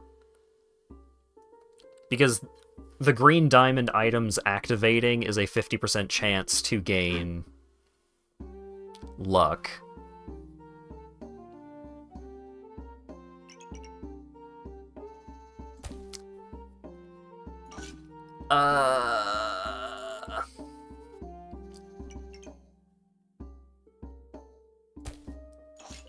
If I move these and then these up like that, and then scoot this here, then the Gloves of Haste can affect the bow and arrow, and that's fine. And then over here, we put the Lucky Piggy right here.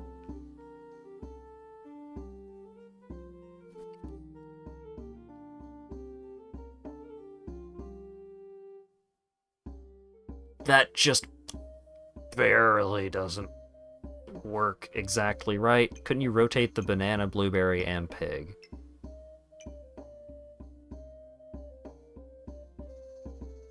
Kinda? Maybe?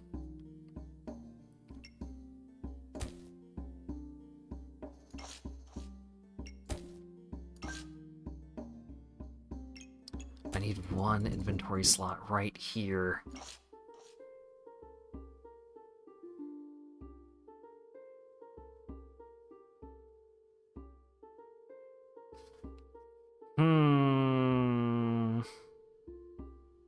Going to make redeems for me? What?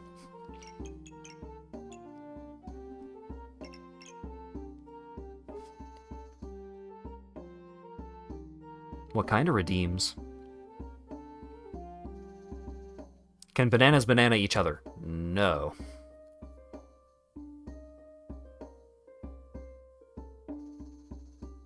I have 5 gold. I have 5 gold. No! You're so expensive. Squashed it.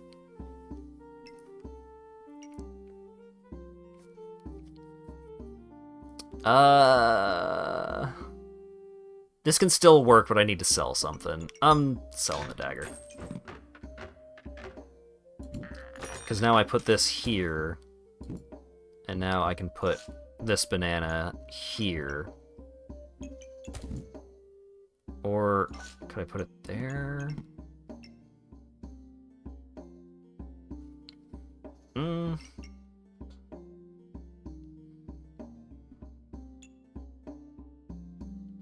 This still doesn't... Oh, wait, no. There we go. Okay. And now I can put the piggy bank in. Okay. I now have all of my stuff in my bag. And what a nightmare. Okay. I want you to be aware. Also, thank you very much for the follow, Nom Nom Numby. I want you all to be very aware that if I am playing a game that has, like, a story that I care about, I am going to turn sound redeems off. Because I don't want, like, people to respond to, like, big important plot character by immediately playing fucking Fart with Reverb or whatever it is you think you want.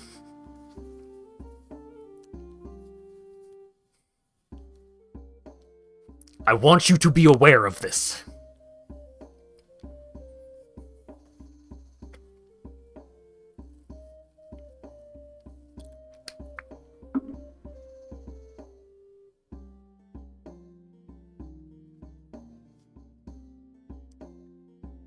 Rusty does not need that.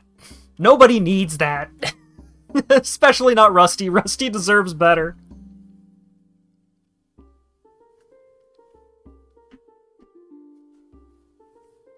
But yeah, part of the reason why I haven't gone out of my way for redeems already is because I play a lot of games where I care about the story and, like, I care about impactful moments and all that jazz. So I usually want to avoid, like, obtrusive elements, I guess you could say. He lands and skids for the exact amount of time you'd need for that. God!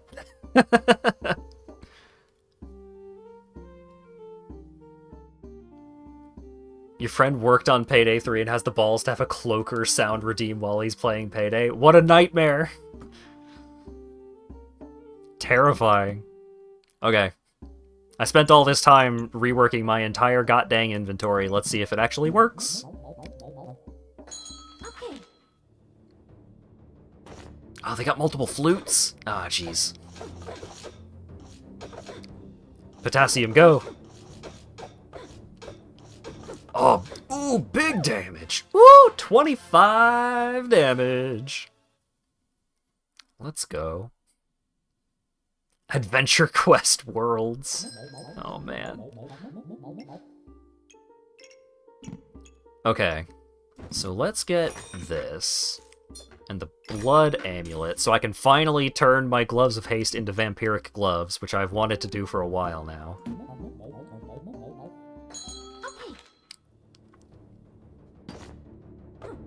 Oh, God. Bloody Dagger. It's fine, I've got Garlic. Your Vampirism has no chance against my Garlic. Oh, God, they've got 2 Vampirism. No, stop. No, stop! Garlic, please! Alright. We're all good. Yeah, you can still play Adventure Quest, but I watched a very long video about someone who went back and just, like, did all of the stuff in Adventure Quest and was just like, there's some interesting things going on, but if you did not have the premium account, then it kinda sucks.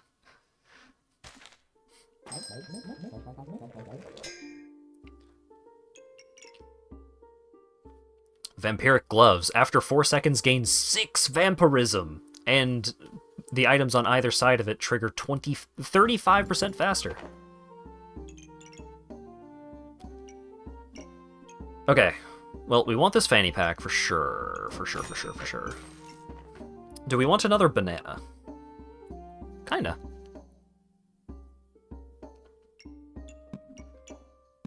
Probably not at this point. I think I need a better variety of fruits rather than just more banana. Oh, here's a fun thing.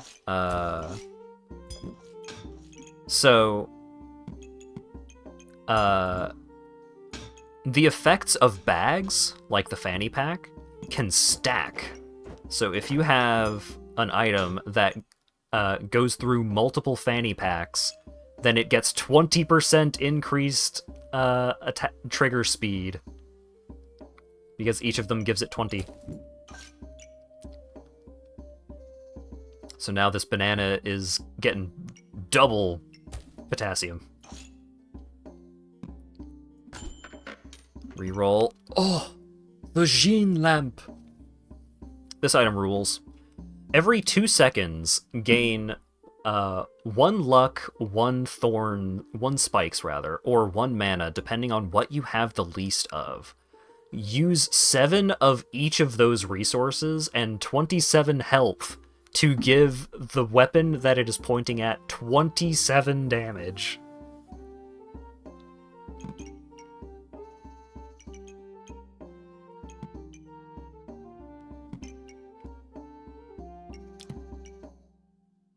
So I could put that on the Ripsaw and really let her rip. Jack's back, baby. Although it's kind of tempting to put it on the bow and arrow instead. They also rebalanced this item. It didn't use... The last time that I played, it didn't cost 27 health to activate the ability. And I think that is because... just stacking a truckload of genie lamps was too good.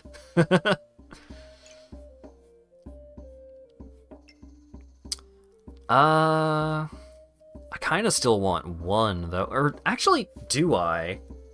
I might not want the genie lamp on this build, because I kind of just want to have a lot of luck all at the same time.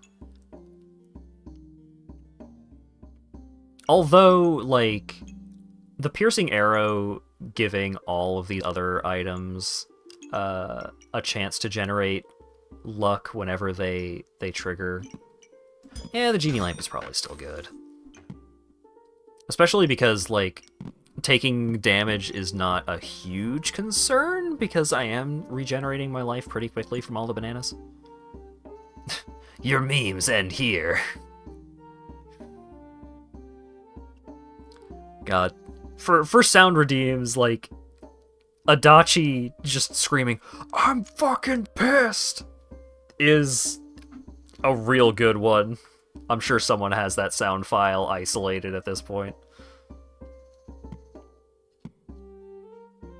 But I mean, there's a ton of good sound redeems that could be out there. Like, even if they don't end up as redeems, they could end up as they could end up on a soundboard, because I do plan on getting a soundboard at some point. I want to get a stream deck.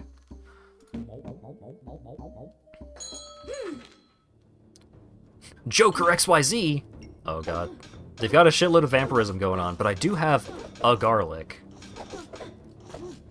That garlic is going to need to remove vampirism with a lot more efficacy than this. Ah, jeez. Oh, gosh. Please, please, bananas. Yes, bananas!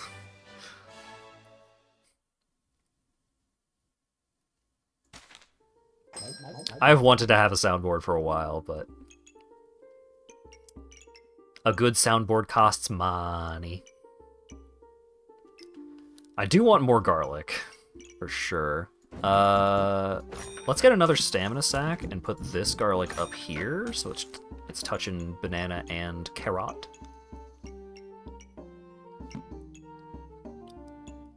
And then I could just get one of the... Oh, these are godly now? I see.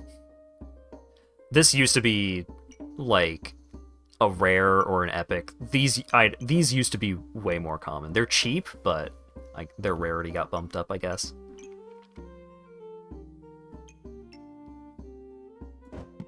Let's put the blueberry right here, I think.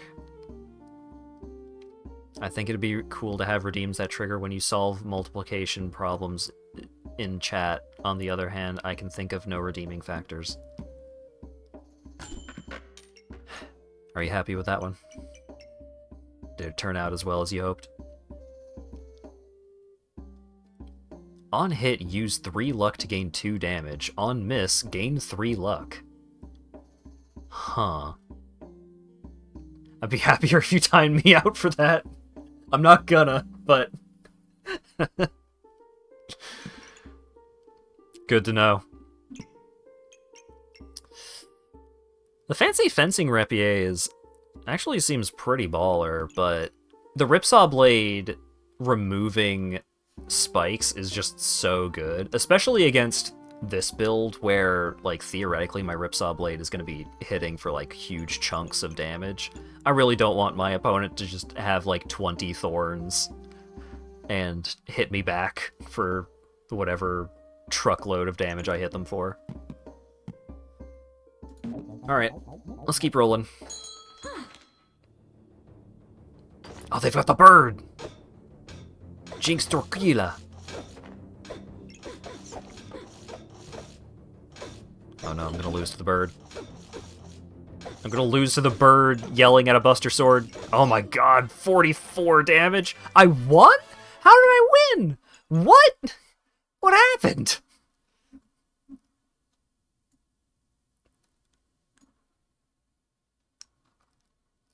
Oh. I got a critical with the bow and arrow, and got an extra critical from the bow and arrow hitting twice. So I got a double crit right at the end. Wow.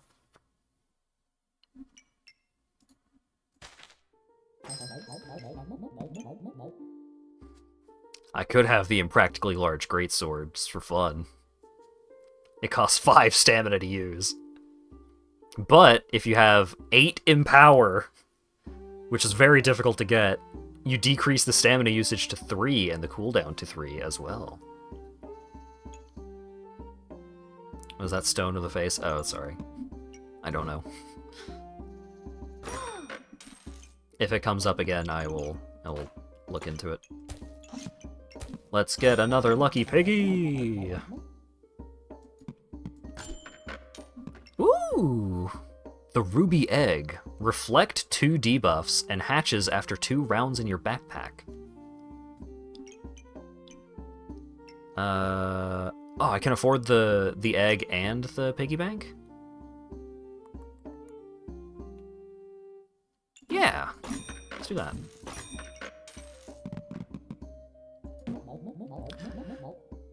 It'd be cool if I got a bird at some point, but... Double poison dagger.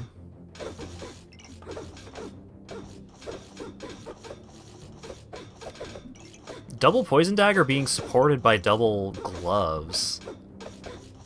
Interesting.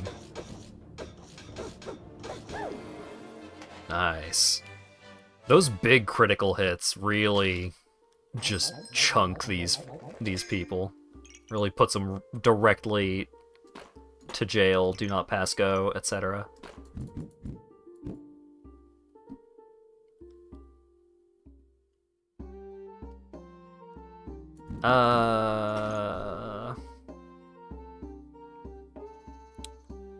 No, there's no reasonable way for me to have multiple lucky piggies affecting the piercing arrow.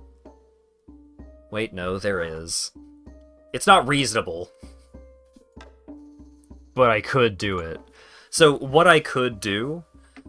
Oh wait, how many... Oh no, I can't move my inventory any further to the right. If I had more space to put bags on the right side of... Like, if I could move all of this shit over...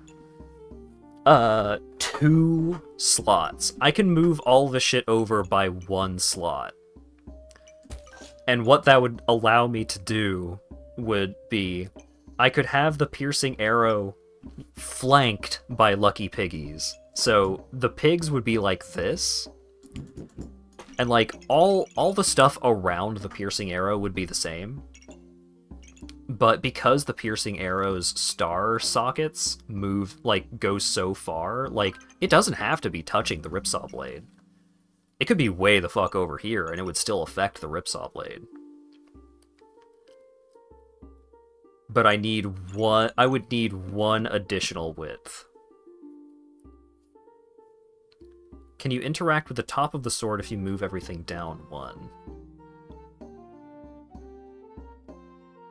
That would not help, I don't think. How does it stack up against Backpack Hero so far? It's very different. The fact that it's multiplayer does change a lot of how you approach like your builds, because you can have the knowledge of like what other players are more likely to have at each like point in the game, like at what rounds your opponents might have certain loadouts and certain items and stuff like that. And also the fact that everything in your backpack triggers automatically means that the way that you like set up a build is very different from Backpack Hero. Like, you don't really have any items that are for emergency use. Like, if it's in there, it's in use. Like, that's just always happening. So yeah, it's an interesting perspective on this kind of build. Overall, I like it. I think Backpack Hero is overall a better game. Especially because at the moment, Backpack Hero has way better variety. But this is still a demo, so I'm not holding that against it.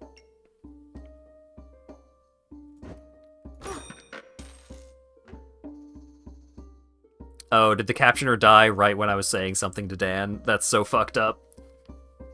That's so fucked up.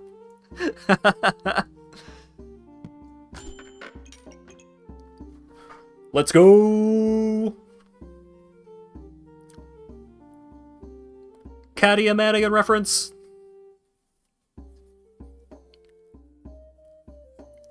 So the pineapple. Every 4 seconds, gain 1 spike and heal for 3. And it's also a different fruit that can be touching some of these bananas. Oh, did it fix itself immediately afterwards? Great.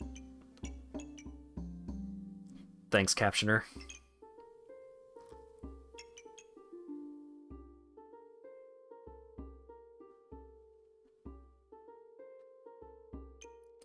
Now, how do I actually fit the pineapple in? Said the Khajiit. Okay, let's squeeze the hog in over here.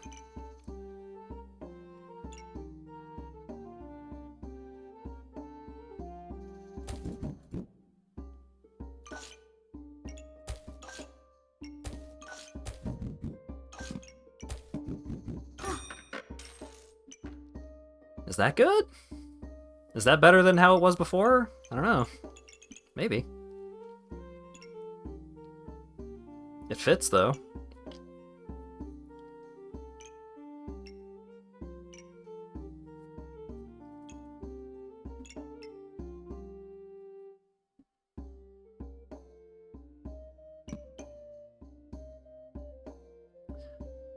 I could get 1 extra star on the pineapple if I make this banana... Wait, no, it wouldn't make the banana slightly worse. It would make this banana slightly worse.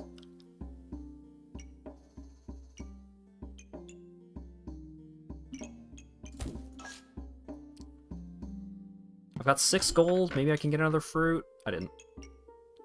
Give me the purse.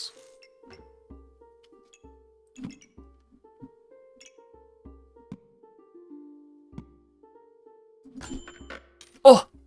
Rewarded!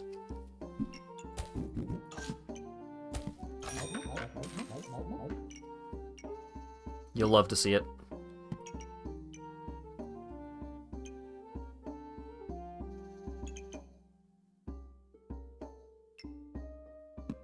Oh yeah, I'm hella broke.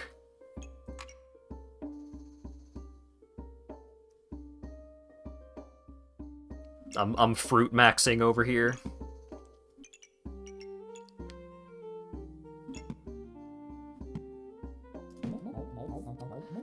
All right. Oh no, it's slime time. And the items around it activate 5 times, cleanse poison, inflict poison. When the stuff around it activates a bunch, heal for 12. That seemed like a bad build. What the fuck were they doing? They weren't doing anything! They had a bunch of these slimes.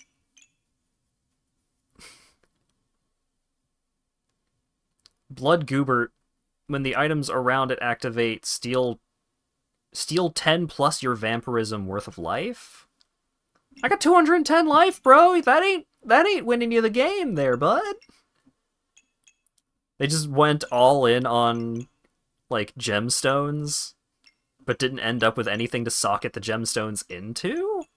Like, you could just use the gemstones by themselves. They still do stuff, but not enough. Alright, bud. Sorry. Alright, now, I can take the win, and gain 27 points of ranking. Or I can start survival mode, and if I don't run out of tries leading up to round 18, then I can gain upwards of 43 points to my ranking. But if I just flunk out immediately, then I would get less points if I don't take the win. Obviously, I'm taking survival mode because this fruit build is popping off. Oh! Bird! Showing up? And the acorn collar? Come on. You gotta make it easy on me.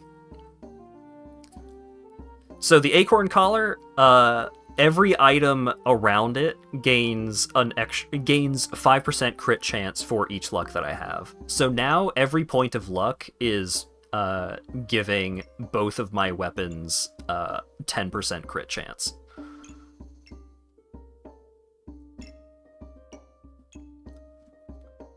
So I want the bird. I want the bird real bad. Okay, let's move some stuff around. The bird is really great. So what the bird does...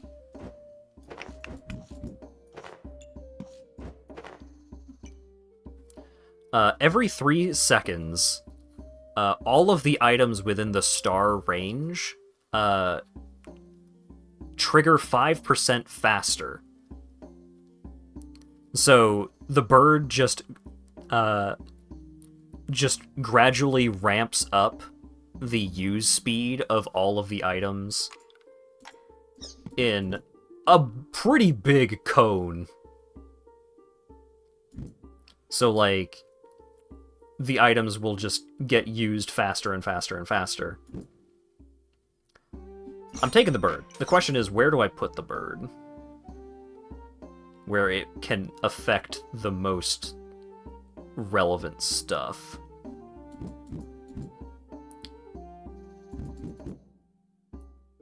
So if I put the bird there, it only affects a couple of the fruit, but it affects my weapon. I can just barely not fit the bird right there, and I can't put it any further up because then the fruit starts... the fruit situation becomes worse. If I put it here, that affects everything I care about. But that would make... Okay, if I were to do that, if I were to put the bird right here, which also works out kind of nicely because then it's also getting a buff from the fanny pack.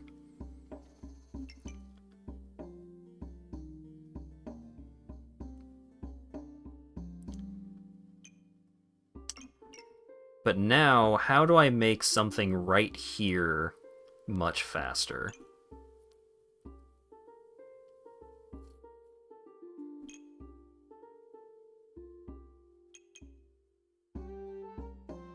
I could put the gene lamp here.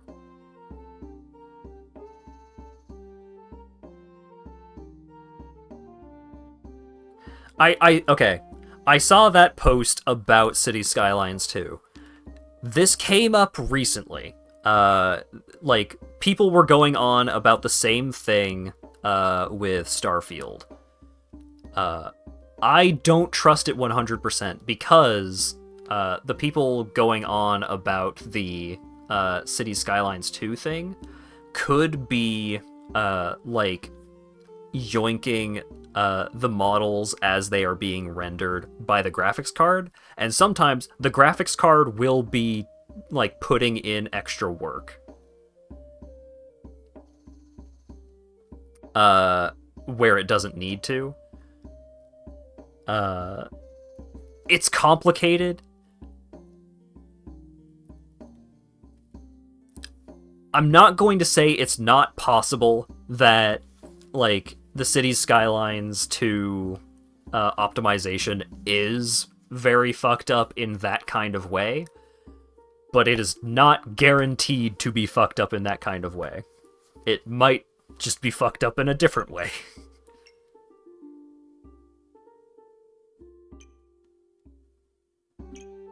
It's a weird, complicated thing. Yeah, I could put the garlic here. I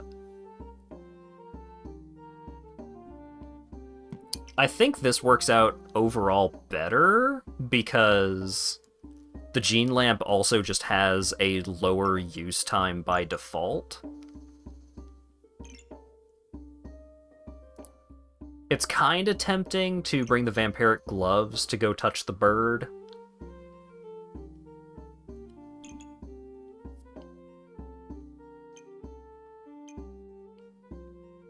But I think Fast Banana is probably worth having that stuff up there.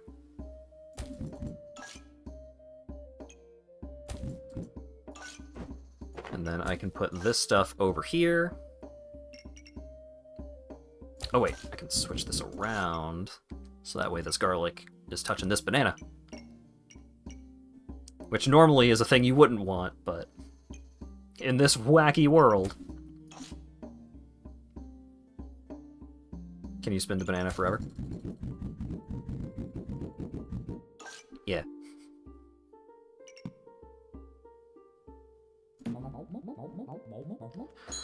Alright, let's see how she goes.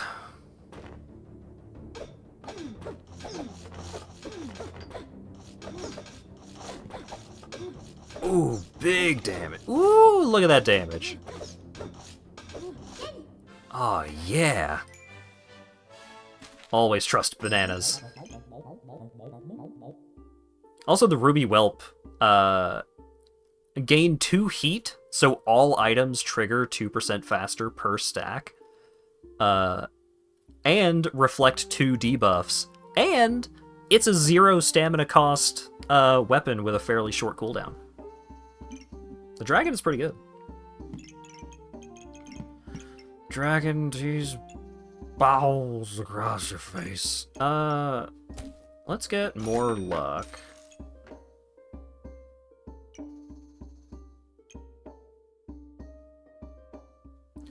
I don't know how much more fruit I can fit.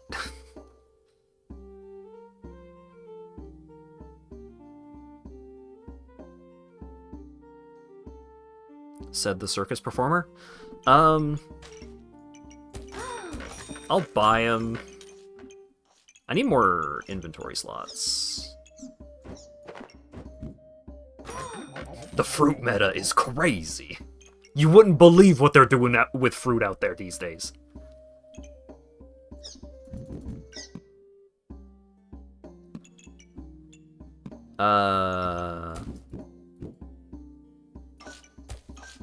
Haha!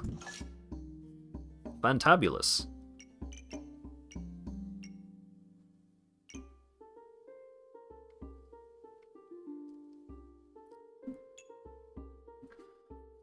And I just don't have enough slots to fit the garlic. I could move the herbs. Whoa, cannoli! Hello, Pixel. Thank you very much for the raid. Welcome, everybody. You're just in time for me to be very deep into a very mechanically complicated run of a game where I'm doing some nonsense. I'm just trying to shove as much fruit in as I can. Dan Sapman gifted a tier 1 sub to Wolf1312 Snubs. Thank you very much for the gift sub, Dan. Okay.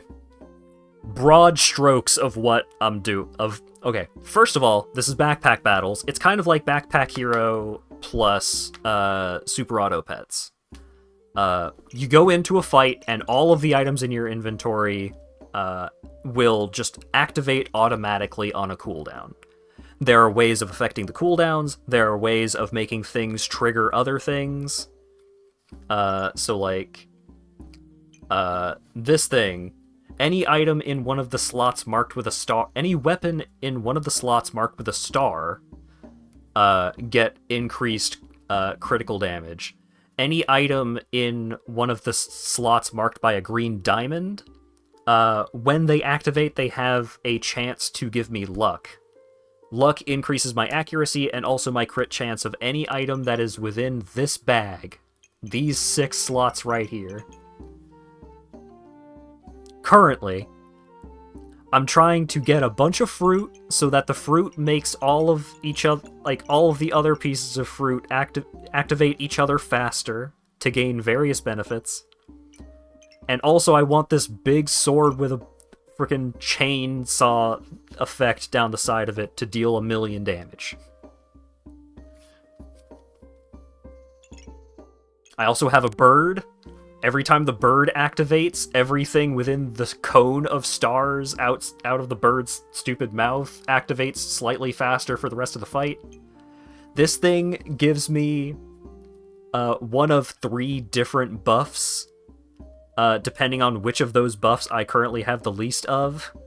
And if I get a bunch of all of those buffs, then it takes 7 stacks of each of them and deals a bunch of damage to me to increase the damage of my big cool sword by 27. I also have a dragon, and the dragon gives me heat, which makes things activate faster.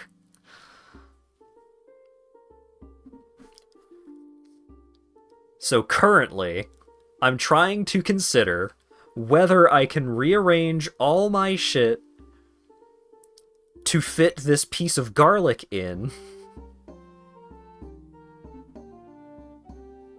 and maybe that would be good for me.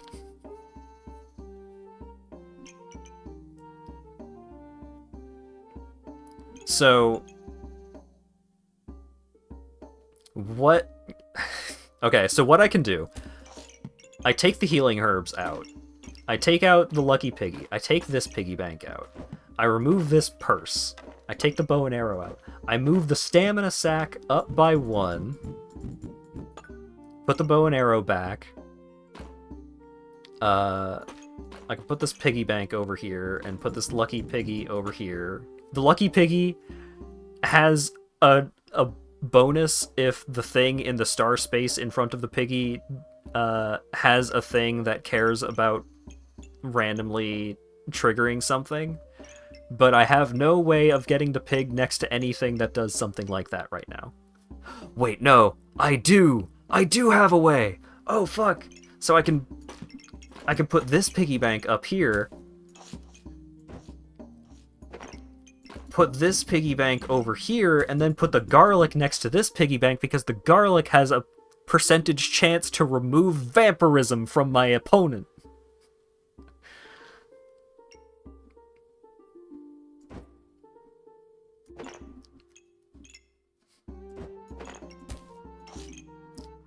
Now, the problem with this is that this garlic is not next to any of my other food items. Wait, no.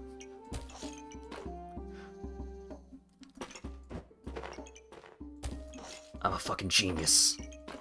I'm a mastermind. So now, the lucky piggy is increasing the chance of garlic removing vampirism, and the garlic is activating slightly faster because now it's next to this blueberry. Yeah!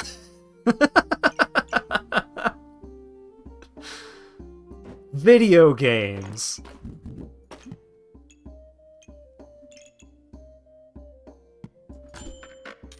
Ah, wait, no! This changes everything! Oh, fuck, it does change everything. God damn it, son of a bitch.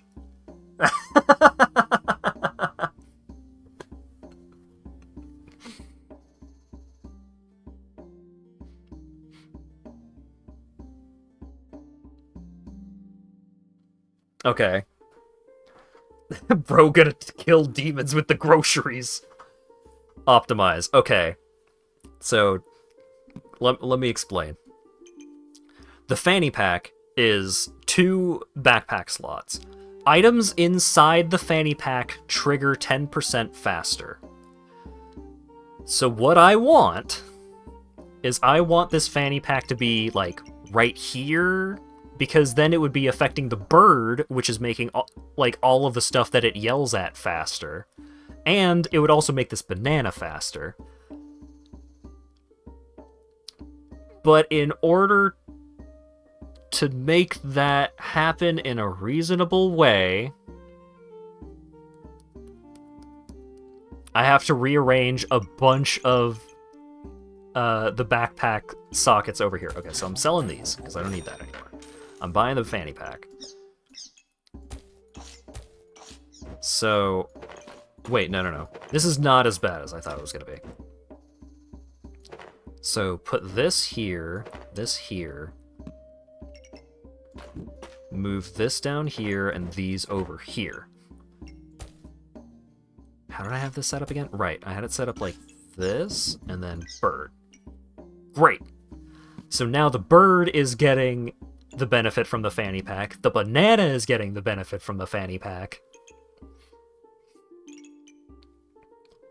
And, as an extra bonus, if I find an extra lucky clover, I can combine it with the piggy bank to make a lucky piggy. And it's just that simple.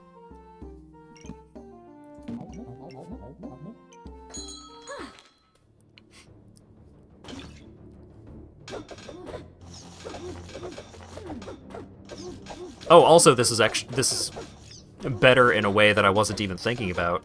Oh, hell yeah. Get put in the dumpster. Let's go. This action... I saw Fletcher be like, let the dragon hug the sword, and I'm like, what good would that do? But me moving the dragon up actually made things way better for me, because that put the ruby whelp within range of the acorn collar, which grants crit chance to items that are next to it. Hell yeah.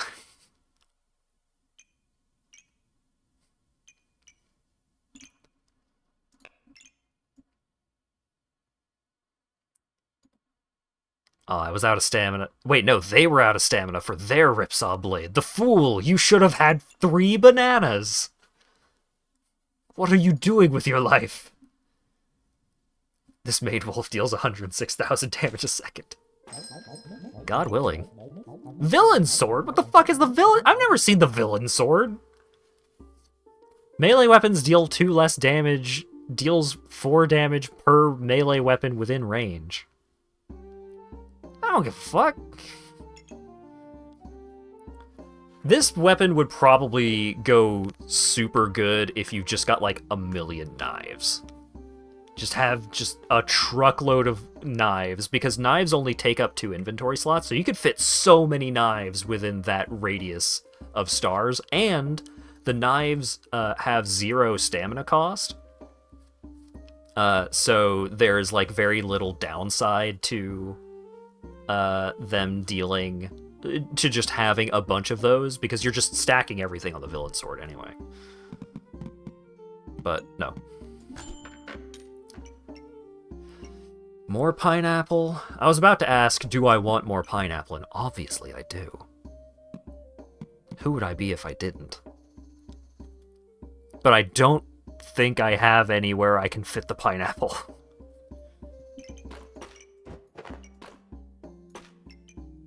Okay, so, in my current inventory loadout, I currently have 2 inventory... Well, okay.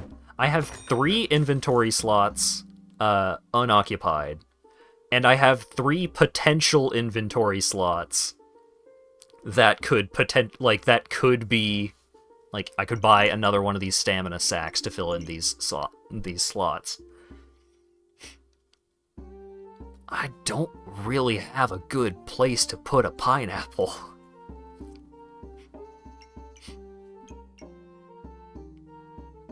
I forgot about the flute!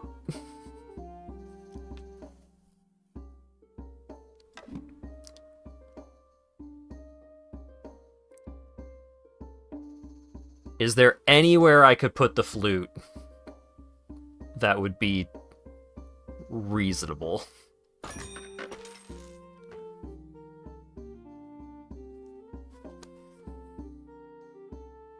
Is there anywhere I could put the fruit that would actually, like, give me notable increase to how quickly it triggers.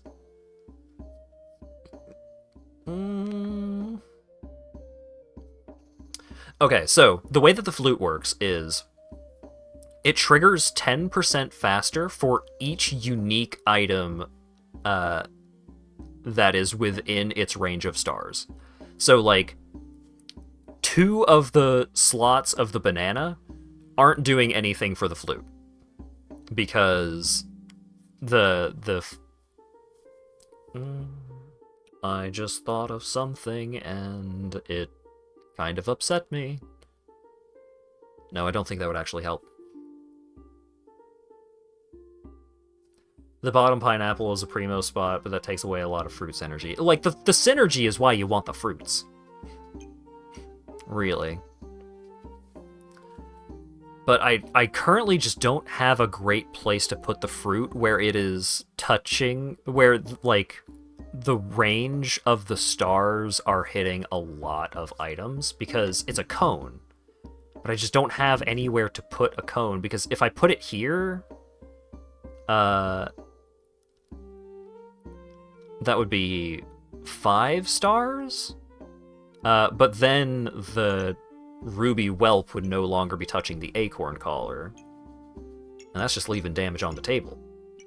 I think this is probably as good as it's getting with my current inventory. I had a premonition of a way that I could completely reconfigure my entire inventory to move the ripsaw blade up a little. Like, move this whole configuration up and just redo every single fruit in my goddamn inventory. And that would probably result in the flute getting to look at, like, 1 additional item. It's not worth it.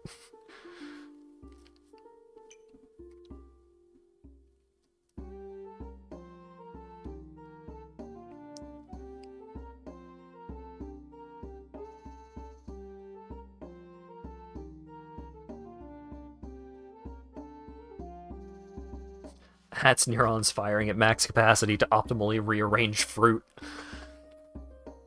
I'm telling you, I'm going nuts over here. I'd go cocoa nuts, but they haven't implemented those. The blueberries.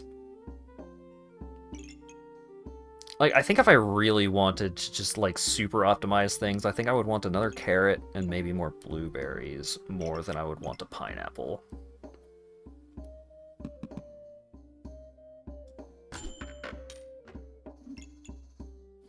Son of a bitch.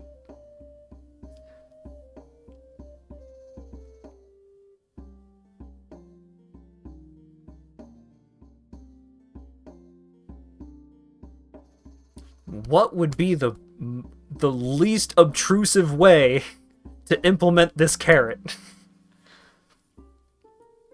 Okay, buy the carrot, reroll. Potion belt.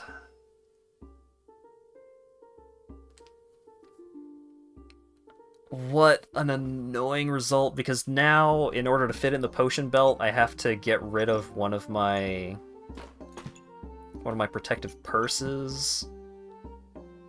And those gave me just free armor. There's also another stupid bird here that I could try and shove somewhere into this mess.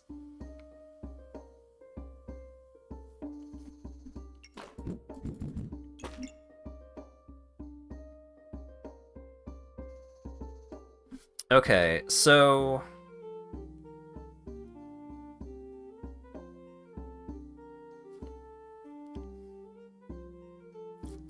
how am I gonna do this? Okay, so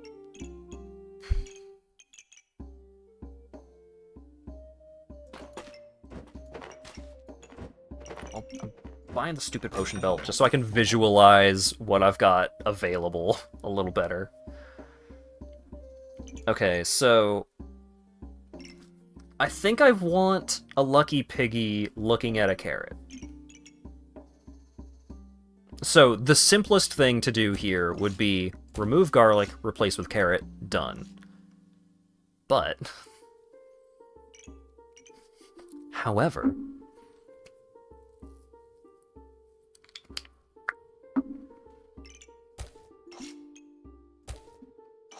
if I scoot this over and this over... Wait, no. And then this here.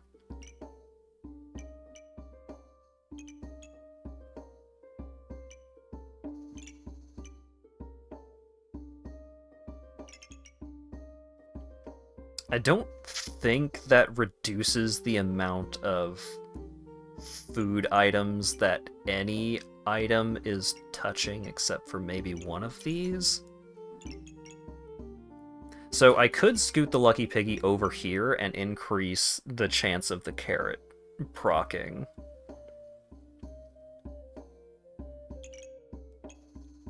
But then I've got this garlic with 2 blueberries that no longer have a proper home.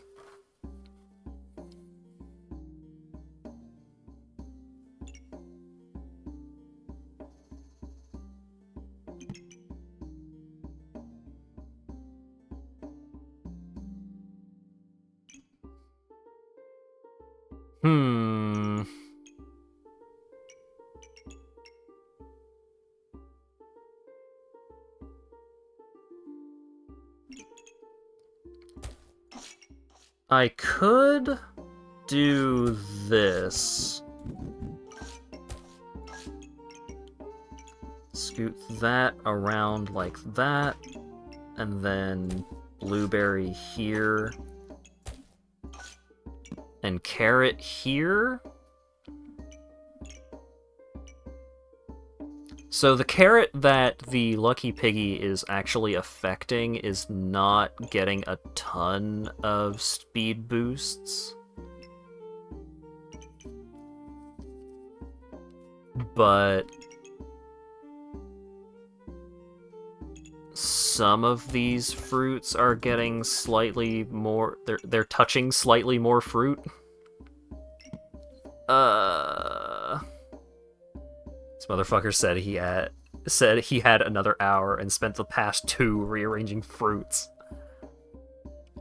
Yeah, I sure did, huh?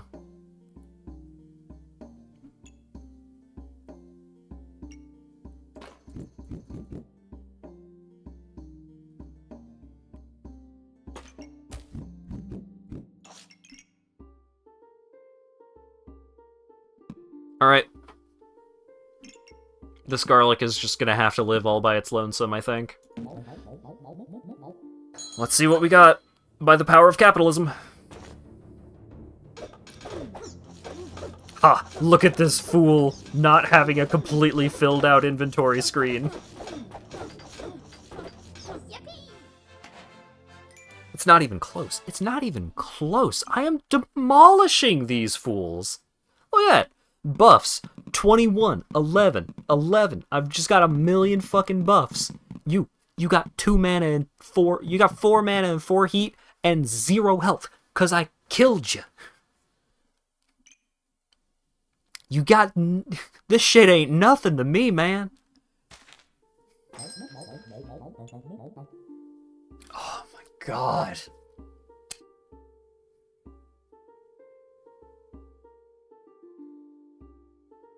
No, this is not as complicated as I thought it might be. This is fine. Because I just do this, and then put the collar right here, so now both collars are touching all 3 of my items, so now all of my items have, like, basically a guaranteed 100% crit chance.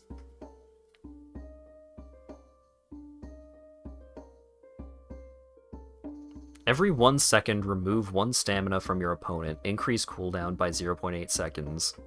5 unique items in front. After 5 activations of fanfare, stun for a second.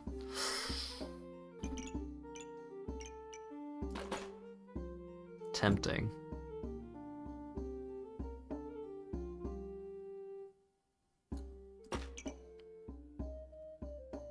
The problem with this is that I can no longer fit in the garlic. I would have to just completely redo my entire fucking inventory.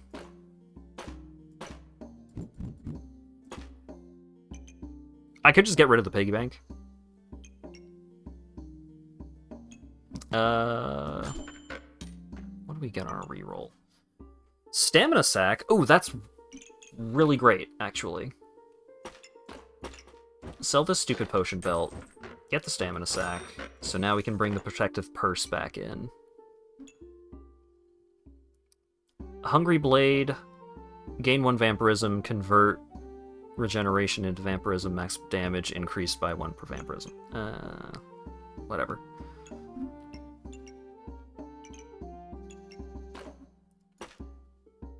So...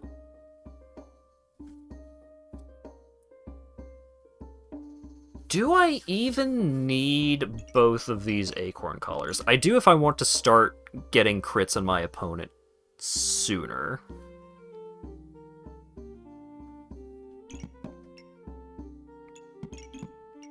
It might be better for me to instead just, like... yeah, I mean, getting more fanny packs would be a huge boost. Maybe I should just dig for that instead of trying to fit more fruit.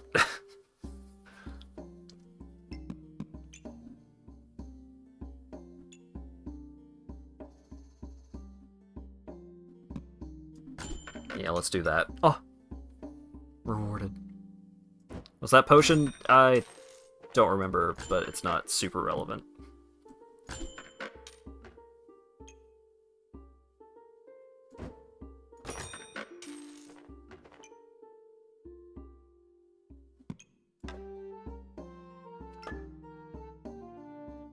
Josh, where do I put this fanny pack?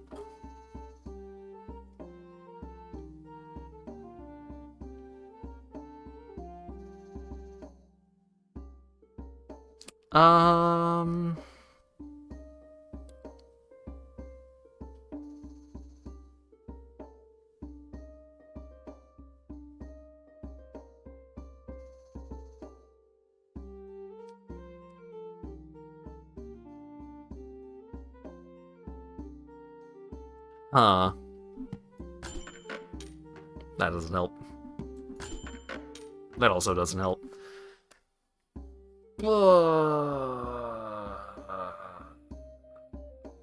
So, I discovered where I want this fanny pack. I want this fanny pack right here. But I need two...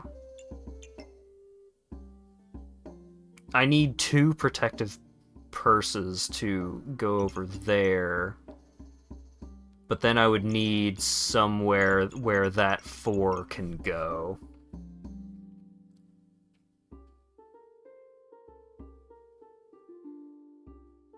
You know that gif of a cat freaking out when presented by a cucumber? Now I can't help but think of Kocha having the total opposite reaction for fruits in general. That was a bit of a... took a bit of a walk to get there, but I understand what you mean.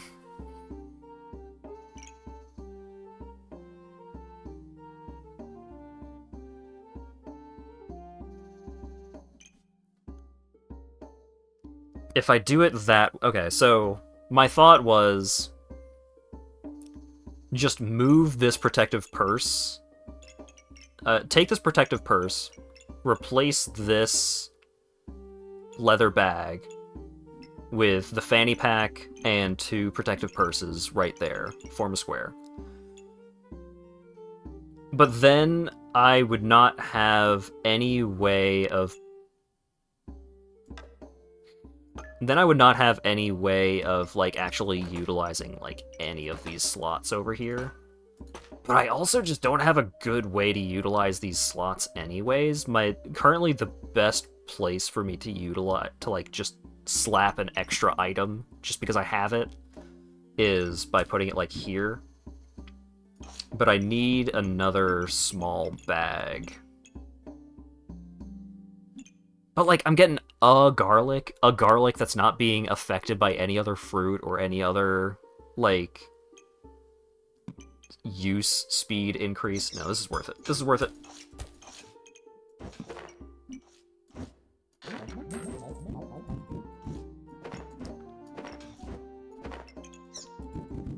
So now this bird is triggering 30% faster from all the fanny packs, which is making all of this stuff trigger faster.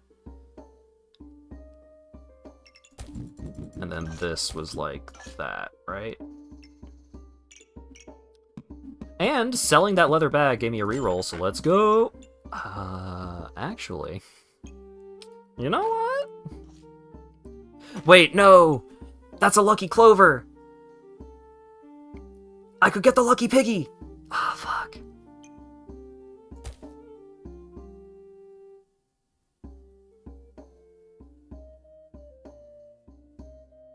But I would have to put the ruby whelp into my storage to get the lucky piggy, because I don't have any way of putting 2 lucky clovers next to the piggy bank.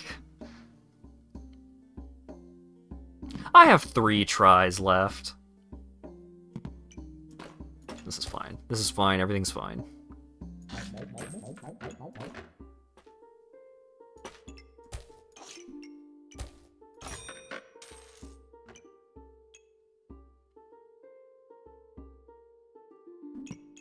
I'm just gonna reserve this protective purse.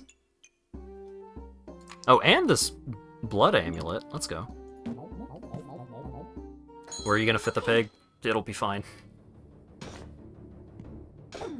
That's a lot of block, holy cow!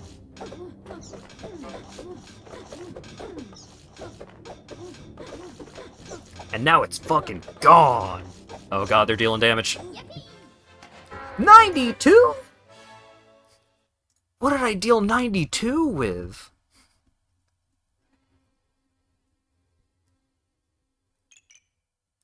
Oh my god! We got the genie lamp! The genie lamp triggered targeting the Ripsaw Blade, so the Ripsaw Blade got an additional 27 base damage. And then it did a critical hit. And the critical hit had its damage increased by 30% because of the piercing arrow. 92 damage. Hell yeah. That lot of good that blue eyes, that white eyes blue dragon did ya?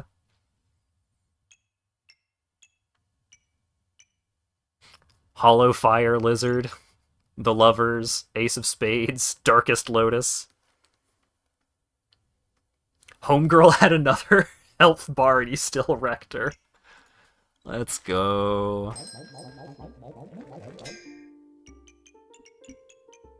Alright, so now I can buy the purse, I can put the piggy down here, and I can put the whelp over here, and I can put the...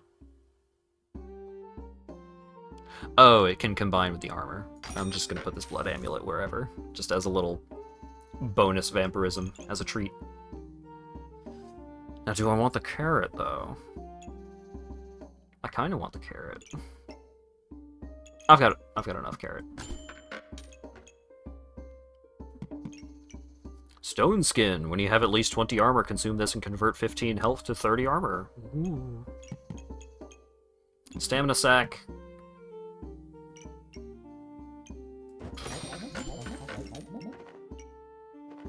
Probably not going to use it. Oh wait, definitely not going to use it.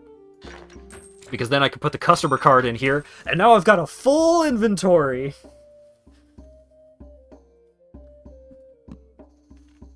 Because this is the last round.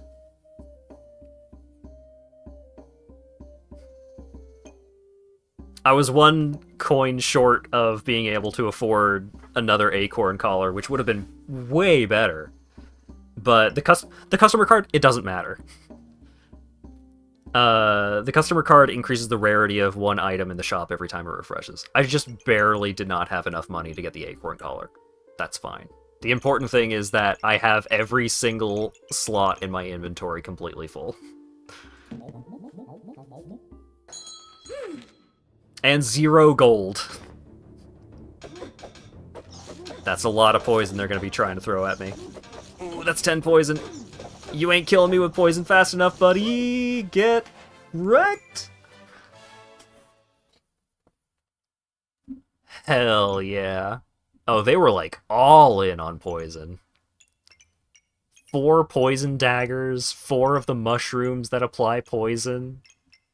They were all in on poison, and they weren't even fucking close. I didn't even get the genie lamp trigger on the ripsaw blade. I just ripped them apart without it.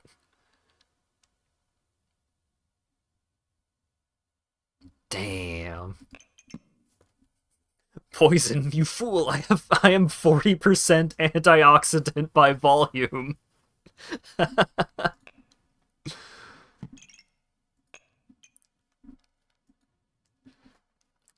Hell yeah.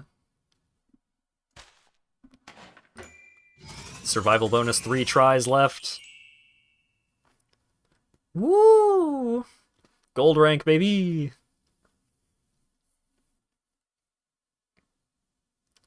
I did it. I went all the way with this heck of an inventory.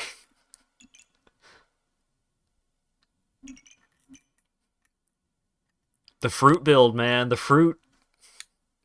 You don't even need the frying pan to go all the way with fruit. You just get a bunch of bananas. And they can't kill you anymore.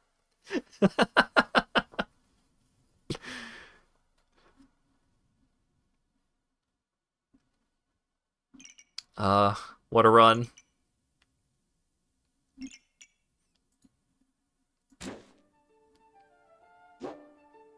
Need an orange to get the blessings of Onamichi. God, I would. I would love to have a charming Hasaku face.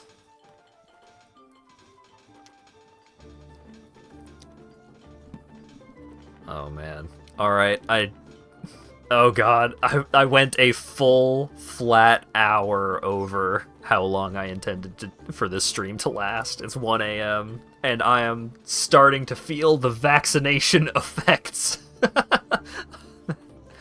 That may be why I was getting a little manic. I'm getting crazed in the head.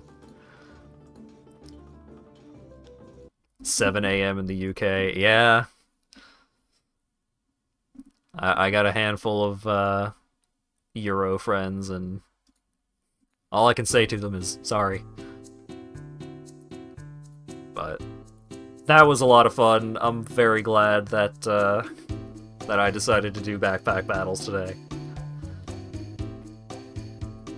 But as for what I'm doing for the next couple of streams, Saturday, assuming that I am doing okay, because I may still be on the mend from flu and COVID shot at the same time. Assuming that I'm good to go, Friday is going to be Hitman 3. I don't know if we're going to get through the rest of it, but we're going to get through some of it. Monday is going to be the DLC and final boss of Cursed Dark Souls. Alongside, I think I'm going to do the Vampire Survivors DLC, because they put out some Halloween DLC. So I wanted to be festive. Tuesday is going to be more Yakuza Like a Dragon. Tuesday is also Halloween, isn't it? Yeah. Considering where we left off last time in Yakuza Like a Dragon, Halloween is kind of fitting. And then next Thursday is currently kind of up in the air. It could be a couple of different things, because I've still got a handful of games that I want to do one-off streams of. Maybe it'll be one of the Personas or something, Persona 4, Persona 5, just do, you know, the first 4 or so hours of that game.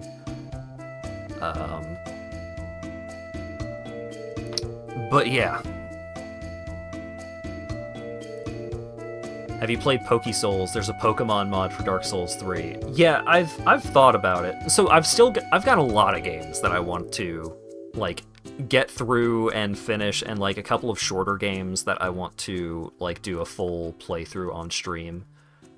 Like at some point I want to get around to playing through the Devil May Cry games. But there's just so many games right now, and so many good games too, that I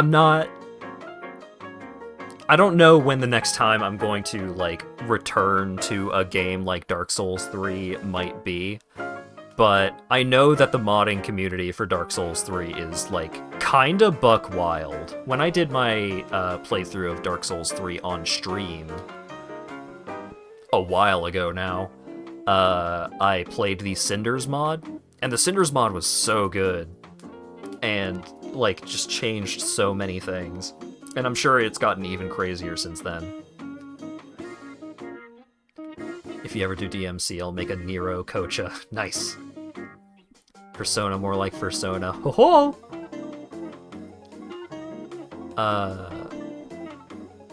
Yeah, like, there's a lot of games that I want to check out, and like mods that I want to try out. Oh, also, I've got a hankering to do a multiplayer thing, gather together a couple of my friends and do a big, more of a spectacle, more of an event kind of stream of, there's a thing out there that does randomizer things that I would like to do with my friends, and so if I could pull that together, I think it would be a pretty fun show to watch. But no immediate plans for that. That's going to be sometime in November. But yeah, that's it for the stream. Before I get to thanking folks and notifications and such, is there anyone still going? Oh, Umpuko is streaming Alan Wake 2, so that's pretty cool. So we're probably going to raid them. Thanks again to Dan for the gift sub, Pixel for the big ol' raid, and thanks to everyone from that raid who hung out for a while. It was great to see some new faces hanging around. Love to have y'all. Thank you so much. And thanks again to Nambi for the follow. And of course, thanks to everyone for showing up and hanging out and chatting and all that good stuff. And hopefully I will see you all again on Saturday for more Hitman, assuming that I'm in streaming condition. Have a good one.